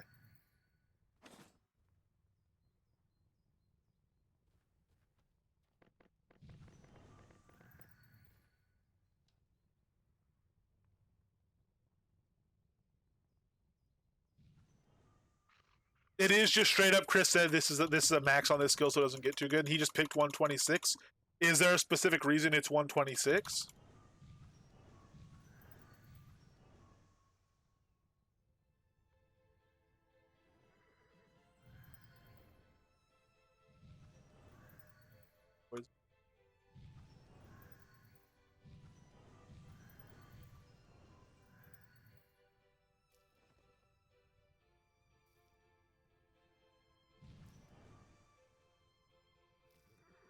So 141 on tame creature. That does change things though. So that is an extra like 20 million we put in on tame creature.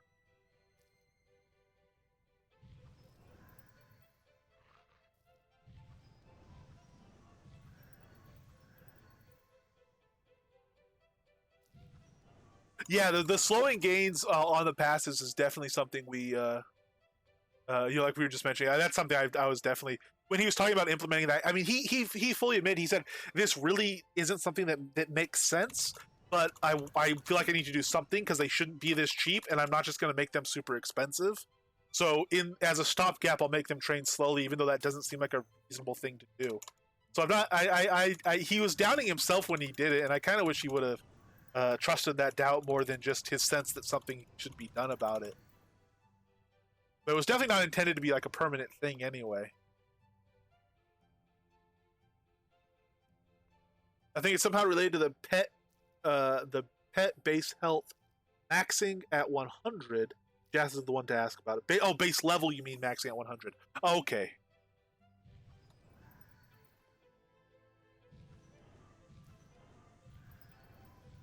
And my pet's getting stronger. He's at 415 now.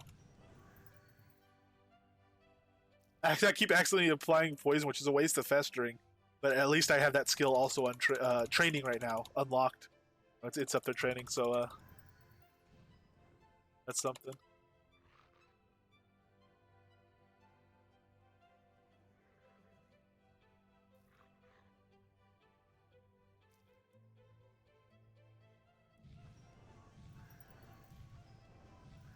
And Frenzy we're setting at to 160 right now.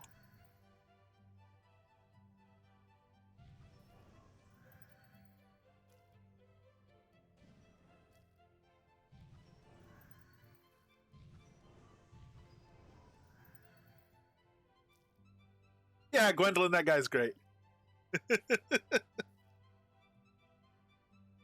um, let's all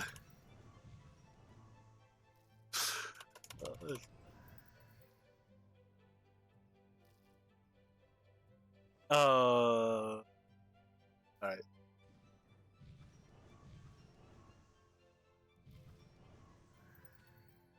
We are no, we are gonna let Frenzy go up. I was thinking about pausing Frenzy. I think I am gonna let just. It is going to 160 anyway, so we're just gonna keep letting Frenzy ride.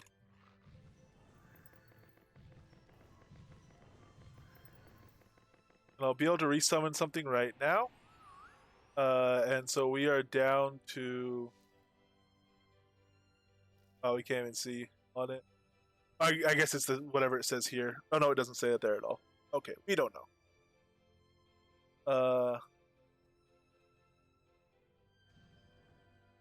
Oh, whatever. We're at 97 refresh, so still have ways to go. Oh no, he was. That's right. I didn't actually summon him.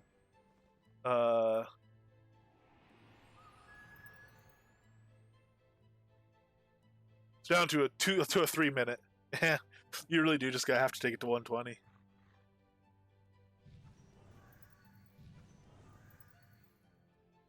Yeah, I'll stop Frenzy at 140 maybe. It is training really fast. To bring it up for that reason. So what I was saying before is stop everything 20 levels before its ultimate goal.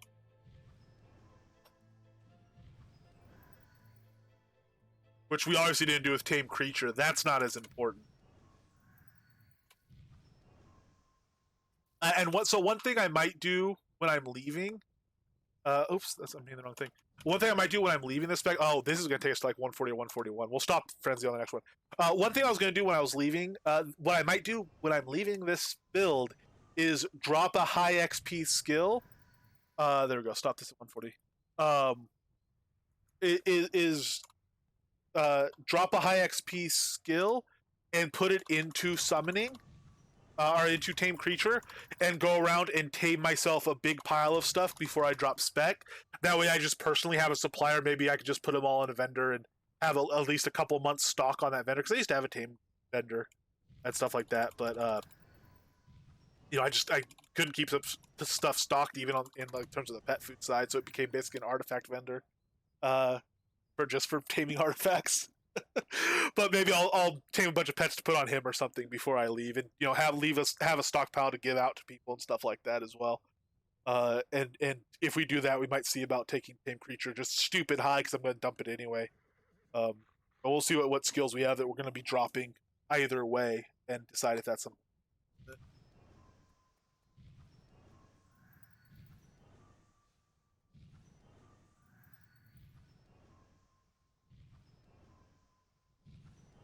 I don't know. That is a bit much for me. A chromatic dragon collection, especially with the juveniles now, and a wyvern collection, that's a ton of work. That's something that would take me more than 2 weeks to do by itself. Even once everything was already leveled, all that zone flipping and stuff like that. That's like a serious. As far as tamer goals go, I mean, maybe if like a chromatic collection of just the juveniles, or just the young dragons, or just the wyverns, that might be on the scale of the goal for this build, for this spec. Like we were talking about killing Zen.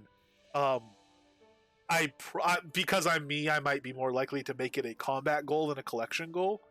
But just one of those sets is like a massive undertaking, and a big accomplishment.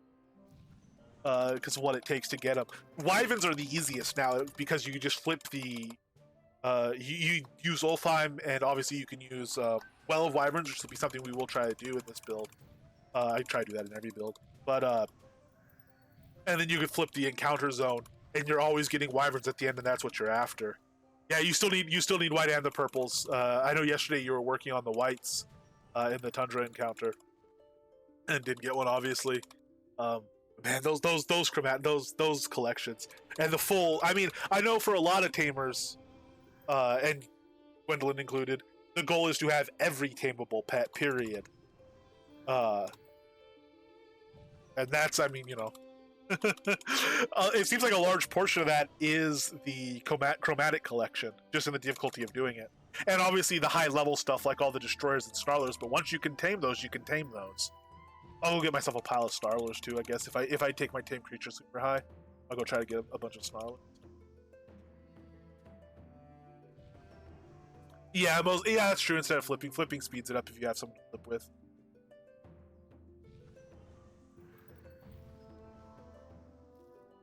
If I were a tamer, I totally would be. I mean, if I were a tamer, I would fill it out, just have an example of everything. If nothing else, for doing comparative stats and stuff like that. I don't. It's too big of a thing to do in this short of a time.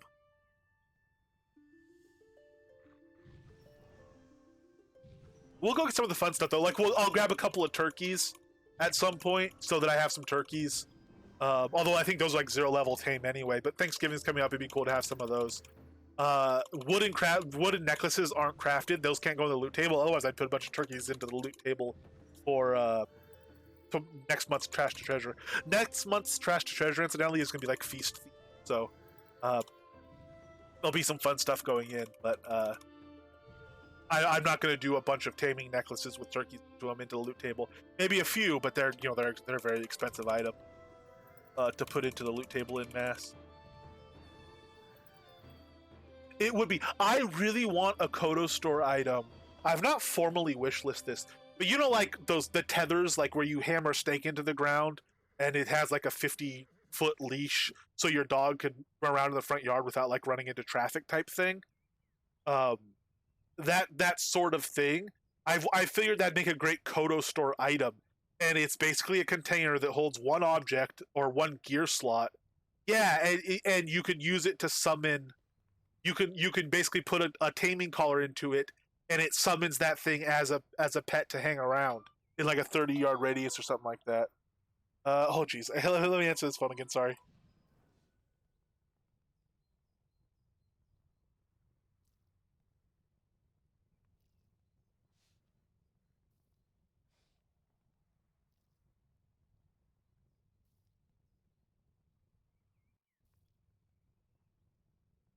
Oh Lord, sorry about that. Yeah, so I think I mean, if you could just like put down a taming collar as display and that's what it did, that'd be awesome. I think it's perfectly fair to tie that to a Kodo store item. In my opinion, I would very gladly pay Kodos to be able to do that. And there's other make it as expensive roughly as the other pets, or even a gold sink item. So we could buy cat spawners for towns and stuff, or for basements or whatever. And those things are I'm gonna stop this at 108 right now before it gets crazy. Those things are like 100,000 gold. They're expensive. They're a gold sink, but you can just go out and buy them. That seems reasonable and fair to me. Or if there's a resource that needs to be sunk, maybe it's like an ag sink. Maybe it takes like a whole bunch of corn to make because you'd be feeding corn to the animal or whatever. That sort of thing. You do something like a material sink as well. But it seems reasonable to tie it to more than just putting out the taming collar, as cool as that would be.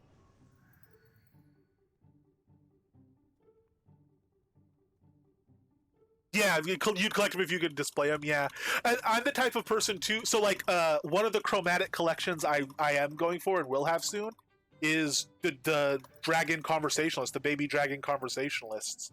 You buy the adult dragons obviously from the Kodo store, but because you can display those dragons in conversationalist forms, that's a way I've been going about it. And in Haven's Ridge, I have a dragon farm, a dragon place I'm laying out, a dragon ranch. And one of the reasons I decided to build it the way I have by putting multiple lots adjoining each other, is so that I have room for enough NPC slots to have every color out there. out and running around at the same time.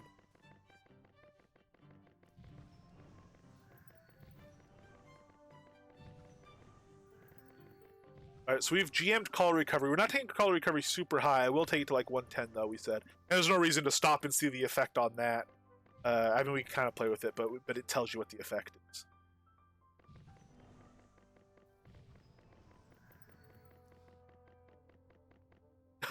Rack and ride a bear, yeah. You can have the whole old lady that swallowed a fly thing going. You can stack them all the way up to tameable aether dragons. Flying around a lot with a obsidian destroyer on its back, with a wolf on its back, with a foal on its back, with a cat on its back, with a rat on its back.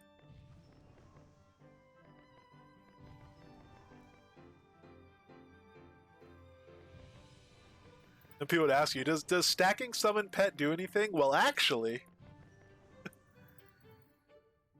a basement, yeah, exactly. A basement zoo, you could have a dungeon that has like the prison cell dungeon.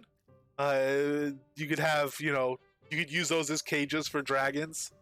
You'd have your dragon dungeon. A prison cell basement as well.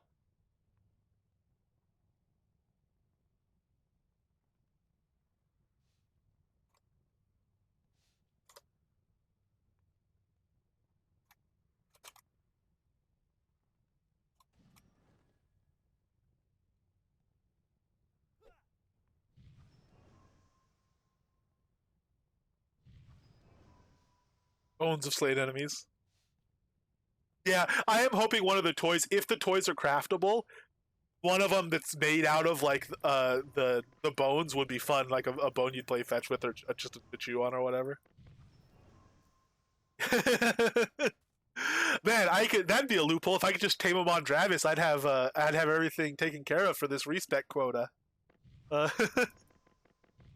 Summon my Mondravis and have him do my fighting for me. So that's another condition, Mondravis. I am not. The pet is not just added DPS for me. It really is a build that is all about buffing the pet and having the pet do the work. And I can add some damage. Like I could throw in a rend maybe, or I can use ranged to put in some extra damage and some poison. But it's a pet focused build. So let's see. We have our refresh right now. Well, we might as well take. Well, we can't, I guess, not out. But the 107 right now, and that's popping out with a 1 minute and about a half down.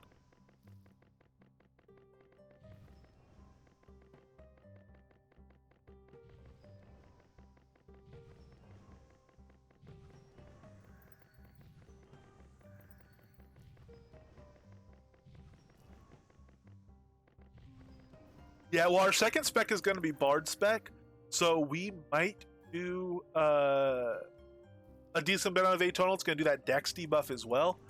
I'm gonna maybe it's a good opportunity to figure out, because there's Dex debuffs off spec Fireflies as well. Maybe it's a good idea to figure out how much debuffing mob Dex makes a difference. On bosses, it doesn't. I don't think. Because I think basically their mechanics work similar to ours with as far as the diminishing returns on base stat goes, and like Torquedal has it's like pets. If you look at a pet, it has, in the case of my lowly wolf, 164 strength and 195 dex already. If you look at the enraged buffs on trolls, those are adding like 500 base stat. I think something like the Frost Giant probably has well over 1,000 strength and dex, and probably int as well. So I think dropping 40 dex out of that, or 50 dex out of that with a debuff is actually probably doing very, very little against most boss type mobs, just because of the way they're designed and built.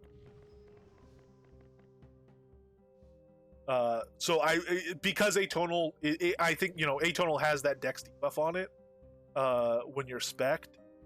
Oh no, it has the melee range of critical hit. Excuse me. The dex debuff is going to be coming from.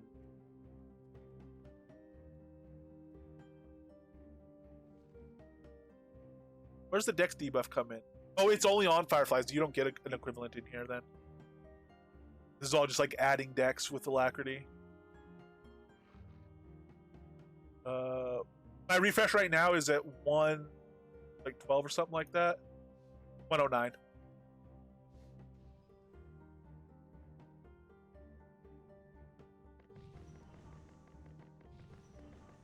$110. Oh, is it on Stag?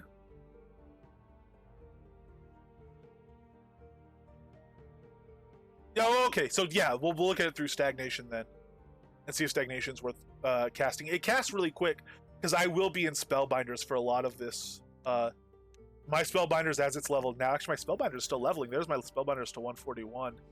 Takes my Stagnation to 1.8. It has the contrary effect because it's over leveled.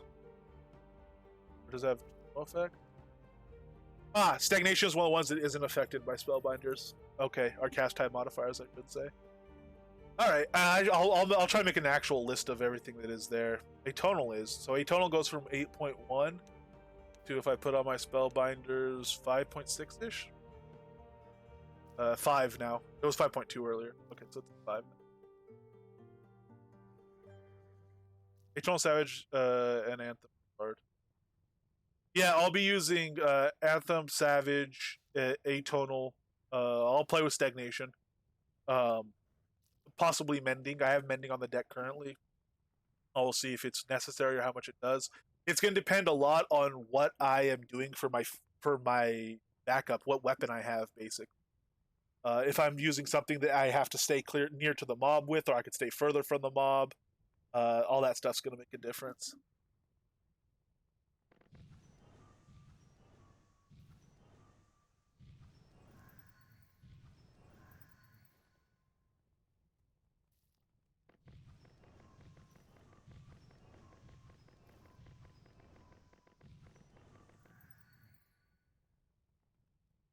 That was my pet. So Spec's coming along, actually. Spec's already at level 78.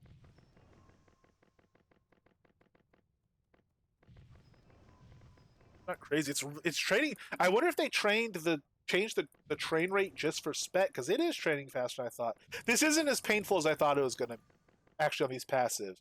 Have they adjusted these some back? Does this look as any less painful than it has been for people who have spam trained in the past? Granted, I have 450% learning speed on right now, and I am also at a fairly large pool.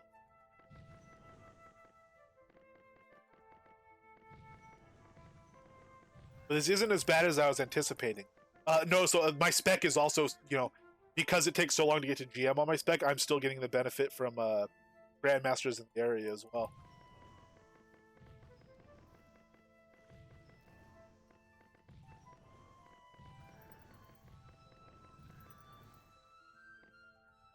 Takes several hours.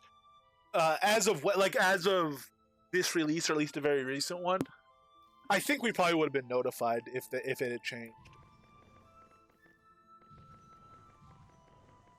Like I said, I'm getting every bit of help right now. I can summon.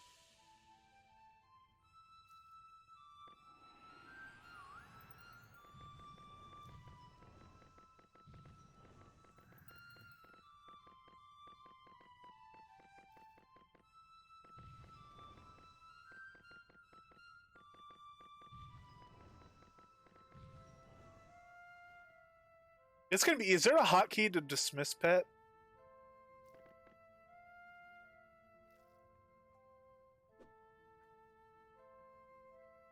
Okay, cool.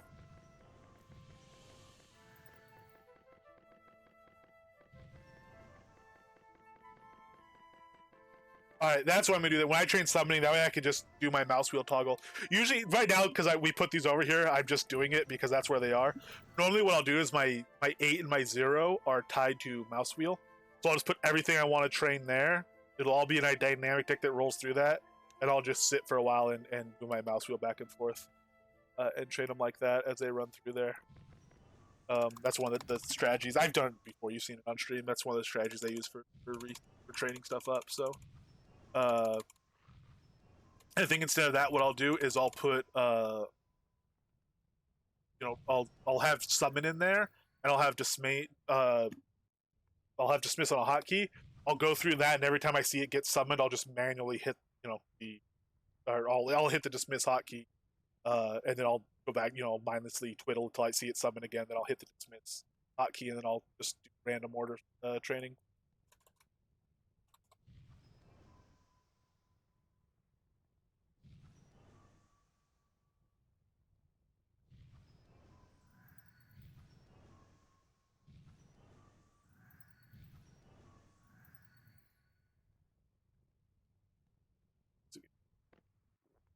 This isn't a good sign. I'm running out of focus just spam training off of Frenzy and Heal. 309 focus because it's got the heat built up on it on Frenzy. And Frenzy in no way stacks in a pet, right? If I put off a charge, doing Frenzy twice before it falls off, you only have to ever cast it once every 30 seconds, basically, right?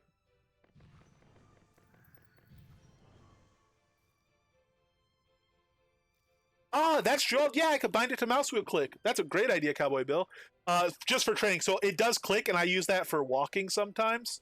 I do like to be able to do that. Click, hold to walk. But while I'm training, I can bind it to click, and then it'll be right there. Twiddle, twiddle, summon, click it down. Beautiful.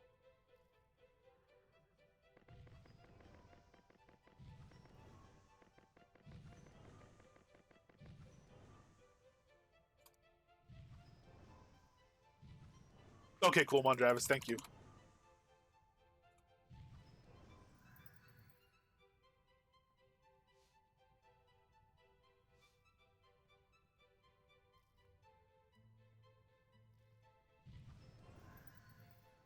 Oh, 110 call recovery. So we're going to stop call recovery there.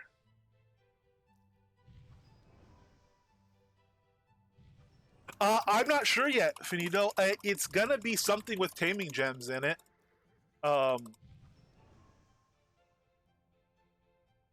Maybe...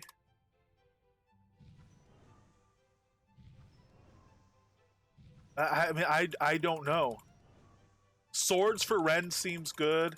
I have some auto attack there. I could keep it a staff for bludgeon and just do knockdown.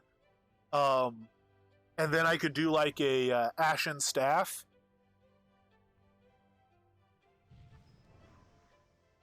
I'm gonna see what counts as what useful spells are. What spells I'm using. And see if having spell critical on a staff or anything would help with that. Yeah, it would be a Shepherd's Crook in that case, most definitely.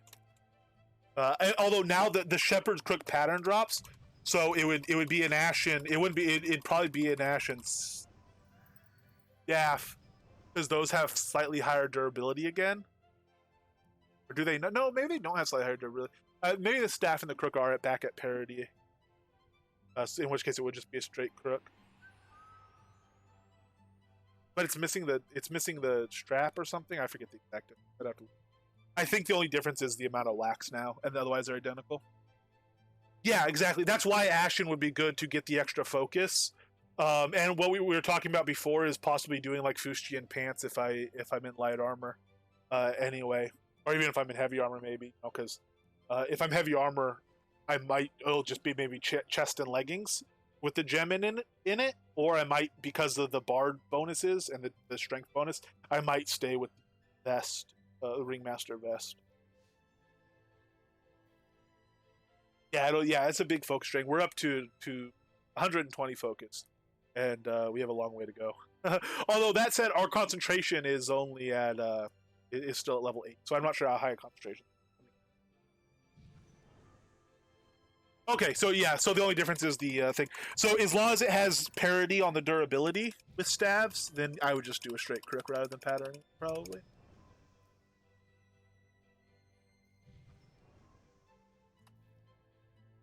It used to not have durability parity with the staff. It used to have less durability than the staff, I should say. Almost 118. We're getting there.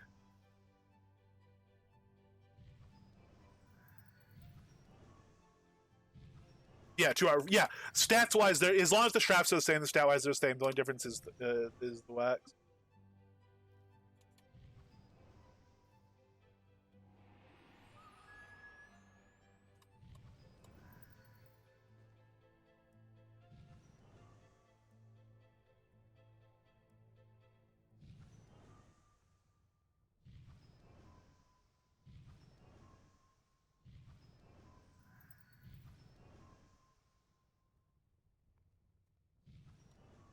Oh, we're so close.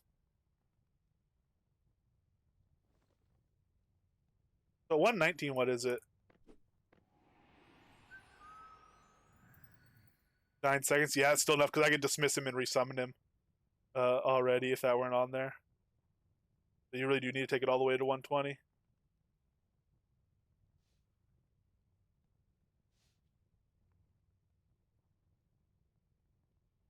Actually, let's see exactly though. 8. So yeah, 8 or 9.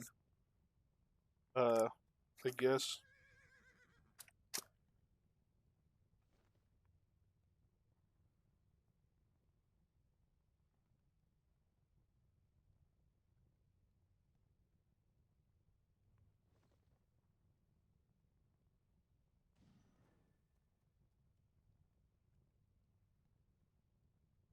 Ah, Lord, just one moment. Sorry.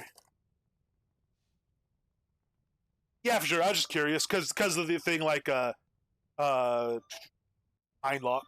It's nice sometimes to be able to see the red and stuff. So.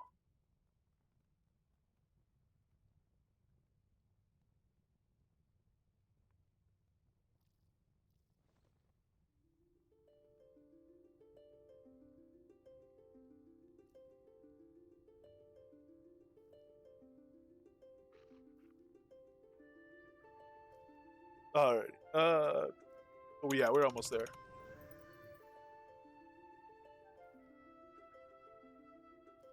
It, it's more of an academic point than worrying about conserving XP or anything on it.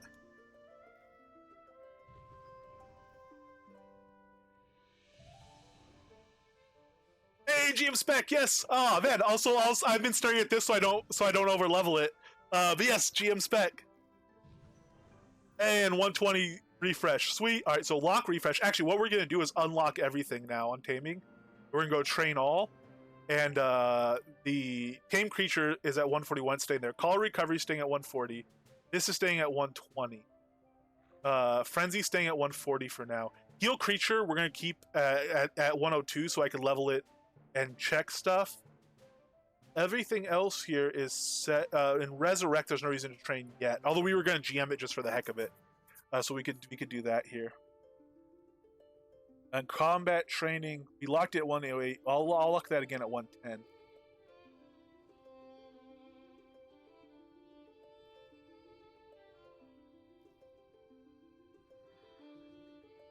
Let's see what happens.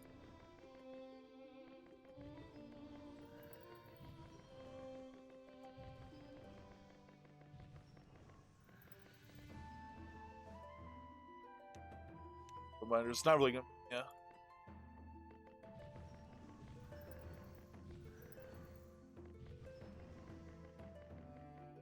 Yeah, expand summon with dismiss. We're gonna do that in a second. I just want to kind of see how quick they're going. I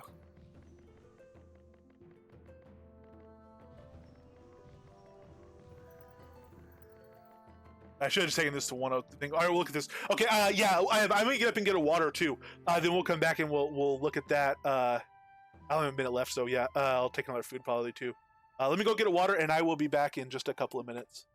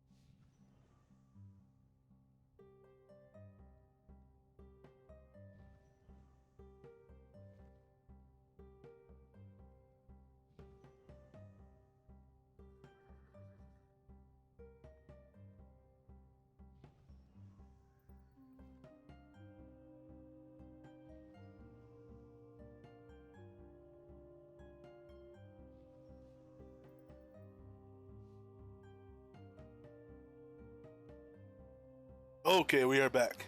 Nice overlay. And see, our food is worn off. Let's start binding some pet keys. So if we go to settings up here, and we come over to controls, we can scroll down. There's a pet section here. There we go. Pet dismiss. I'm just gonna tie that right now to.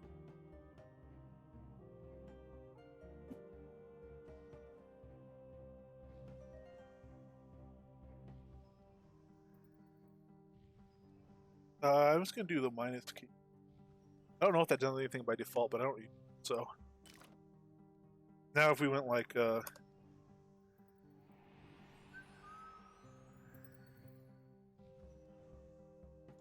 it does take a while to dismiss him actually, because you have to wait for him to finish doing his summon.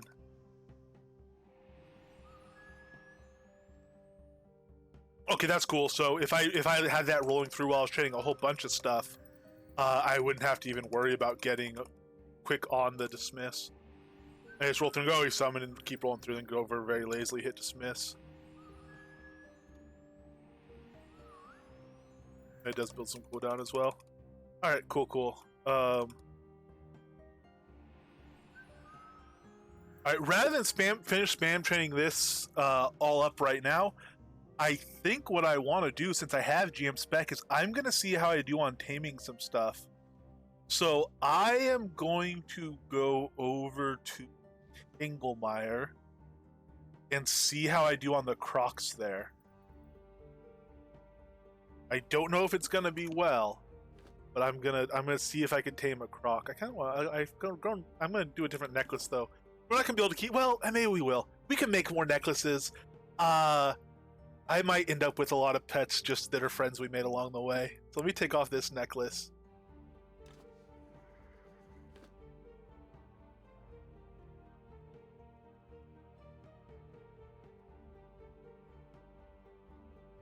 Oh yeah, that's right. You have to have them summoned and rename them while they're out. Which is why I have some pets I can't rename because I will be able to now.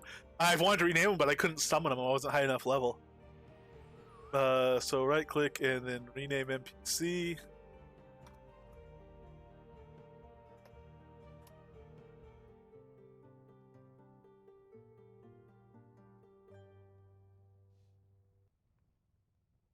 Rockfall Wolf. He's up to 600 some odd health already. Sorry. I know tamers right now are laughing at me, but I'm impressed with my 600 health wolf. I'm proud of him. He's a good boy. Let's put on another necklace. Let's go and see what happens. So we have all our tamer gear on. As far as the ringmaster vest, the spirit helm, and all this. Let's see what happens.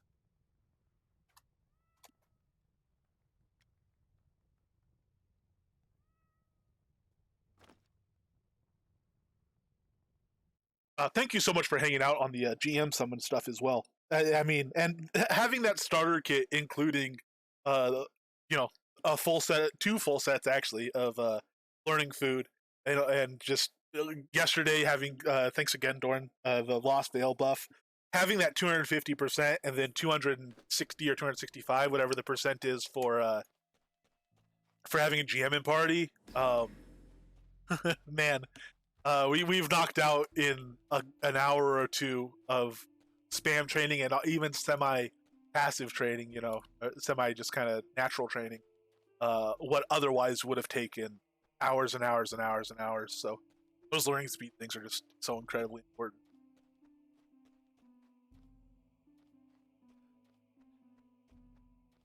Crocs are down here somewhere. And so I'm not going to try to tame over this guy. Oh, that's not going to work. I'll say, I could just grab a pig and train over that. But the whole point of taming over something is that what you're taming over is a reasonable enough level to kind of fight the thing and tank it for you a little. So the Croc shouldn't do any interrupts. So as long as I don't die to it, I should at least have a chance. I have no idea what my percentage is going to be, though. Oh, there's a massive crocodile. So caltrops for you, buddy. Segment.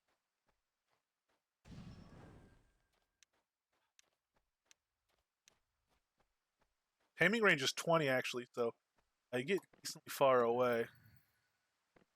50-50. So that's not bad. Hey, we got him. Okay, okay. Hey, all right, Cowbill, thank you very much. I'm going to learn how to get the taming one in the South Boundless Forest as well. Oh, we're going to be doing the Rise one. I'm going to have to get a good way to do the Rise one. So we're going to want it. Man, maybe that's a good place for the Nightmare. The top level of the Rise. That could definitely be a thing. Sweet. So we have a massive crocodile. That's the level 79 croc. We could use that to overtame if that guy can tank some stuff.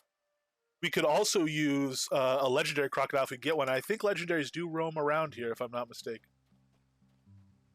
The thing we need to do now is summon this guy. Oh, we can't summon him. No. Can we summon him? We can't summon him yet, can we? Because he's level 79 and we only have plus 60.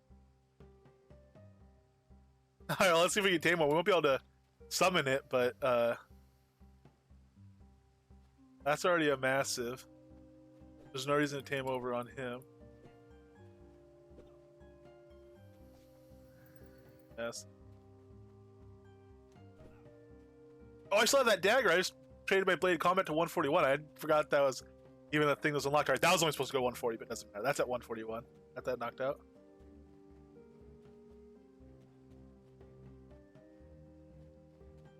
Massive and legendary. Yeah, so is it probably not worth going? Oh, let's see if we even have if we can even try to tame this guy. Yeah, no, it doesn't even light up for noble stag, so you can't. You definitely can't do the noble stags yet, or period or whatever. So my strategy I'm going to use is have the croc out to tank what I'm trying to tame. Would you say for any tamers out there, do you guys think it's worth getting a legendary to do that with, or might I as well just use the massive for that? Will it work just as well? Use the massives. Okay, cool.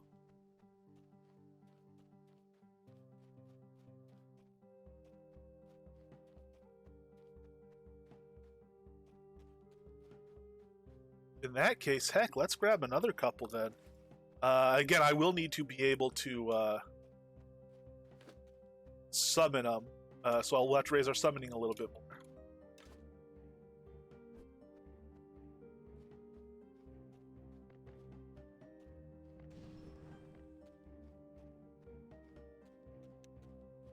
I'm liking this Caltrops Spellbinder stance. I'm liking this. I'm digging this thing. I guess chaotic feedback would make even more sense. But look at that. That's beautiful. That works out perfectly. Granted, these aren't the quickest of animal.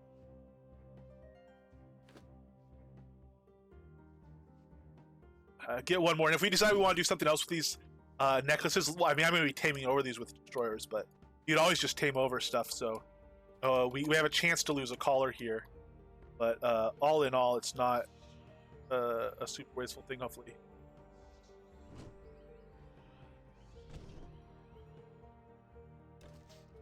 Get that guy.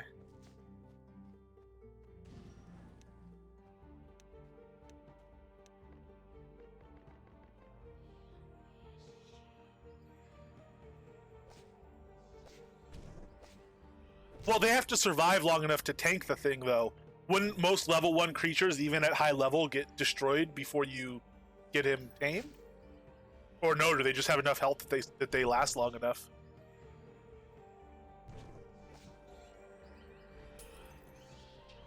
No, they last long enough? Alright, well, fair enough then.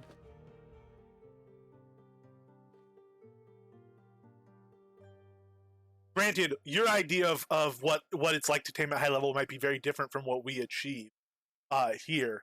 Because I know you have a ton of XP in your build. It's a super high level build. So stuff for you that might be at like a 30 or 40% chance might for us still be in like the teen, something like that. I'm not sure. Awesome. I am going to have to level this up. So I didn't want to level summon until I had this up, until I could check a low level summon. So let's get that wolf back out actually.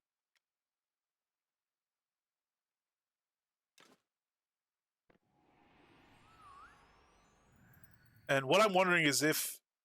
Oh, I'm alright, plus 60, so I'm not going to be able to test. Alright, we'll test that another time.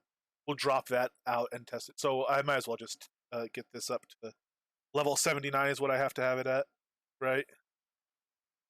I have to. It has to say plus level 79 tamed creature max to summon the crocodile. Is my understanding of how that works. I figure it takes me one caller to get the massive croc. Might as well have something enough to tame over if I. Yeah, that's fair enough, I guess. And you come here and they're just scattered around anyway. It's not like you have to hunt them down or anything. So where else would you go? Like if you went to the spur and tried to, tame the small guys, they'd be harder to find than these crocs. I guess like a bunch of sheep you could get if they were just hanging out, but they're no easier than coming here and grabbing the crocs. So that's the side. Even if they're not necessary, they're no extra work for at least some benefit. Even if in a lot of cases a trivial one. Yeah, low stuff use an empty collar to tame. That's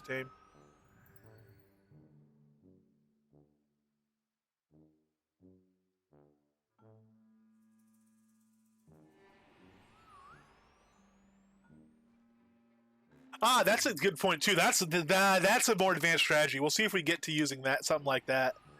I've heard of this too. I think Gwendolyn mentioned this.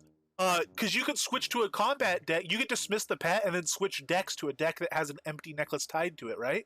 Or maybe Alley-Oop was mentioning that as a strategy. I've heard that. I don't know who said it, but I remember someone mentioning using that strategy. Yeah, you need to dismiss the pet. But once it's hotkey tied, the pet dismisses so quickly. Can you dismiss a pet as you're changing decks? So if I'm switching decks right here, no, okay, I can't dismiss the... Yes, I can. You can dismiss during a deck change. Yeah, you have to make sure you update. Yeah, or you'll end up taming over whatever had been on it. Yeah. Hey! Oh, no, oh, good lord. I was trying to figure out how that happened. I thought I had summoned him. But no, we're not high enough to summon him yet. It's just another one that spawned. I'm an idiot. Alright. Let's get the wolf back on.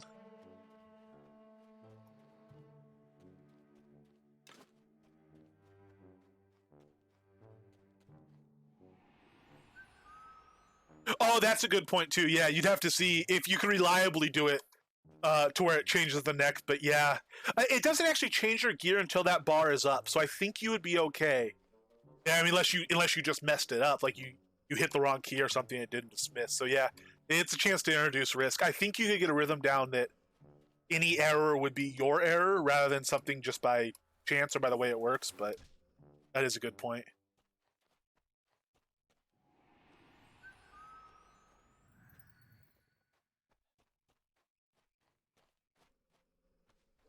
But for all I know, it does the check on that thing first, so you wouldn't change next, even though none of the gear technically swaps till the end. Might check whether it's gonna swap earlier. Yeah, we look at that. Now I do want my Spellbinder high, but I don't know if now's the time to keep pouring XP into it. We might lock Spellbinder at 140 for now.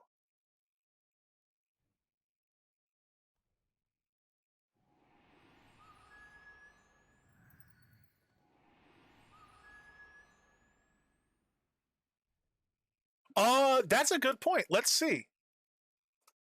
Let's see how he does against a croc. So the best pet I have right now is this Drakvald wolf, which is a not even an Elder Timber wolf. What is it? Is there any way to say once it's renamed? I think it's just a large gray wolf.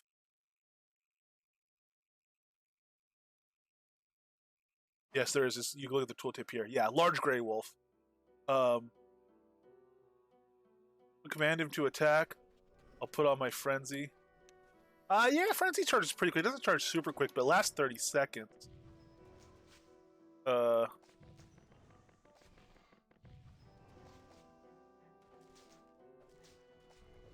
one-on-one, I think he could. We'll see if we can keep him up against two of them. Oh, come on, buddy. Oh, his regen's also just good. Remember, mind you, he has no food on right now. Oh, my heals are just healing him completely.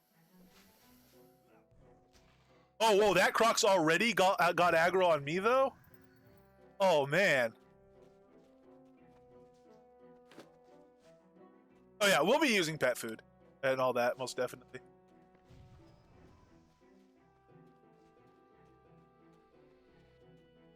Attack the other one, buddy. No, what are you doing? Oh, because you're on like passive or something, aren't you? Defensive, aggressive. Go.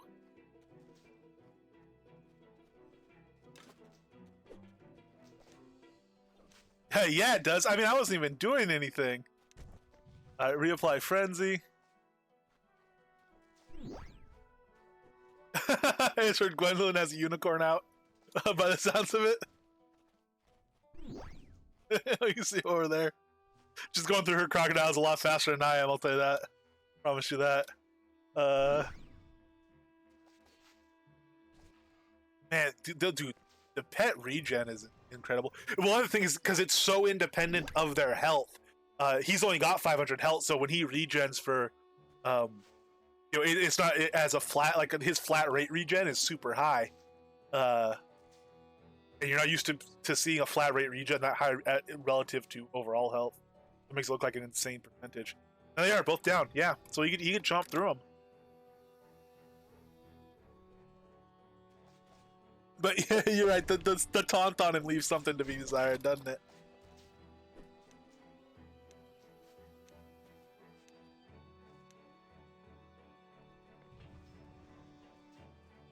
Yeah, that's the flat rate passive healing that I'm talking about. It's just a flat combat heal per second.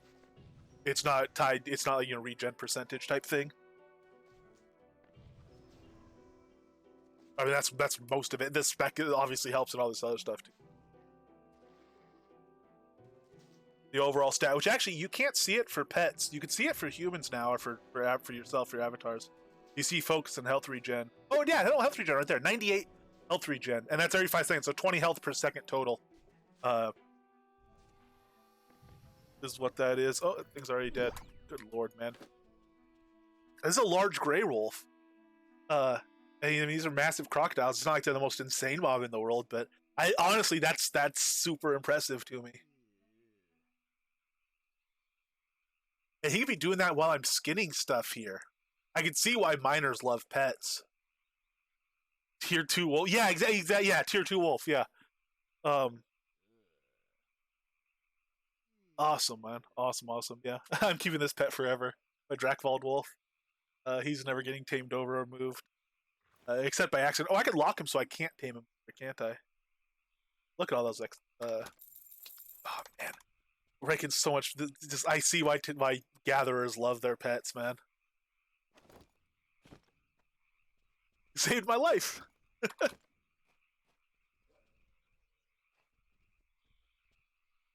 3 steps for the obsidians. So we can also, we could do a higher level wolf here too.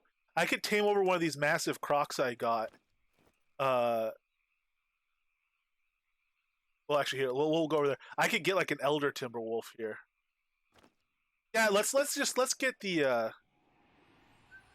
the summoning up to summon the massive croc. How about we do that instead? So we have to wait till this says plus 89. It's at plus 60.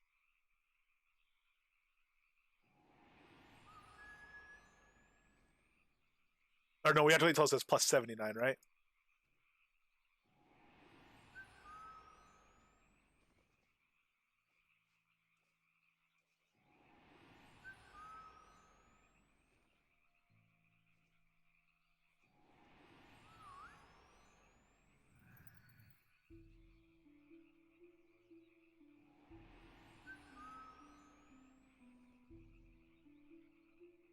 Legendary croc? Oh yeah, I'm using massive croc. Sorry, did I say legendary? I'm using massive croc right now. The actual skill needs to be 79?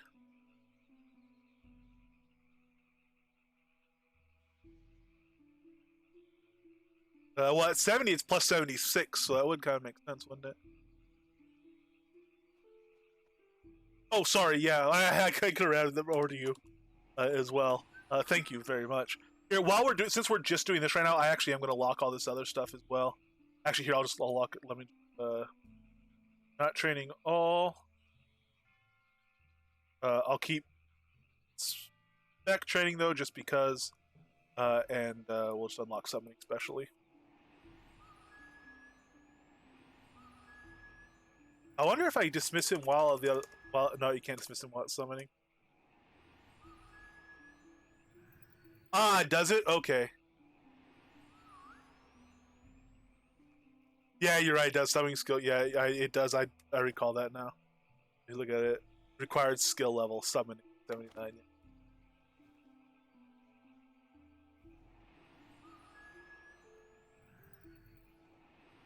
With the GM next to us and with those other things not training, we're getting like a level per summon now. Third's a one. Of course, it'll decline as level up, but.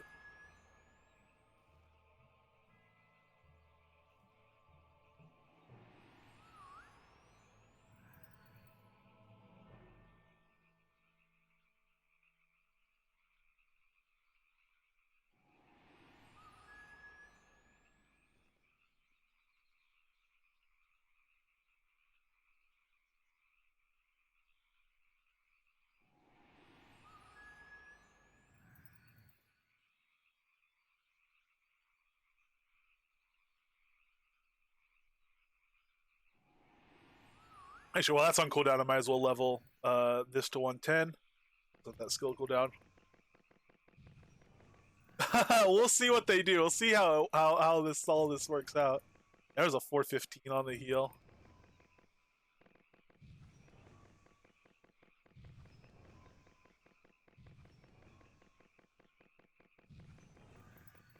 Oh, so there's 110 on combat train. We'll stop that one.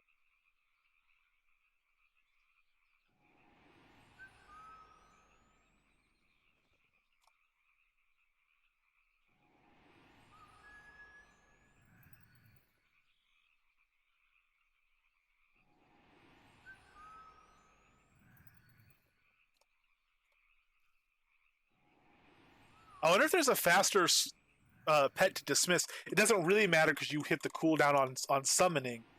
But it seems like you can't dismiss it till he's done doing his summon animation. And I wonder if there's ones that have quicker animations when they get summoned. It would dismiss faster.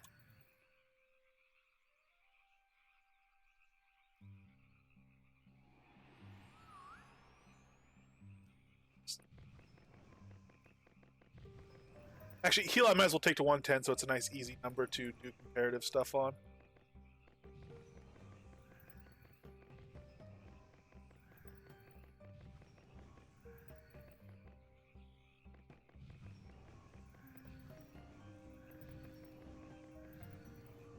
Ah, 111. Well, fair enough. Well, that's still all right. Whatever. Razor Nickman's a 10 still, but.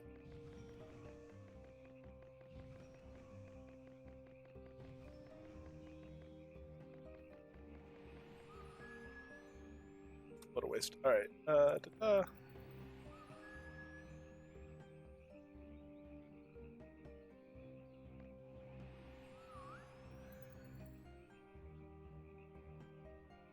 Hey, Metaliki, how you doing? Very good to see you here.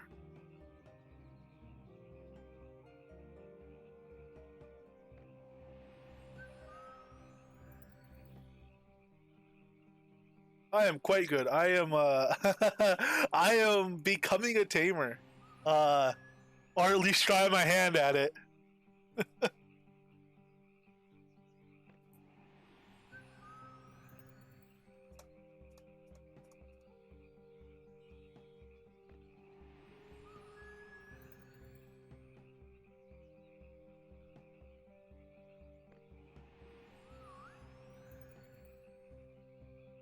There's Croc, go get him. Sorry, this is just too much fun.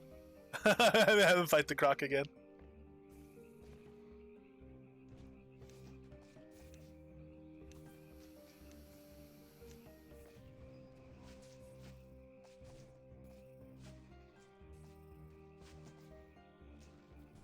Actually, attack? Who's the Croc attack? Oh, the Croc was attacking the Arachnid. Nice, that was teamwork. I didn't even see the Arachnid in there. Very nice. Alright, dismiss the summon.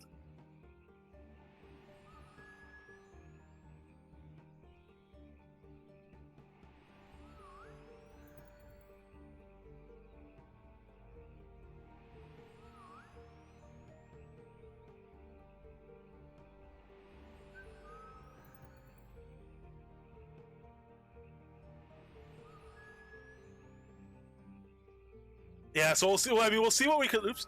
We'll see what we can learn about it. It's definitely uh,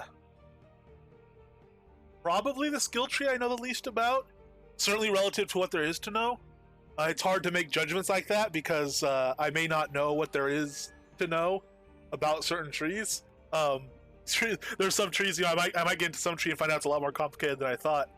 But I think pet might be the most taming's probably the most complicated tree that I know the least about. So it should be a very interesting time. Yes, or hopefully maybe an epic or two. We'll see. So again, when someone does one of these force respec things, the general framework is a day or two or three to get ready for the respec, plan it out. If we're in a good build to farm stuff. Then at least 2 honest weeks of purely doing that build, training it up, figuring stuff out, fighting in it. Obviously, we did not do the few days of farming stuff up.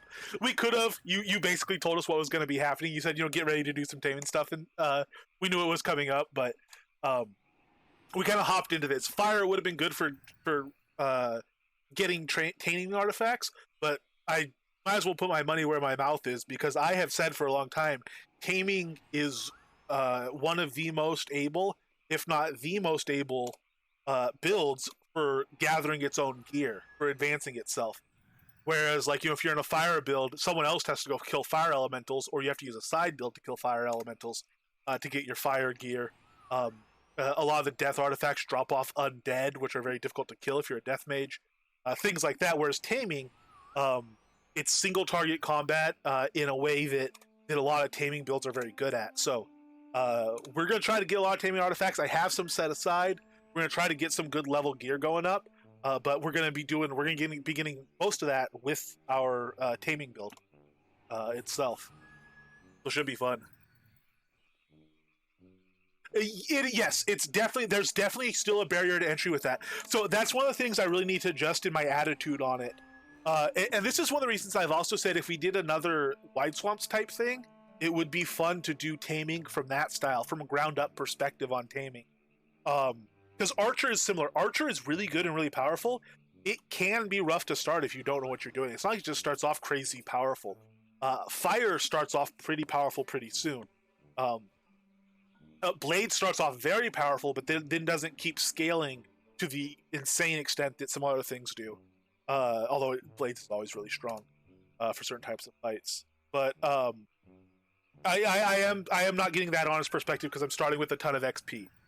That's true. Also, when I kind of established that thought about it being good at getting its own stuff, that was a time when everybody had a barrier to entry on artifacts because they didn't drop off anything basically lower than Torquedal. It was once you can kill Torquedal, you could start getting artifacts, and they're still kind of rare and far between. That is completely different now. And it's true that taming artifacts also do drop below destroyer pigs. But you have to kill a ton of wolves. Staghelm is an easier one. But you have to kill a ton of wolves, and they only drop the wolf helm.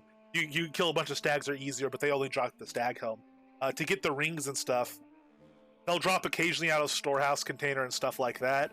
Off Aether Dragons, obviously that's harder than a destroyer. So you really do still have to hit that barrier to entry point. That most builds now don't. They used to, because at least they had to hit the artifact point. But yeah, that's definitely changed. So I should keep that in mind. Stag helms are amazing. Yes, yeah. Stag helms. I'm gonna be looking at all the helms. Stag helm seems like a really good candidate for the one I'm gonna be running. I'm not entirely sure. What we'll learn and what we'll be liking and what will be most fitting for our style of fighting. But Stag helm looks pretty good.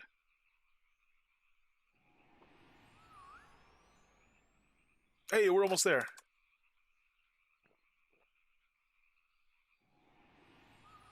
Oh, cooldown on this gets a lot better too, doesn't it? No, it does. It's still 10 seconds. I guess we're just not being as crazy about spamming. Alright, so level 79, so we can summon a croc now.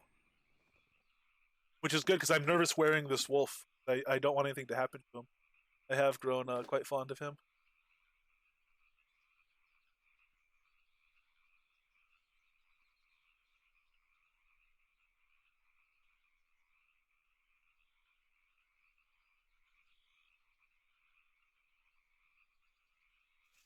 Yeah, kind of Dexter versus strength build type thing is how I've thought of him. Crit build versus brute force build type. Um, so we're out of. Let's put all our taming gear back on. I actually put that on. Just so we have it. Necklace will put on the massive crocodile. Okay, and we should be able to summon him. Look at that, 1675. All right, let's go see what he can do to a another one of his kind, and then I'm gonna go see if I can tame over him.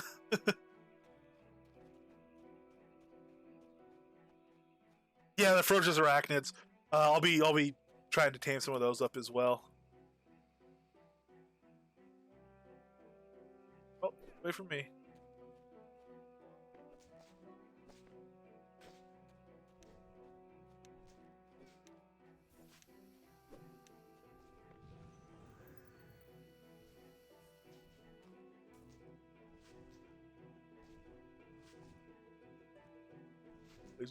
What's that poison? 5 to 9 for the poison. The poison's very not very strong. Well, cool. Let's go to here. Yeah, you'd have the cotton bush. I'll take the crocodile. One of us might get a beetle. One of us might get a dead body. I got a lily custer. All right, fair enough. Uh, let's. I'm gonna go see about a destroyer. So, I guess the pig is a good one to go with. We're gonna want them all, but I can also go to Panopticon. Let's just go straight to the Panopticon and see what we can do about those guys there. Panopticon North entrance.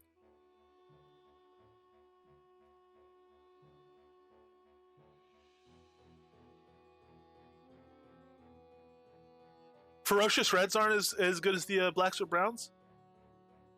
That's interesting.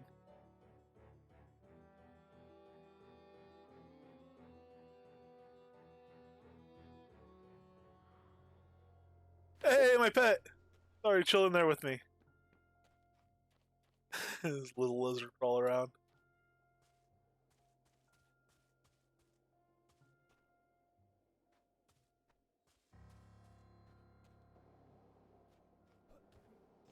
Oh, okay, cool. Alright, so I don't have my teleport hotkeyed yet.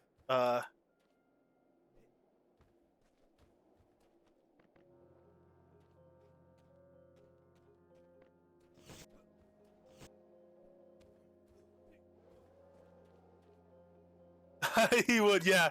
You see how lethargic he's gotten as his body temperature plummets. He's just hanging out there. He doesn't have the energy to move anymore. Poor cold-blooded thing.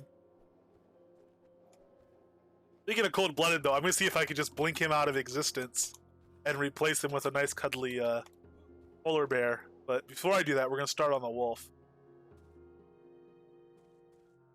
Sweet, and there's only one spawned. Perfect. I'm gonna command him to attack. I'll give him his frenzy. Now he doesn't have any food. I'm not doing any buffs on him. Hopefully he just kind of can stay alive a little while. And we're gonna probably have to work this guy down. Let's see what chance I have to tame him. A 5% chance when he's at full health. So we'll let the croc work him down a little bit.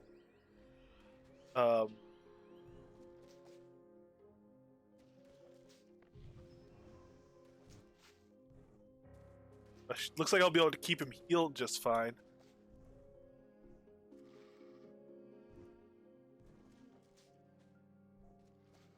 Yeah, or pull. If there's two of them, use a. You pull to the animal. So he's not doing good damage relative to what you would expect out of like a damage build, obviously. But he's still completely unbuffed. He's a level 89. But I'm gonna bring up this meter anyway, just to start getting a feel for numbers. 68. So he's doing twice what the destroyer is actually. Which actually, that's not bad. His frenzy's about to fall off, so we'll get frenzy on him again. I might end up stacking frenzy as opposed to charging.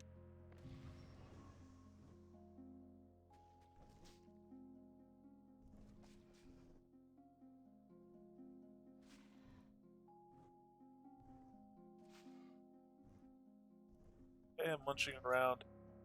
So what would it look like? All right, let's start pulling some stuff out here. And again, we're not, I'm not stacking up or anything right now, but let's see about like some alacrity and some sonata. We'll just put that on there.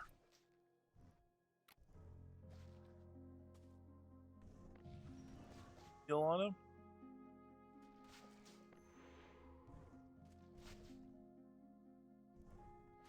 About spellbinders.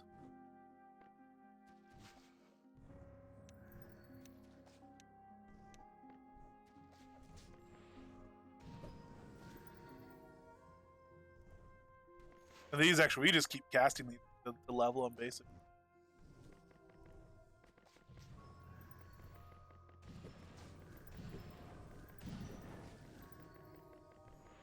Oh, you know what? I should have paused spec already. So I could see how much it does. We'll look at spec level by level. Once it gets all right, we'll level 115. We'll stop it there.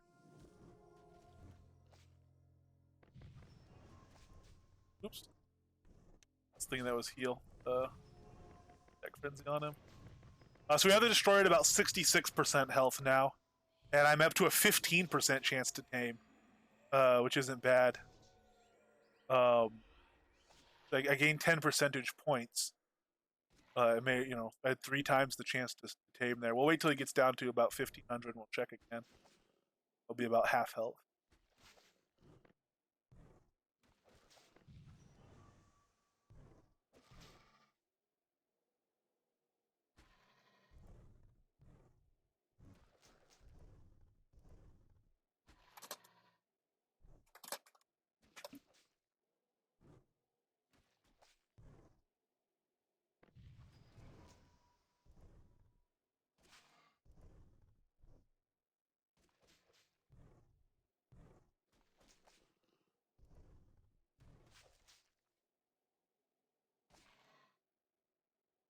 25% chance is where it caps out at chance to succeed. Or 25% health, excuse me. So for him, that would be 7,500 health, and I'll never see a better chance than that.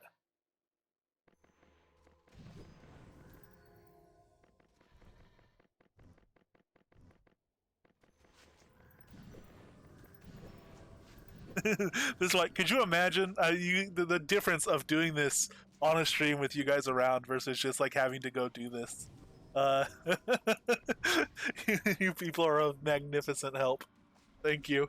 Yes, heal. Yes, thank you very much, Submarine Mike, as well. The combat advice is a little harder because of the stream lag, but man, makes a heck of a difference. There's probably restack my frenzy on him too. Man, that frenzy! I need a 30-second. So, frenzy lasts 30 seconds. I don't know if. Oh no, stacked lasts a whole minute. Ooh, minus 25 damage resistance.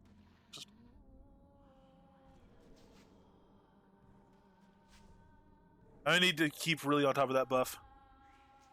Oh, good lord. I don't know. Does it pop up on attack stats? No, it only gives me total heals and max heal. It's looking big though. This is 102, 144 to 102. I have him right there, 690, 688, 600. So I mean, like 3 times as much, 4 times as much. No, I mean for like any of my OCX tool stuff. Is it on OCX somewhere?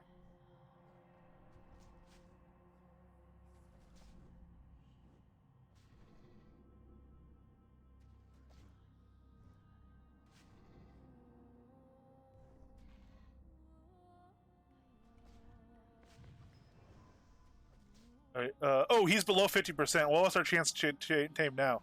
So we're at a 23% chance to tame. Oh, he's at 1100. We'll let him go down. We'll test him at about 7,500.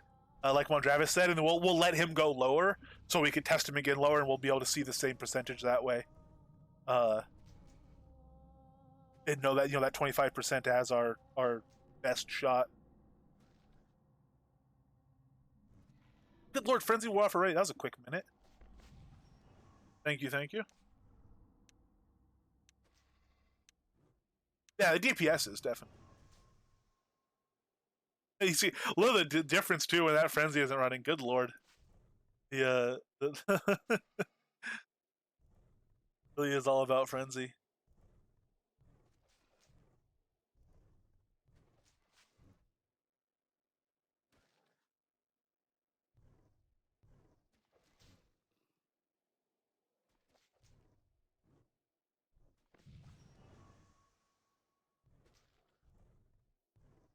Yeah, and I have Savage raising up a little bit. Alacrity we're raising a little bit more now just because it's so easy to spam it.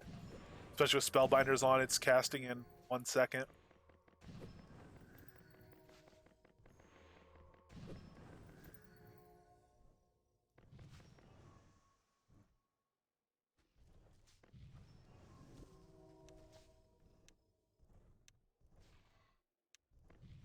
So you can already see, especially against a destroyer like this, how much of a difference Festering Death would make. Um, be able to kill them a lot faster running that, just walking over, putting it in. So definitely we're gonna want maybe like a bow you can just auto attack and always have Festering going in as long as you hit it and keep it on there. And you do it at any range. Obviously, there's any mob you're so 27% chance at about 7,500 health, and we'll let it go down not too much further because we do want to tame him, but we'll start try to get like 5,000. It should still be at 27%. Ooh, fireflies. Yeah, fireflies for damage. Throwing that on there. But oh, whoa, heal. No, he died. No, we lost him. Tame. Don't kill me.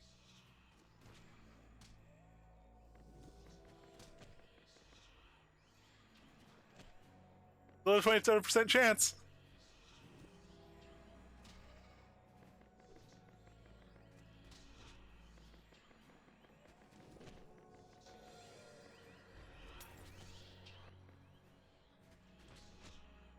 Come on, you want to be tamed.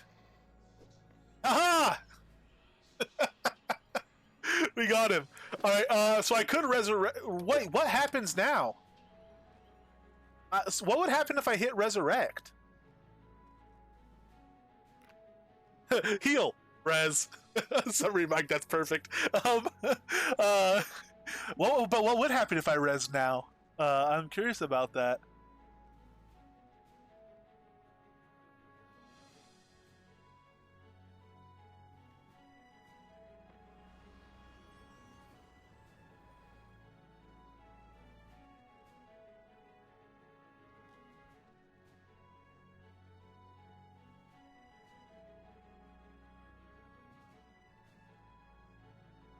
Okay, he just failed. The res just failed. It looks like.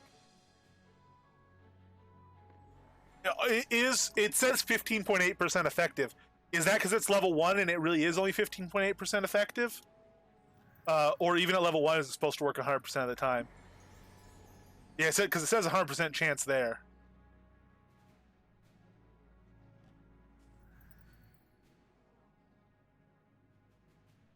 It won't work right, but when you rezone, you'll get the new pet. Okay. Res fails because that pet doesn't exist in the neck. Okay, cool. That's what we wanted to establish. Perfect. That as it should be. Oh, we might get a free tame here, too. So we got a Lupi Destroyer, which is amazing. We'll put the Croc, but we won't summon this new Croc. I'm assuming this will work. Yeah, well, that makes perfect sense. I was just curious because I've never done it. But this Ice Elemental is going to do the work for us on this Polar Bear. What's my chance to tame him now? 13% chance. So I'll use twice as many collars taming him here as if I waited. Let's see how many collars it takes. We're just going to try to tame him straight out. So we used one there.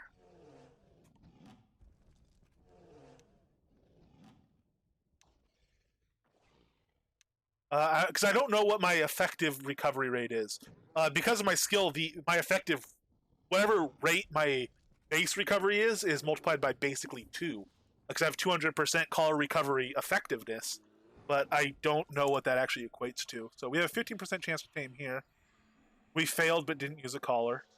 15% chance. Failed but didn't use a collar. Failed and did use a collar. So that's 4 attempts, 2 collars. 5 attempts, 2 collars. 6 attempts, 2 collars. We're against the cooldown. 7 attempts, 3 collars. Looks like we're at about a 50%. Eight. Wait, no. That was eight attempts, 3 collars, right? I have to start writing this down. Is that what the count is?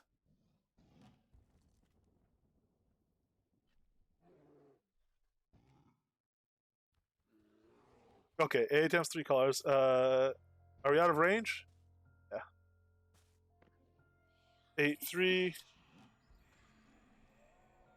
9, 3. There's 10, 4.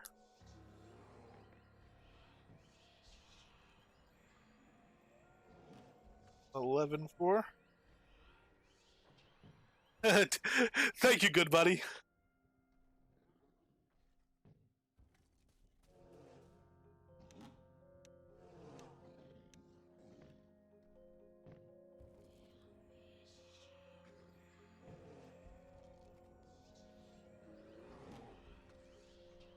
$12.5, right?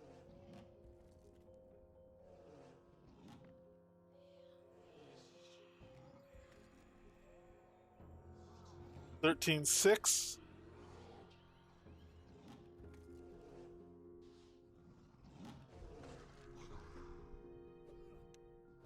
This counter, I see why one might want. Oops. Sorry for hitting the mic. I see why one might want even higher calorie recovery. 14.7.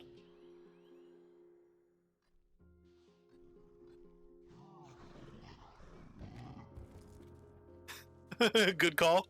Sorry, Mike. So we have a polar destroyer. Ah, no, Lupine's here. Run like the whatever.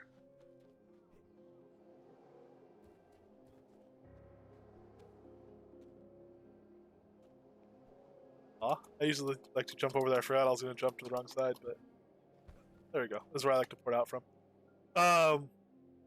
Sweet. Okay. Well, all right. So right there we had 14. So we're roughly at a 50% rate. It looks like for collar consumption overall, which to me seems reasonable. I might take recovery a little bit higher. It's not that expensive to take it up higher.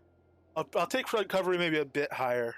But I'm not going to be taming a whole lot of destroyers or anything. I don't need to go tame a million things. Except again, like I said, maybe as I'm leaving the spec, I'll untrain basically like my frenzy and stuff like that, and put that XP into tame creature and spec and collar recovery, and then on my kind of my first day after the spec, basically, I'll spend a day or two before I go to a new spec, just to build a big pet collection, and for to hand out to people or to use for whatever, or keep a vendor stocked or do whatever on. Yeah, true. And most tamers know when to start taming. Right, I wouldn't normally tame that high. I was kind of curious about color recovery, and I was also, just wanting to get that pet done because now I have him. So I have a polar destroyer, a lupine destroyer, and let's go get a razorback destroyer. And this one I will do tame over again on. And we will also... I'm trying to zone to Razorback Destroyer. Back to the Drakvald Spur. South Drakvald Spur, I'll go to the north entrance. And I'll try to do a little more like a proper taming deck, a proper deck like I would be using for it. So we will do stuff like Fireflies. I might try to stack some Bard Songs. Let's see how many cards we have of some of this stuff. Because I think we only have like 3 cards of Alacrity and still only Ghost and Odd and stuff. Sorry. It's exciting. It's fun. This is, like I said, this is one of the places where I have the most I can learn. Head out. Wait. You're probably. I'm probably okay for now. Thank you very much, Gwendolyn. I don't think I'll be spam training stuff until significantly later. Because what I'm gonna do is, after the stream's over, what I was gonna do on stream today was finish up Sean's set because it's very nearly done. I'm just gonna burn through some more materials to try to get better pieces in some slots, and I don't think I'm going to. But then we started the respec, so we got kind of sidetracked. So what else? Basically, I was kind of expecting Dr. H. I was not expecting the layout in the house with the notes and the choosing chests. That was awesome. That I wasn't expecting. But I was expecting for a respec to happen today, and I was thinking we would do the crafting stuff on stream and talk about the respec on stream, and a lot of my training would be off stream. Instead, I trained on stream, and I'll do the crafting after, and then later tonight I'll do some spam training while I'm watching a video or something. I don't know. Okay, cool. Yeah, thank you so much for that, and again, everyone that was around earlier for the GM training and for telling me what to do and stuff. Yeah, like I said, doing this on stream has been miles and miles and miles easier than if I had just been tossed out into the wilderness and said, told to do it. It's completely different experience. Yes, the passives are a pain, and I mean, like we were saying, I have 450% learning speed boost all the time, and another 10 or 15 or whatever GM boost is on anything that was below GM. I have a very big pool to work with. We started off at 1.1 billion XP, and notice we're only down to 0.85 billion. So the really tedious stuff is yet to come, but so far it has been going faster than I was thinking. Help helps, exactly, Signal, yeah. It's perfectly succinct and accurate. Help helps.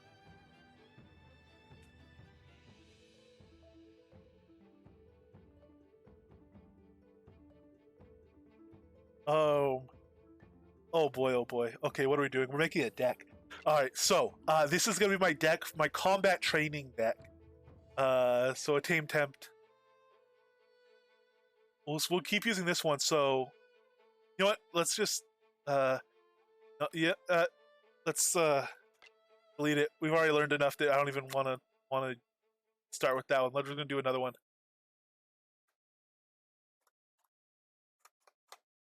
Tame tempt 2.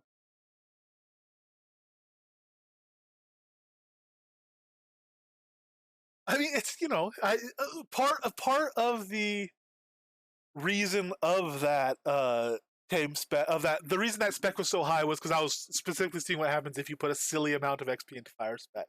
As I said when I was in that fire spec, it's silly. Don't take your spec that high. That spec made sense for somebody that has like 50% more total XP than I have. Somebody that's in like the 150s in adventure level. Don't do 140 fire spec unless one, you're in love with the fire combos. So maybe if you're like fire and death spec, but then even then just take your death spec high. Or two, you have literally like 15 billion XP into your character, some ridiculously high amount. That was a stupid high spec. And also it was just holding XP for when I respect. Otherwise we'd be up a creek. That's true. I mean, yeah, it was super powerful. That was a powerful build. That was a full rebuild for fire though. My entire fire tree had like 4 billion in it or something like that. More than that, maybe. Maybe not more, but probably about 4. A tame temp 2. Okay. So we need to get some skills over there. Obviously, we're gonna have tame creature over there. I'll want to do that with a nice click right there. No, I won't. You know what? I'll do that with a click to F. This is my number 6 assigned to F. So that'll be the tame. We're gonna want to do fireflies. It's still training. We'll put that there. Probably gonna want to be healing quite a bit, so I'm actually gonna put the healing over here and have it heal my pet instead of my potion heal for myself. Frenzy's gonna be important. I don't know if I'm wanting to stack Frenzy yet. Let's go to focus. We're gonna want to keep Spellbinder on, but Spellbinder charges lasts a long time. So I could charge it with my number 4. And then, because that's actually tied to a mouse wheel, then my number 1, 2, and 3, I'll stack some bards. So I'll stack Savage Sonata and Anthem. Again, I might have a little difficulty telling them apart for quick stacking, but we'll start it here for now.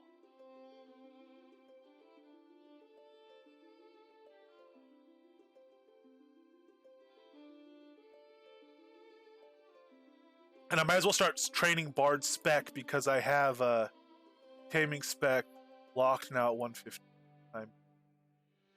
So start training Taming spec. And then here I could put actually what? Well, we'll move some of the stuff around eventually.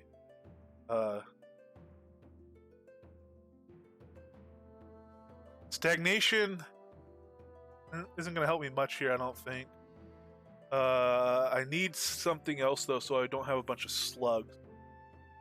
And Frenzy, I'm going to have locked here.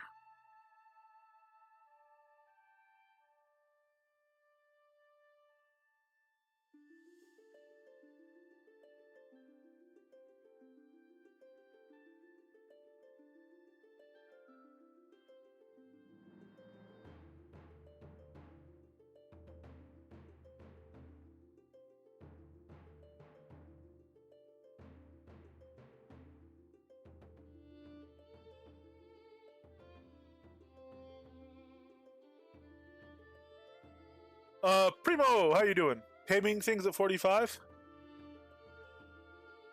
That's just where I stopped. I'm training. I'm spec'd into Taming Bard now. And how are you doing, Primo? So the reason they're locked is because we locked them so we could train summoning faster. And now actually we could unlock them, but we might as well for this fight. So this I want to train higher. That I definitely want to train higher. Higher.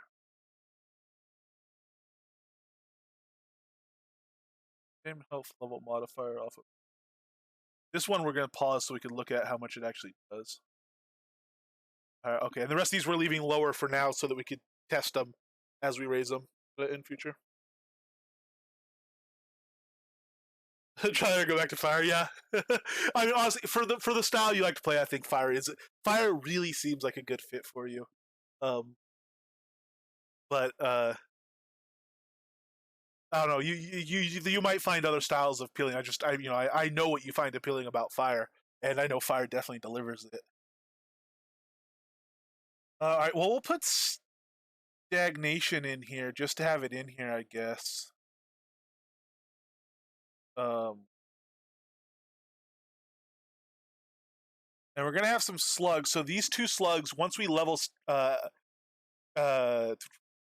Anthem and Savage Sonata, will get enough cards to overcome those slugs. So in the meantime, I'm just gonna put a couple of dead glyphs in there, and it's gonna slow down my deck, but that's okay. So light armor spec is officially untraining. I'm not gonna drop a scroll on that. I'm only losing about 2 million XP by letting it untrain naturally, and to me, 2 million adventure XP isn't worth 300 Kodos. So I will lose some XP out of my character, but I'd rather, I'll make more XP. It takes me longer to make 300 Kodos than it does to make 2 million XP. Yeah, it's been working well for us so far. So, oh, I can't actually summon off of this deck though. Okay, so let's pop back to our previous deck. Oh, we don't have an alt deck set.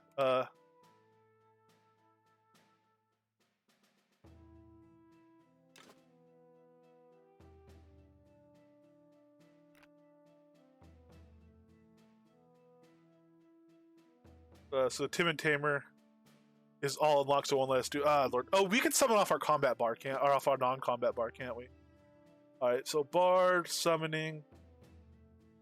Put that down in place of his dash. We don't need to move right now. As long as we're out of combat, can we use that? Oh, I can't summon this current thing because I don't have any set on it. Right, switch decks again. put on all our taming stuff except our wolf. Put our loot there. And put on our massive croc. Alright, some of the massive croc.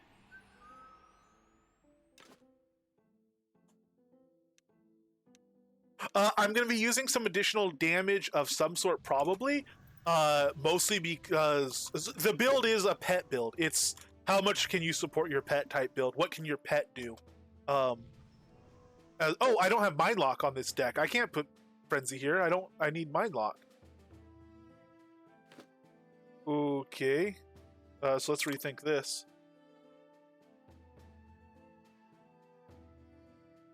So Stagnation is coming out, and I'm going to stack Frenzy.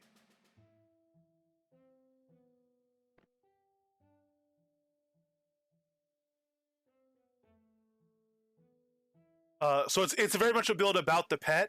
Atonal I'll be using for extra damage. You'll be doing damage. Because that's spec actually that helps with the one card of the healing touch I can take out as well. We'll do that in a minute. And like Stagnation slows down, but also does a Dex debuff, which actually gets pretty large by the looks of it. And then Atonal is also going to help my Fireflies not have to be as high because it'll do the deal. Yes, yeah, Savage and Alacrity boost the pet a ton. So we're going to be doing a lot of work with that too, obviously. Friends, Mind Lock is what I need over there. So focus. Mind. Bring out one. We only bring out one healing touch, right? Yeah, okay. Drag down there so there's no slug. And again, that's a stopgap measure. That I'll be able to take out that dead draw once these guys on the left level up a little bit. Restack all this.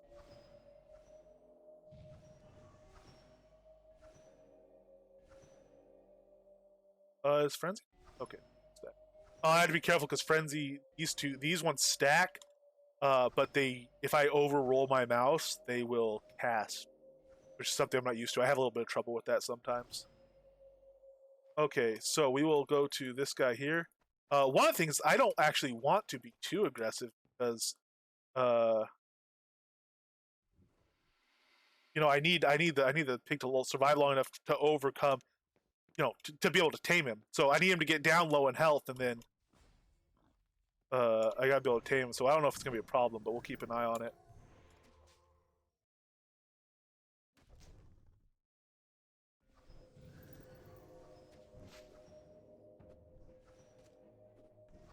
You can stack while Bard songs are casting, which is a big part of thing, and actually helps with that, with accidentally over casting something, because you can't do that while you're singing a Bard song because you can't cast anything.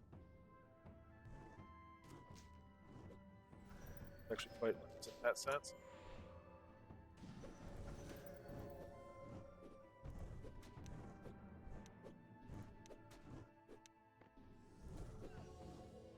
Yeah, yes, thank you. That's something that's going to take a long time, I think, for me to get down on, is the healing of the pet.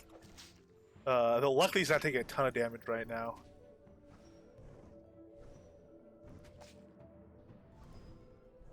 I'm mostly focused right now on getting this deck stacked. I'm not even sure what Bard songs are running at any given point right now. See, I just did a false stack. There was no card there, but I tried to stack it anyway. And that made me accidentally recast a lower level Frenzy on the pet.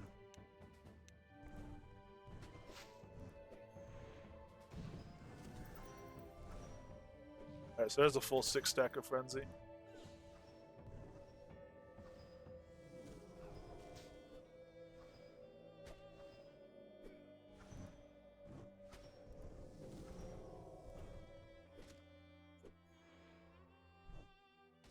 Auto again.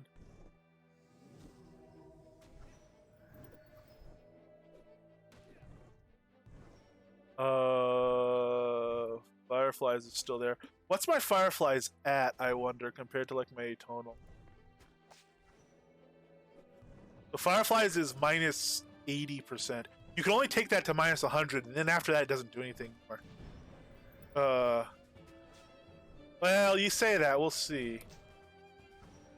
I plan on where I plan to go, and I plan on needing freaking heals.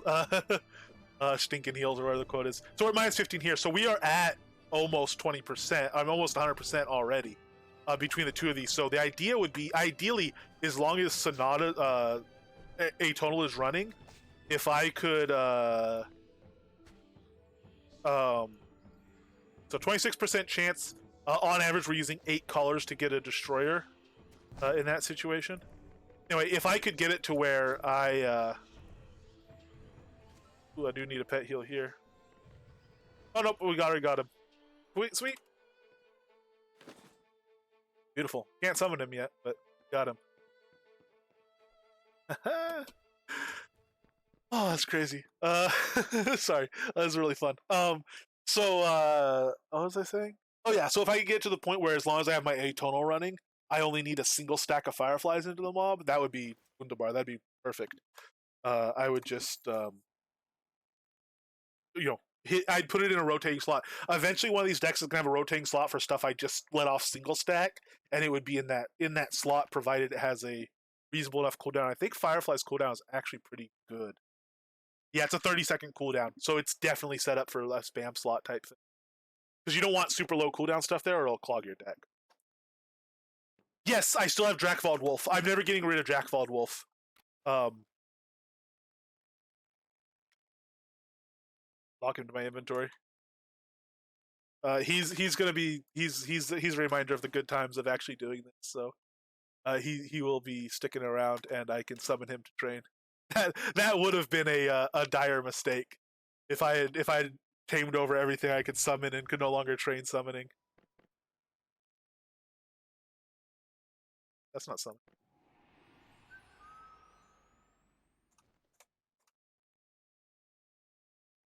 I can actually summon faster.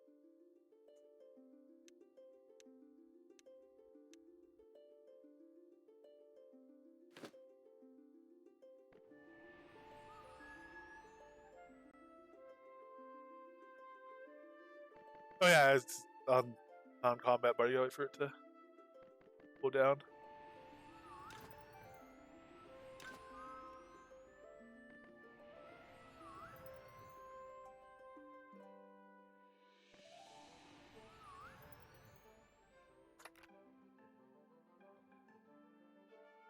Aiming.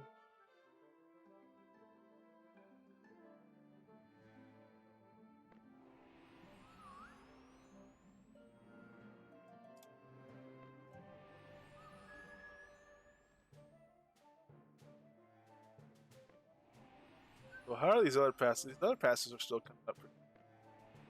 We could lock them for now. Well, no, I'm not gonna sit here and just do it up till I get something for. Oh, that actually would be a very. I mean, be able to summon a destroyer on your first day. I say first day. I'm starting off with a massive starter kit on how to do it, including the X. But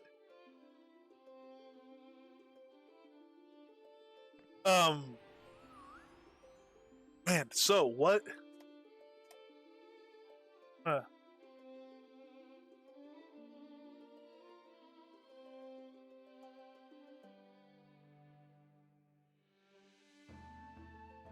Gonna be curious. So out of the pets I have, I guess the massive croc is probably still the highest DPS, even amongst Lupine Destroyer and Floor Destroyer and everything like that.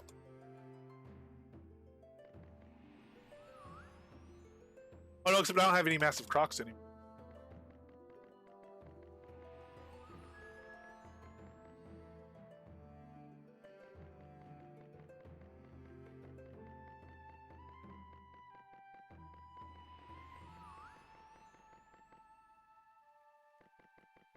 I wonder if I could tame a nightmare.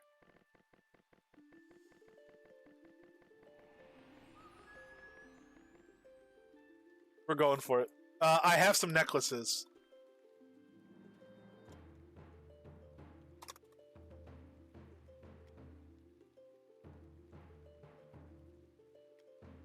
So desert encounters or hills encounters are where nightmares are.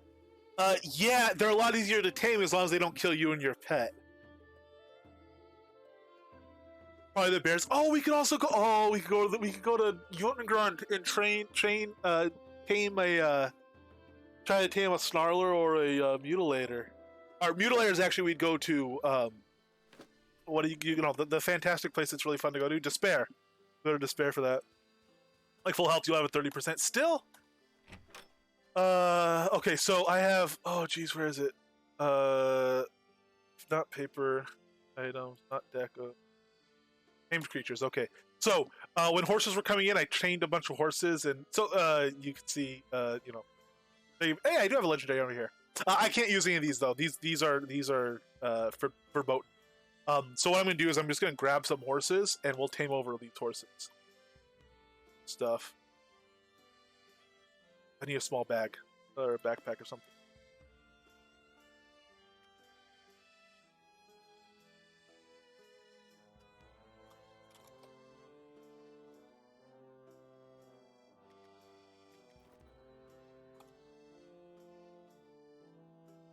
Yes, let's go get some more crocs first. Oops, those don't go in there. These go in here. And let's take off cackles, so we'll make some Dracwald wolf rather.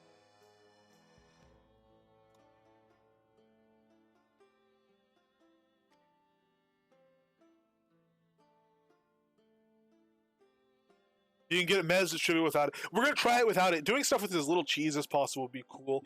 I wonder about too just kiting it with the stagnation and the caltrops again.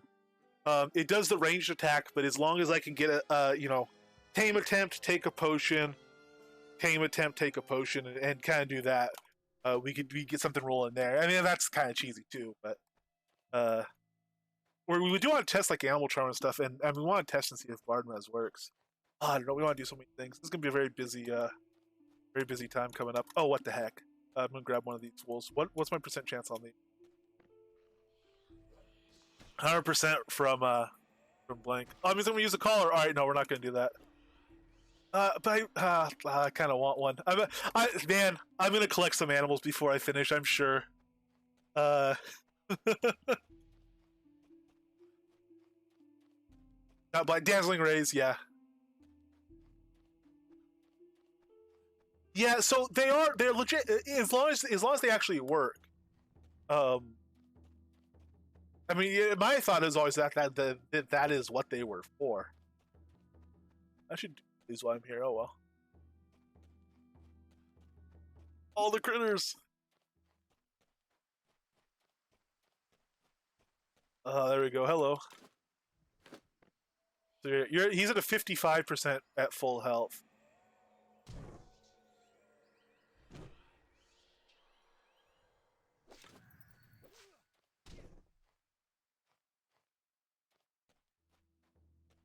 So I don't have anything to summon over these guys, unfortunately.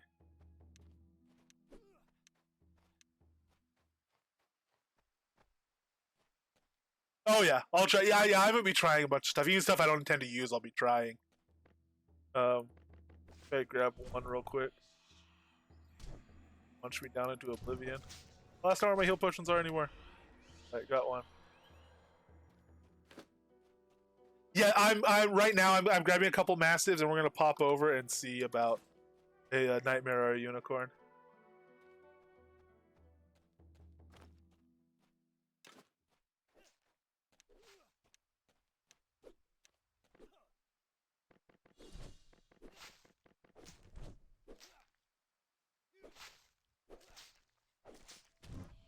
Or targeted. 58% chance. There we go. Why did that raise though? My spec isn't raising. Oh, maybe he was missing a little bit of health. All right, massive croc. So let's go to I wherever. We'll pop out at Sequena. We go to Deathless, I guess, as well.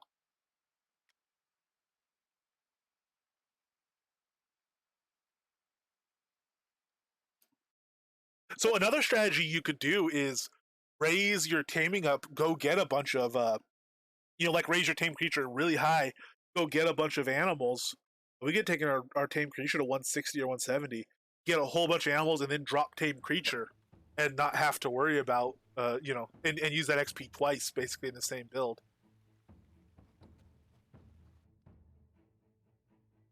But frankly, that's not super fun. Nightmares and unicorns are both easier to tame than they should be. Yeah, so that's unfortunate that that's still the case. My worry is just surviving long enough that I can, actually have even attempts at it.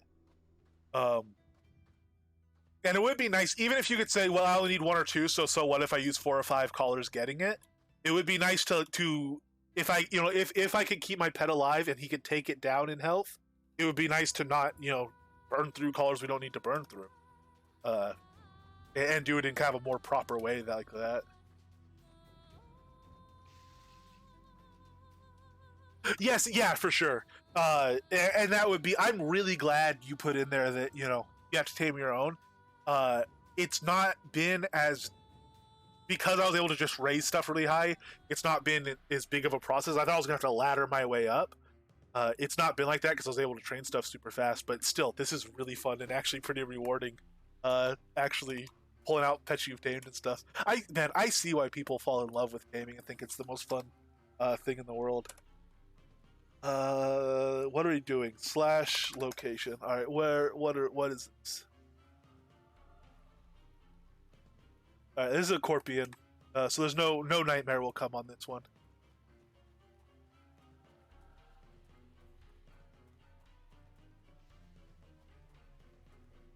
Yeah, this really is enjoyable. Oh yeah, and Swamp Road encounters are fine for nightmares. One reason I don't like Swamp Road encounters for nightmares is because if they die in the poisonous gas, you can't skin them. You can now actually with skinning jewels because you could get a crit in real quick.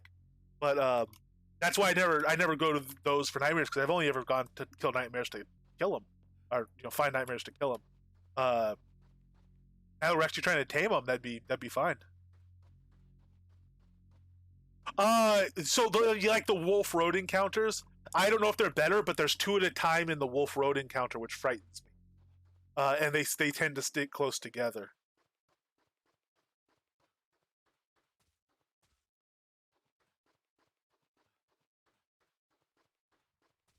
I don't remember what they spawn in here in desert encounters. I don't remember if it's wolf or Corpian or both or neither or what. But we'll try a couple. I'll pop around. I'm also, again, unicorns. I'd be very happy to tame a unicorn too. So I'd pop out by spite and check the stag encounters there if there's any.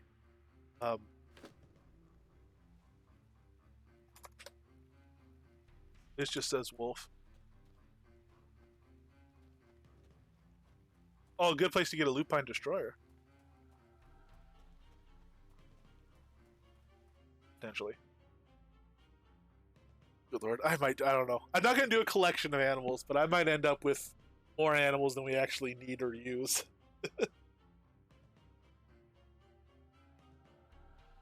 No, they spawn at any time. Certainly they spawn at any time in the encounter. I don't think you can only get the encounter at night. Once you have an encounter, they'll definitely spawn at any time.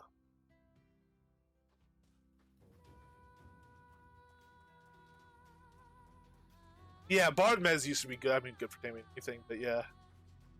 Alright, so let's go. We'll head north to Drakvold.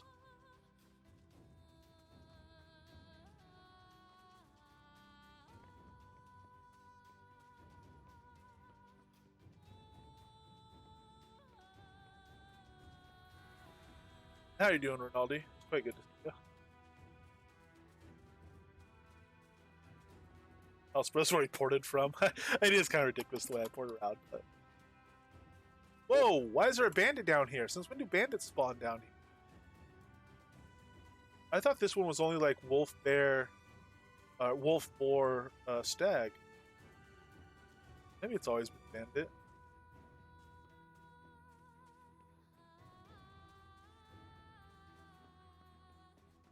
That's a shame. He's the only one that spawned.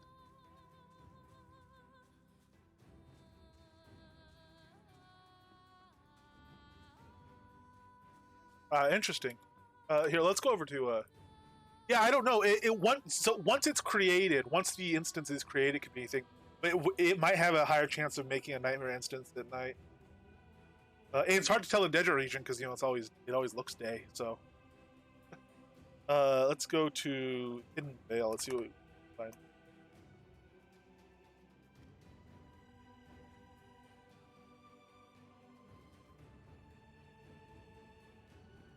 Maybe if we were smart, we would try to bank on the potential for beginner's luck.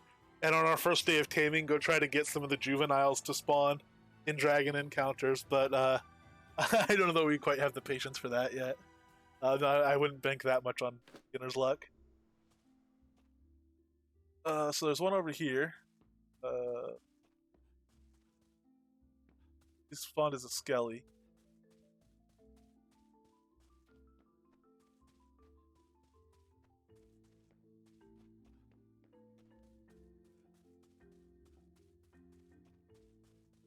This one spawned as a dog. Alright, we'll clear out the dog.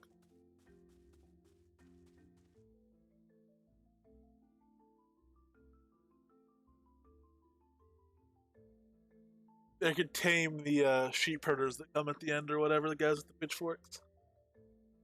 Those guys, man, I remember going through those encounters when the guy with the pitchfork, there was one of them who was yellow and he would kill me. He'd tame a bunch of cows.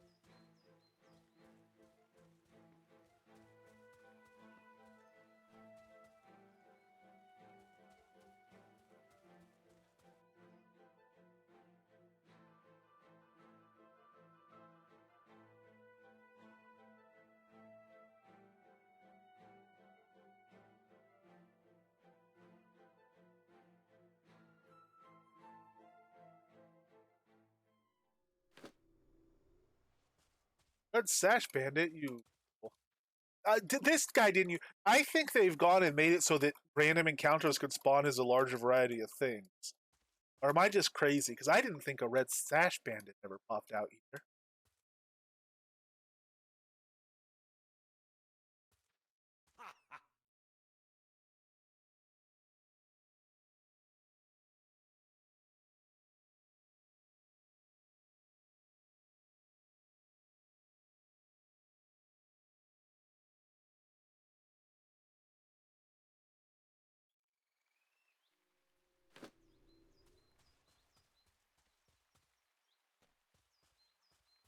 We'd sneak in and steal their chest. Aha! Longsword +2.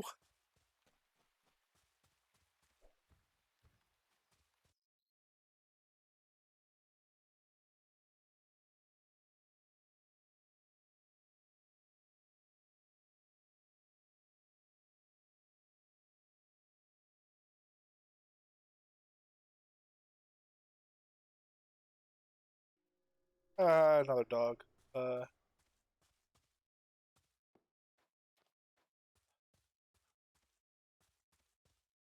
See if it's still a Skelly over here.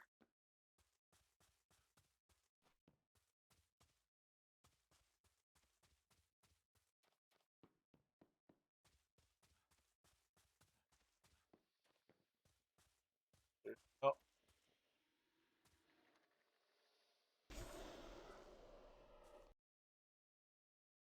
Ooh, I could also tame a wyvern though. If we went like up to the Ulfheim region, Norgard, I could see about getting some wyverns just for fun. By the way, you can put strength over. Yeah, we were talking about that. My taming tree right now is terrible. I have like 50 taming, or 50 earth attunement. And my strength over is still real low. So I'll be putting XP into this. I'll probably just take everything to like GM for all the skills, and then raise like some of the 1x skills to 110 or something like that for some base attunement, and raise strength of earth to maybe like 120 or 130 for now, just to have it. But I'm not sure where we're going to be spending that side XP yet. That'll depend a lot on what I do with my hands, basically. So if we go with bow, I might not level this quite as high as I would as if we had gone with if we go with like a swords or bludgeon or something like that. It's going to depend a little bit on that as well. But we'll see. Yeah, definitely though. That's a good reminder that that's still one of the things that I have to take care of.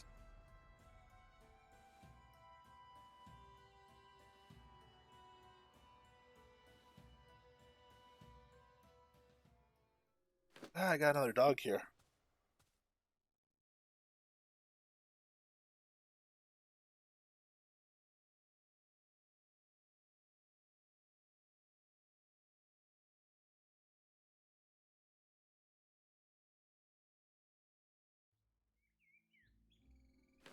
I need to get some sheet music going somewhere on this bar too. I have to play instruments.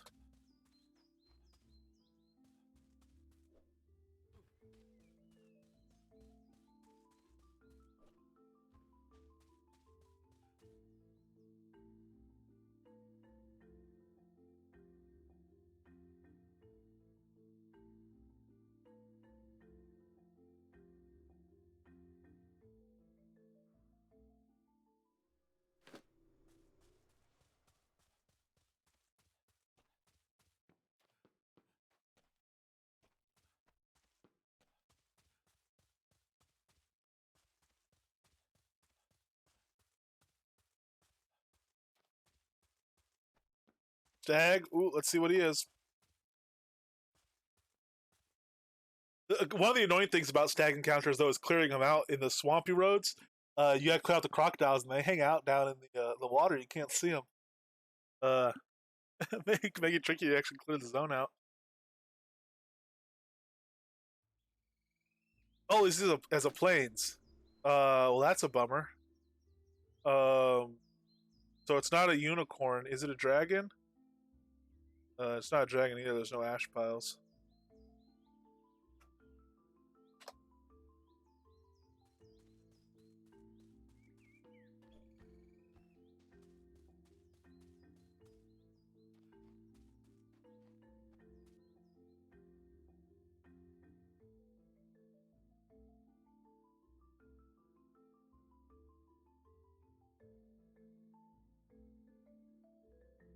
I thought you had to kill the crocs because I thought I've run around looking for a croc for quite a while.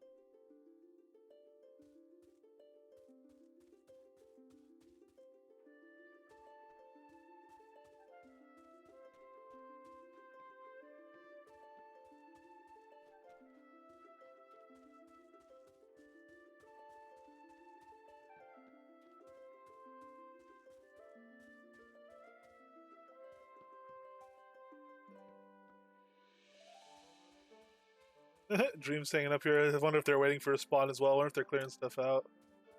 We'll part back over to Novia. Oh, you should plop down pretty much in in Brackfold where we left. Right. Oh, is this late after just stags? Okay, maybe you can ignore. Maybe it's all those times I was missing the stags. Yeah, I mean, just because everything's hard to find there. Fair enough. I'll just focus on the stags next time then.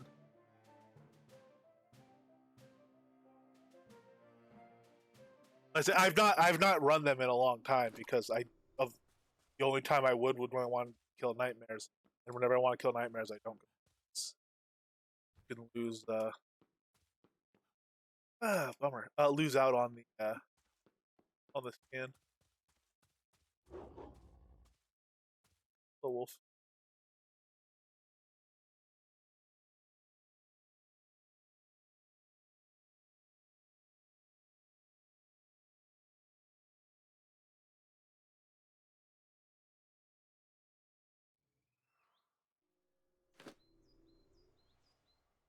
So this is a nightmare. We'll try it with two, I guess, just because we have it.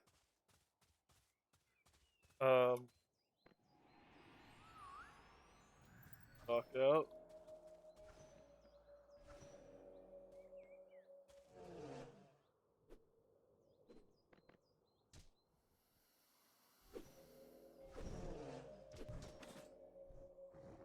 Might as well put. I have that long sword. Might as well put that in my offhand.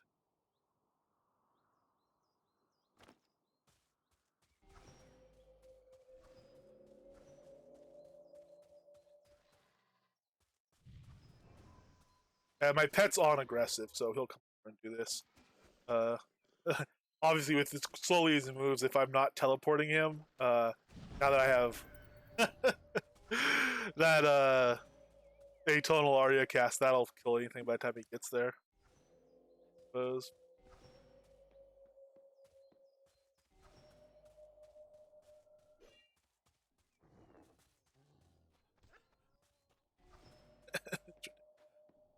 Spectate tunnel is just wild. We're not even. I mean, we're basically not even spec yet. Our bard spec's level 50, but that's going to be a fun thing running around as well.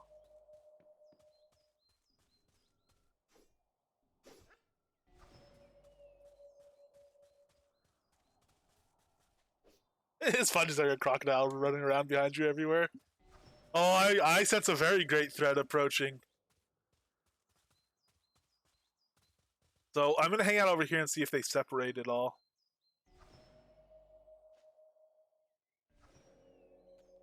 Second. I thought they both spawned in the place. Oh, yep. Okay, the second one spawned. Attack! Go. Friends. Behind them.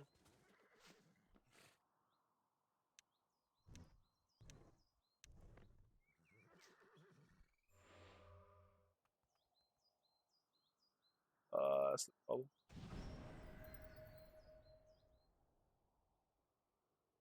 Oh, why'd my pet go back over there? That was odd. Self. I need to stand behind this guy. Alright, what's my percent chance to tame here, I guess? So he's pretty much... Oh, the nightmare's teleporting him, of course, because it's a nightmare.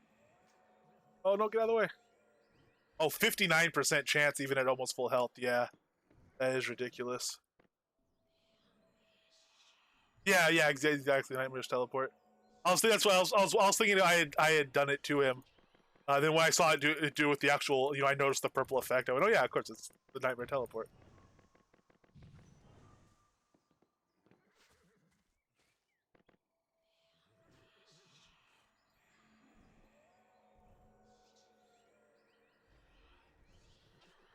The second one's gonna get in on it though.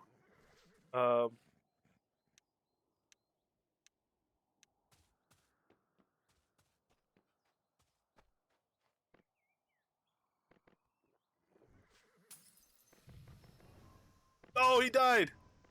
Resurrect, resurrect.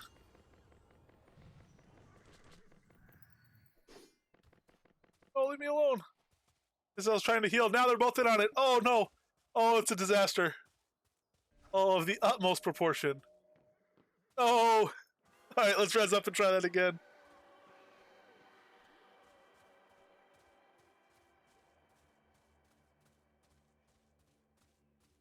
All right, we'll try to tame hard, especially if they're both going to be there again.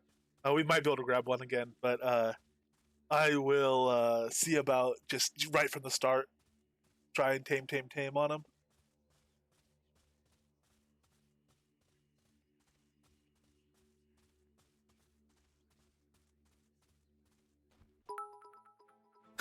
Dr. H, thank you very much for the effort bits. Thank you very much for the spec. This is gonna be a ride, man. This is a lot of fun. You guys, why? You were separated. You were looking in opposite directions, and now you're moving like a herd. And what's going on?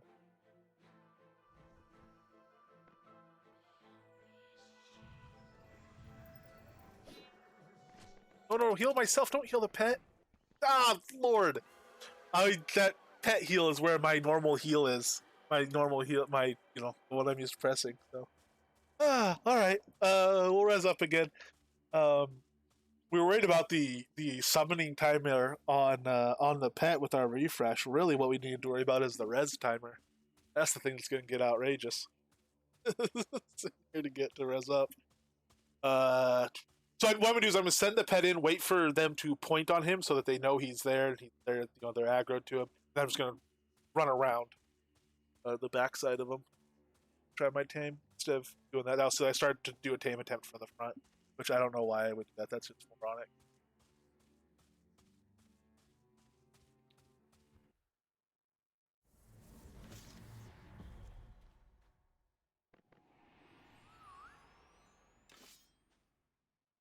So let me stack Spellbinders. I'll stack Frenzy on him. That's about the only thing in this deck I'm going to be doing because I'm going to be too far away for like my Atonal thing.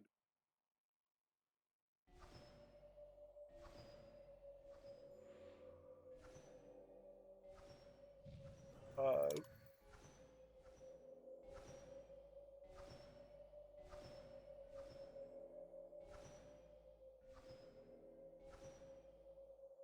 one more card once it goes off cooldown. Go. Put that on. Tell it to attack this nightmare. Might be staying. Oh, they're going to go together again.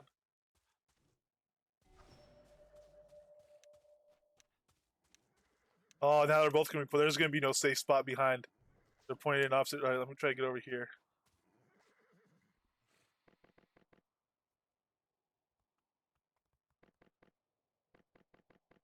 Yeah, that's a good point. Oh, Lord, he's dead already? How'd that happen? He was lasting so well last time. Oh, I'm gonna die before he reses. Oh, rips my poor Croc. No, wait, I can res up and res him, can't I?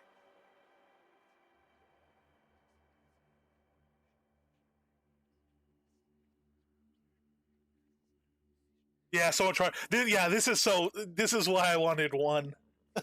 It does get a lot more difficult when there's two. Um, I could try to pull one away, like by throwing on a fire arrow, or something like that as well. Using chaotic feedback instead of spellbinder. Although if I'm having to spam heal, that might not be a good idea.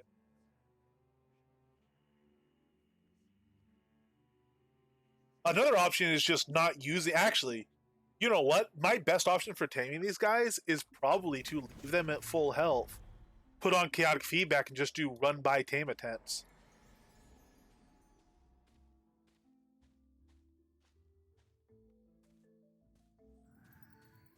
Oh, except they are so fast. Don't follow me, you fool. Fight the nightmares.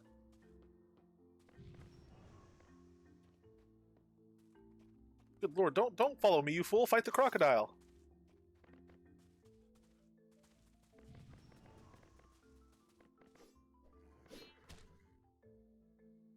Oh, I'm dead again.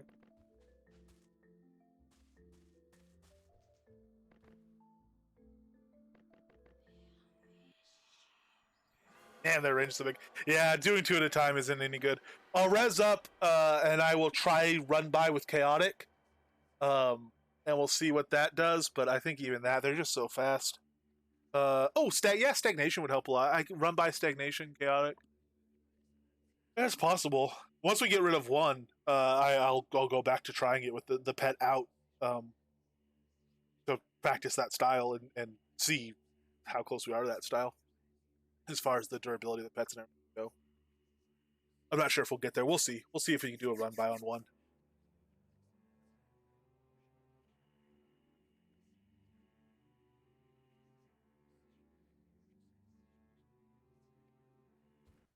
I could put back on the Wicked Shield, but I'm not going. Yeah, I'll put back on.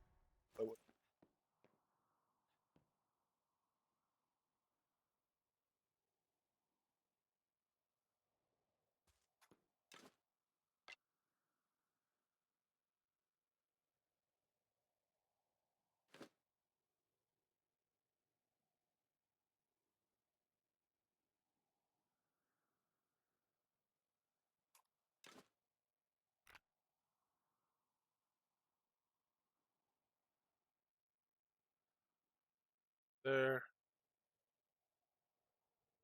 there, or try stagnation.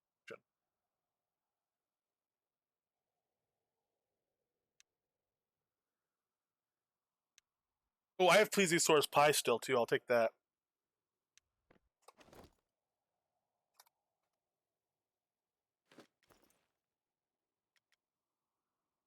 And Aether Might to get my health up and stuff like that.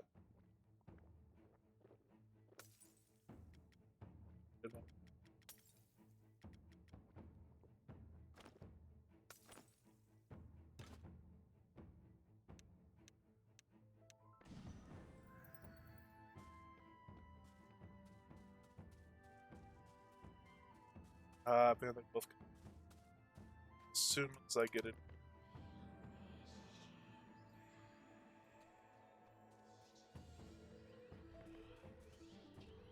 Hey, we got him! Sweet, so there's a nightmare.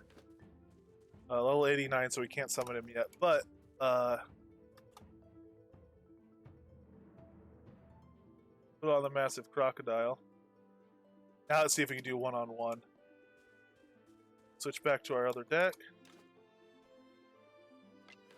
Assign default. Back to our other deck. Massive croc.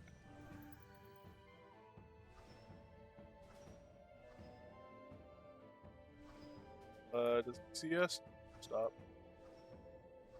Yeah, I'm gonna have to figure out how I want to do these hotkeys. Where I want to have them assigned. Probably some to mouse wheels. I really wish I had like one of those nice MMO mouses with a whole pile of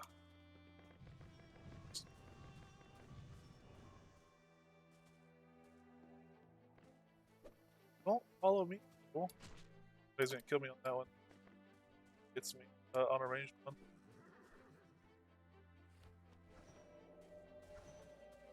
Man, the aggro establishing struggle thingy is real. Aggro to the croc. There we go. He's aggro to the croc. I'm still gonna teleport him around, swing him around, stuff like that. I'm seeing a little bit of frenzy on him. Try to stay out of the way.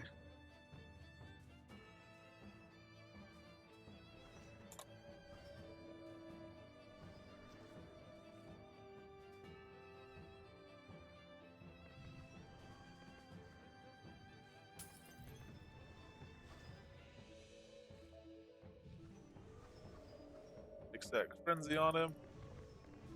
Nightmare's not losing health very fast, actually. Doing twice the damage that my croc is. And hitting me every now and then. It looks like I could take him down if I'd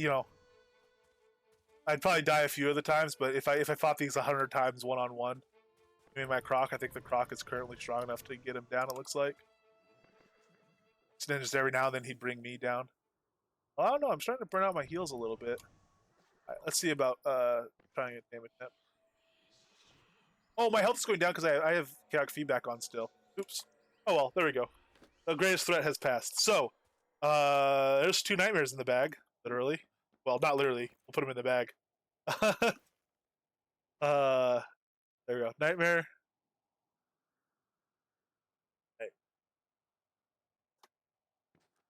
And Pilgrim. Hey. Uh, Northwood, I think is my like. I'll show the news in Northwood. For the prayer card, we just got it a free civility necklace. That's really that's really cool. So unicorns, I'm still gonna want some unicorns. I'm gonna want the other destroyer level it up stuff. Basically, I want all the 89s most definite. So ferocious black and brown arachnids too, and I get ferocious red. I guess we'll try to do a comparison and see how different they are. Um,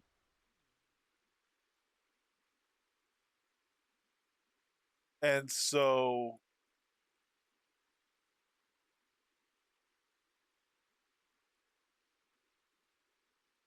the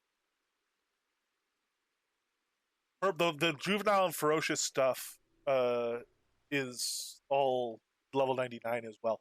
I don't. Oh, dang it! I clicked on a boat. I don't know how many. Sorry, I was looking at Gwendolyn's spreadsheet. I don't know how many of those I'm going to go after. Oh, Darkstar Destroyer. That's another one I need to do. We try to go get one of those. Go grab another. Oh, how did I go to Plains Road encounter? Wait, what?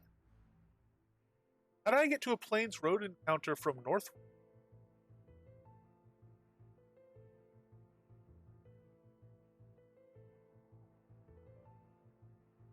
I wasn't paying attention. Did I leave to the overworld and then get sucked into one? Did I load twice just now? Oh! Did I? Surely that doesn't work.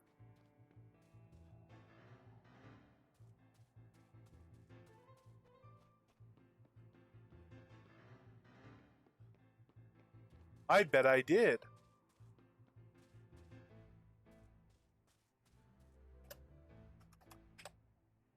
Yes, 2 more nightmares. I'm not gonna tame them.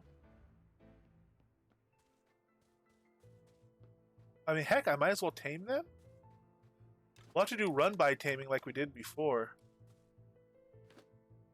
Because I don't have anything else, any other necklaces with stuff on it. I wonder if it'll be the prayer card time again. If so, well, anyway. Let's go. Yes. I'm going to be perfectly honest. That might not be the case come R95 if that's what's happening for a couple of reasons. But they might make it so that still works.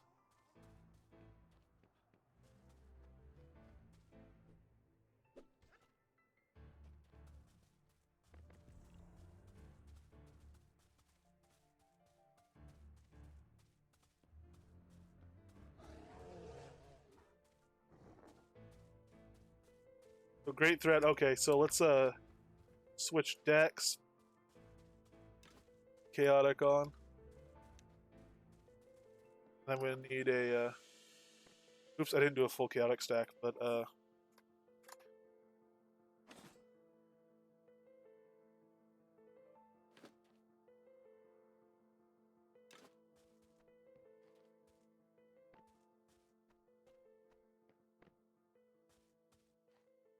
whoa, why is stagnation taking so long to cast?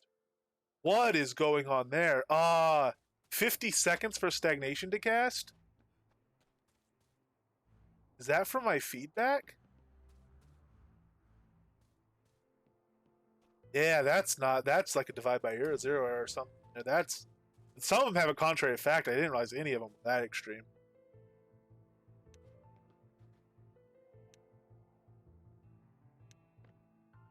Alright, whatever.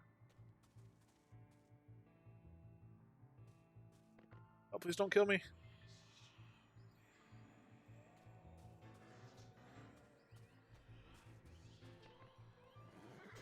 Oh, you're gonna kill me. I asked you not to.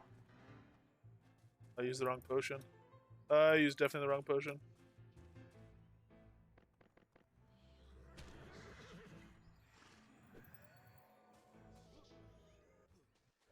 Yep, they killed me.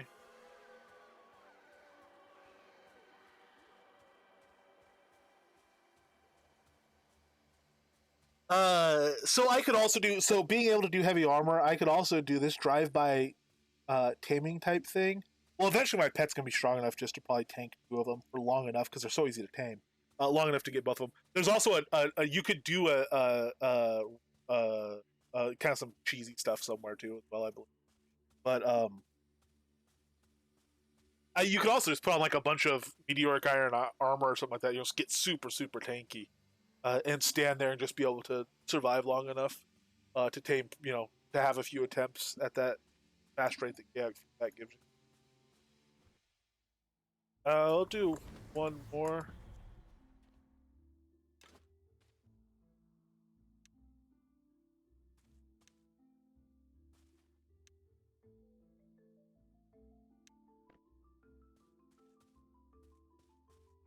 Where's the other one? Oh, did I get one? Oh wow, I didn't realize I got one. Okay.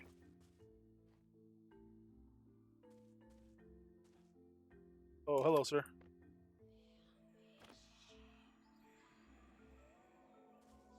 There we go. His attack just still hit me. All right, cool. Anyone want a nightmare?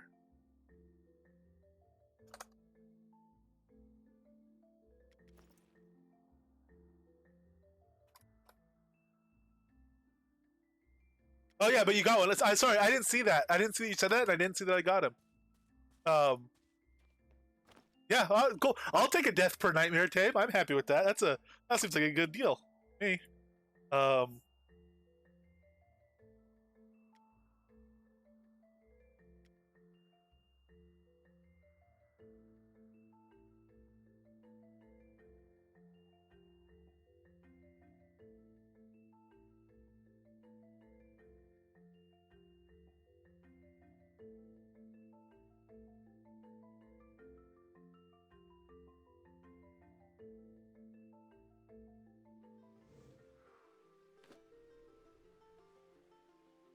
Yeah, previous location. The boat. That's must be what did it. So the reason I like Northwood is if you just run in on Northwood, and then right here, right near the front is a monk to talk to do the turn in for the prayer card. And bam, free civilian necklace. Oh, I should have waited to see if another guy came out. Hopefully not. That's why that return boat might be changed on R95. Because I'm sorry to ruin people's fun. I'm gonna submit not a bug report, but I'm gonna submit a possible exploit report if you can use that to go back and get. Actually, well, here, let's see right now. Sorry, I shouldn't do this on stream probably. But...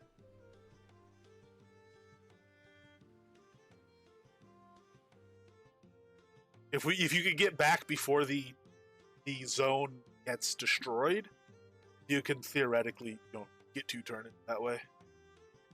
That's why Troll Bridge doesn't have people that were popping up anymore.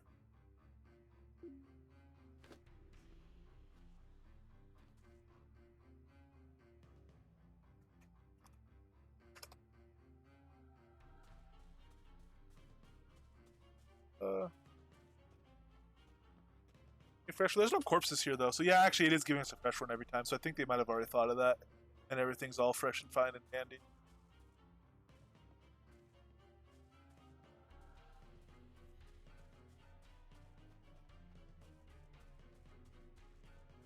Are there corpses here? Oddly, there's no corpses, but I think this. Oh yeah, there's some stuff over. Yeah, I think it's a fresh. All right, sweet.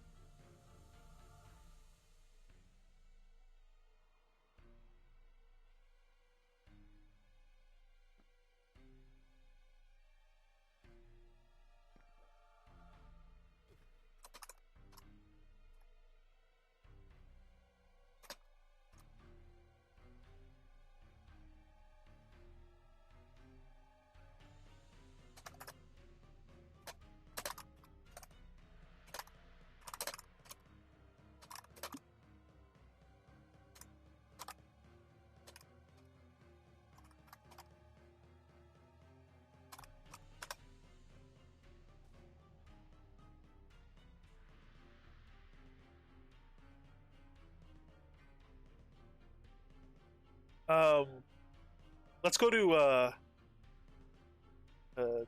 Tinglemire again. I'll drop another couple crocs into necklaces, and then we'll run over, and I will see about getting one of those Darkstar Corpians. That'll probably be our final level 89 of the night.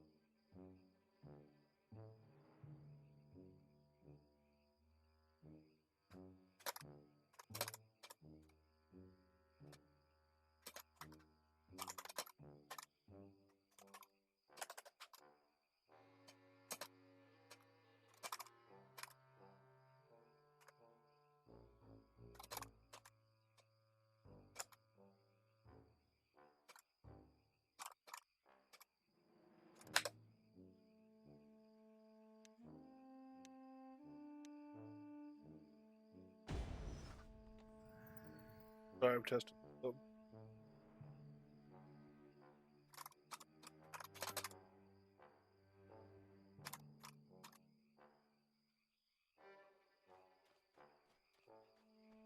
Alright, let's grab a couple more. Oh, we only have one more necklace. That on?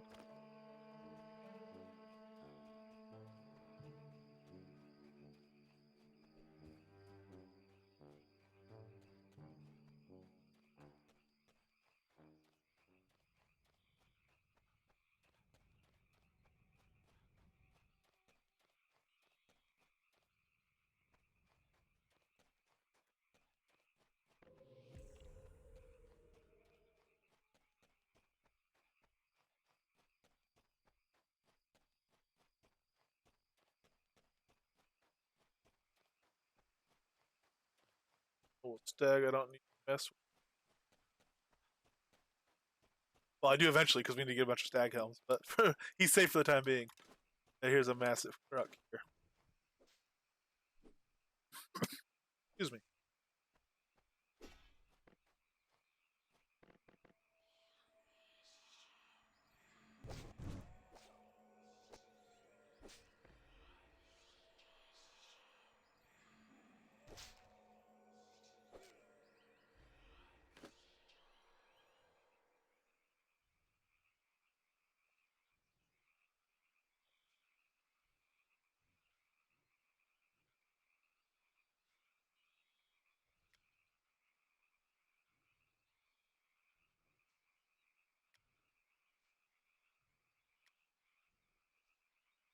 I guess we'll go with southwest entrance since we're not looking for dragon fights right now.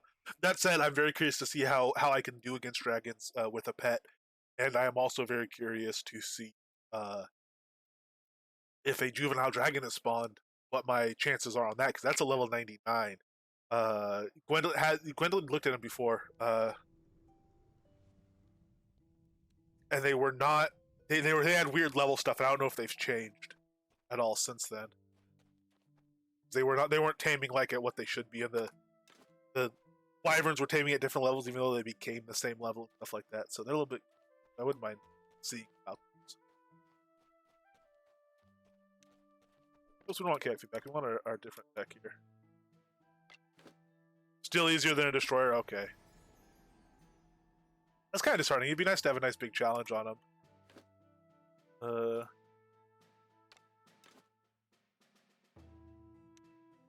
So that Aether we're not messing with, obviously. We could also, again, like we did our strategy before, we could try and make the Aether in the Destroyer fight and tame the Destroyer as it was going. We're not doing any stuff like that. Yeah. I was going to take Bard's back to like 120 for now, maybe 10.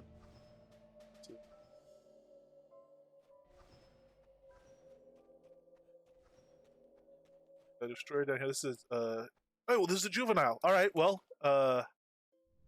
attack. Attack me first, of course.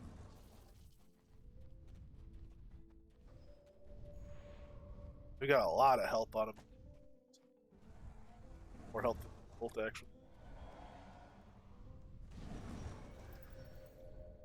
On the croc now.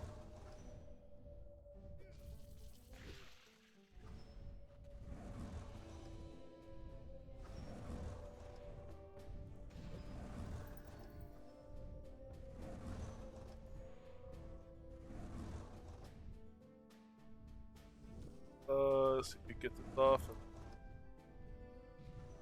still going.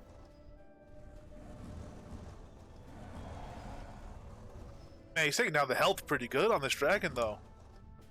Start getting a few buffs up, and I don't even have. Oh, but I just lost aggro. Or he just lost aggro. I just gained aggro. Yeah, that aggro fight's gonna be a thing, man. Oh man. All right, let's take another thing. Oh, we got a destroyer coming over, or Darkstar Scorpion coming over. He should die from Atonal fairly easily. That's got aggro back. Come back over here. I'll do my Spellbinder again, and I'll try to tame attempt here before the pet kills him. 36% chance. Yeah. No worries there. Try again.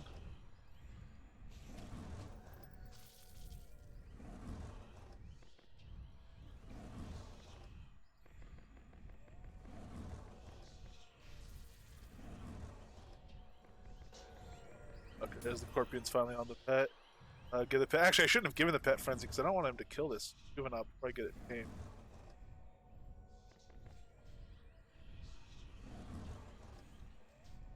Uh-oh. I could put him to defensive, or passive rather, and heal him. And then stop killing the juvenile. And he should just... He's still attacking, though, even though he's on passive.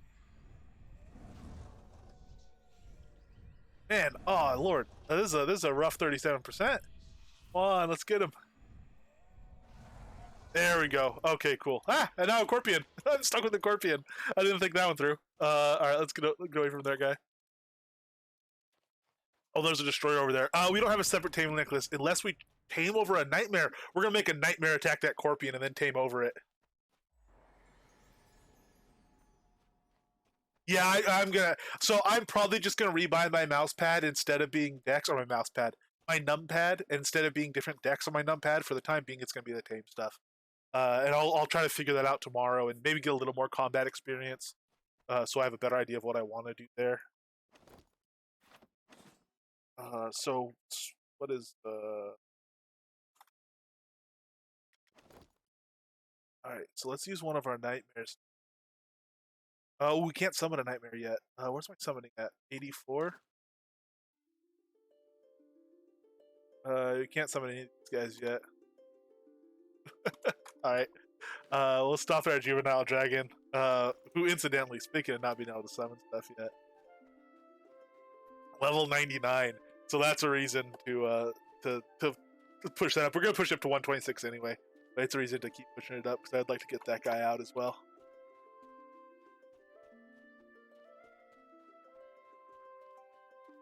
All right, let's go back.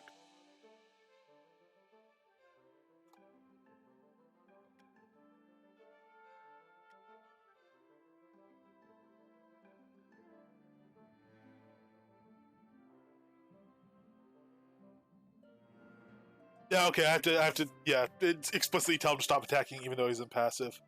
Man, it's gonna be a whole different fighting style. It's gonna be it's almost like managing your deck and managing another deck you can't see. You're trying to do stuff like that with these pets. It's gonna be very, very interesting.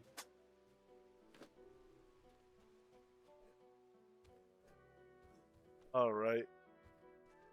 Oh, fantastic. Okay, I have gear to finish. I have other stuff to do. I have dinner to eat pretty soon. I'm starting to get hungry. Um, but that was absolutely fantastic. Uh, we're doing taming stuff. Gosh, okay. So today we got our taming our tame creature's good. It's gonna stay that high again. I might go on a taming spree after I'm done with this build, basically. Uh, but it's done. My tame creature for right now is pretty much done. My spec will still come up some. My passives need to come up. I'll bring the stuff up and test it as we're going. But call recovery is done for now. I'm happy with this. We still have about 50 callers left, and that should last us for the entire time of our spec. I'm guessing.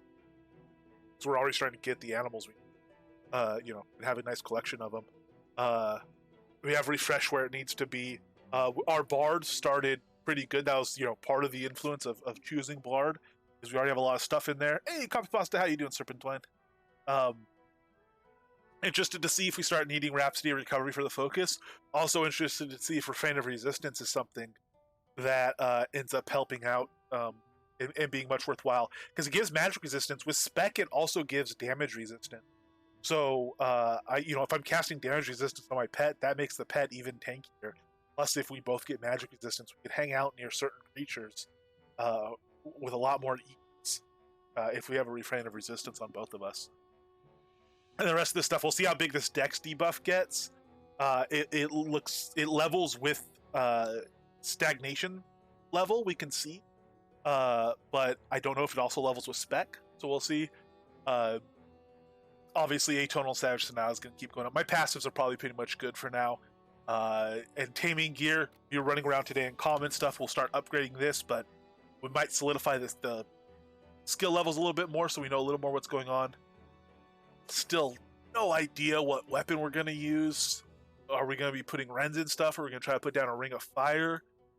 Rens have a healing modifier on them, so even without spec, so that plus triple stacked festering death poison, you can get to like minus 75% healing modifier.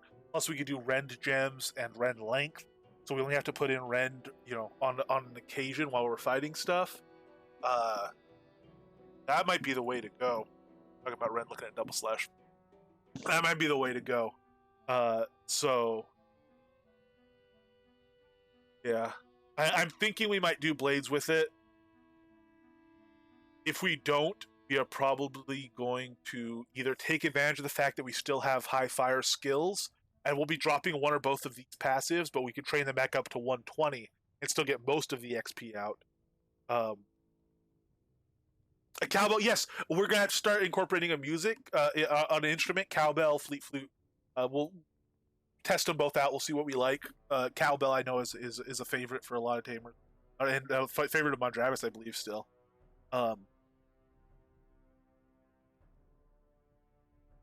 Going to oh man, I don't. We could even try some death. We could bring some death up. That sacrifice heal is even more powerful than the pet heal. If you pull off a sacrifice heal, you could just like full heal a pet. You could do over 3,000 healing with a non-spec sacrifice.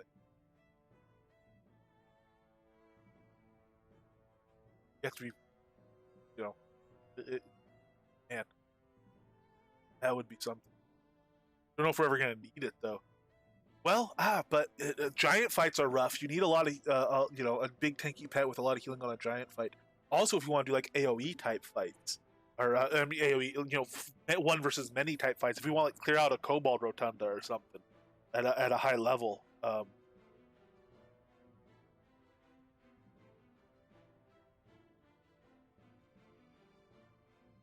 Well,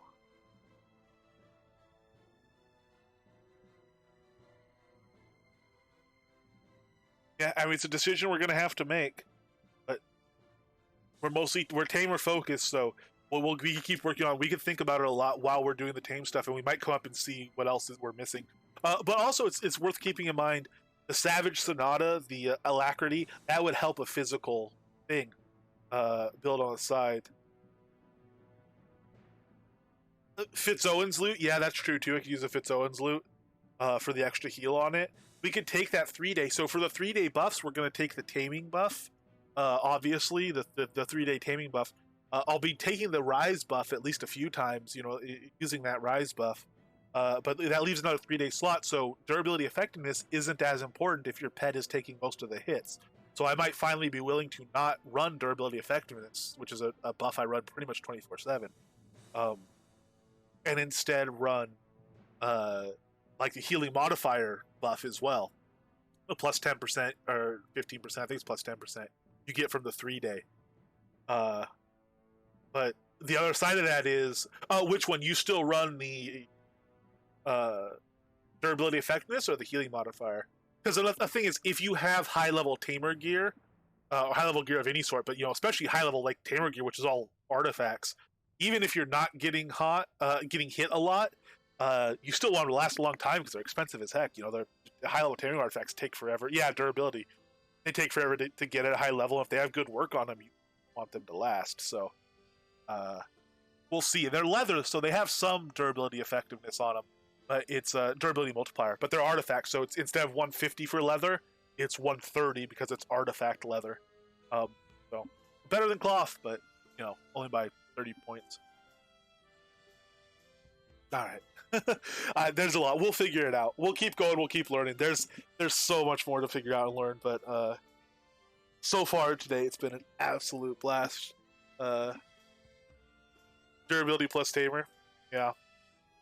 That might be a role. That's what I'll be running by default. I mean, my durability one is still on. I don't have a second 3-day. I've not taken a second 3-day in my Fire Mage build. So tomorrow we'll get the 3-day tamer buff. We'll get our gear sorted out a little more. I'll be running two ringmaster rings. We might, if we get our skills to a decent level, we might start swapping out different helm types and seeing what happens, or swapping out like an uncommon vest for the common and see what difference we notice in that. Or we might have to wait a little while before that stuff's popping up, but we'll keep going. We got way further for our first day. We got way further today than I expected.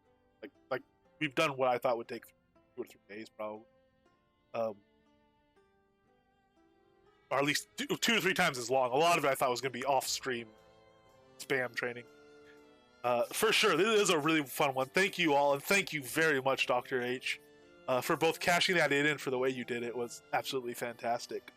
And I'll think a little more about tonight. I'm gonna do some crafting. That set is long overdue, for very patient, saintly patient Sean. So I'll get that out today. Thank you again, Gwendolyn, for sending those gloves. I was able to get the gem out of them, so that helped a lot, or the jewel. That helps a ton. And thank you everyone for hanging out and watching. And I should hopefully be back tomorrow.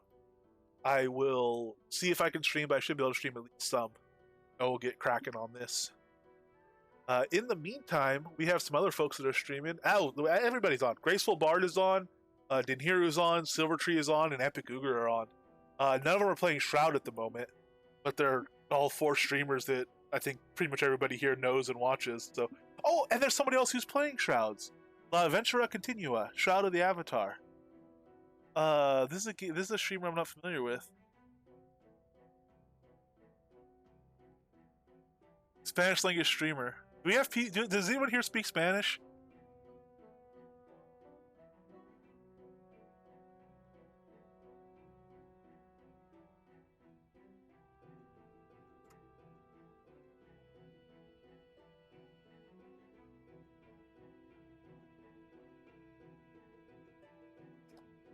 Right, that is the person that's playing Shroud right now.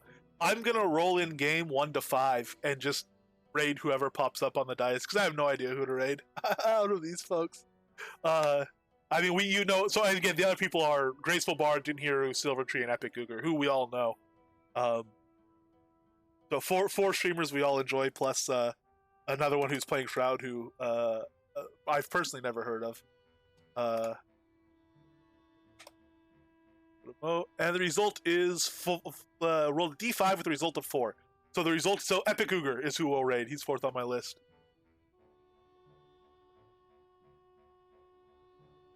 All right, cool. Thank you again, everyone. I will catch you tomorrow, hopefully, or next time. Take care and have fun, and yeah, see you next time. Thank you.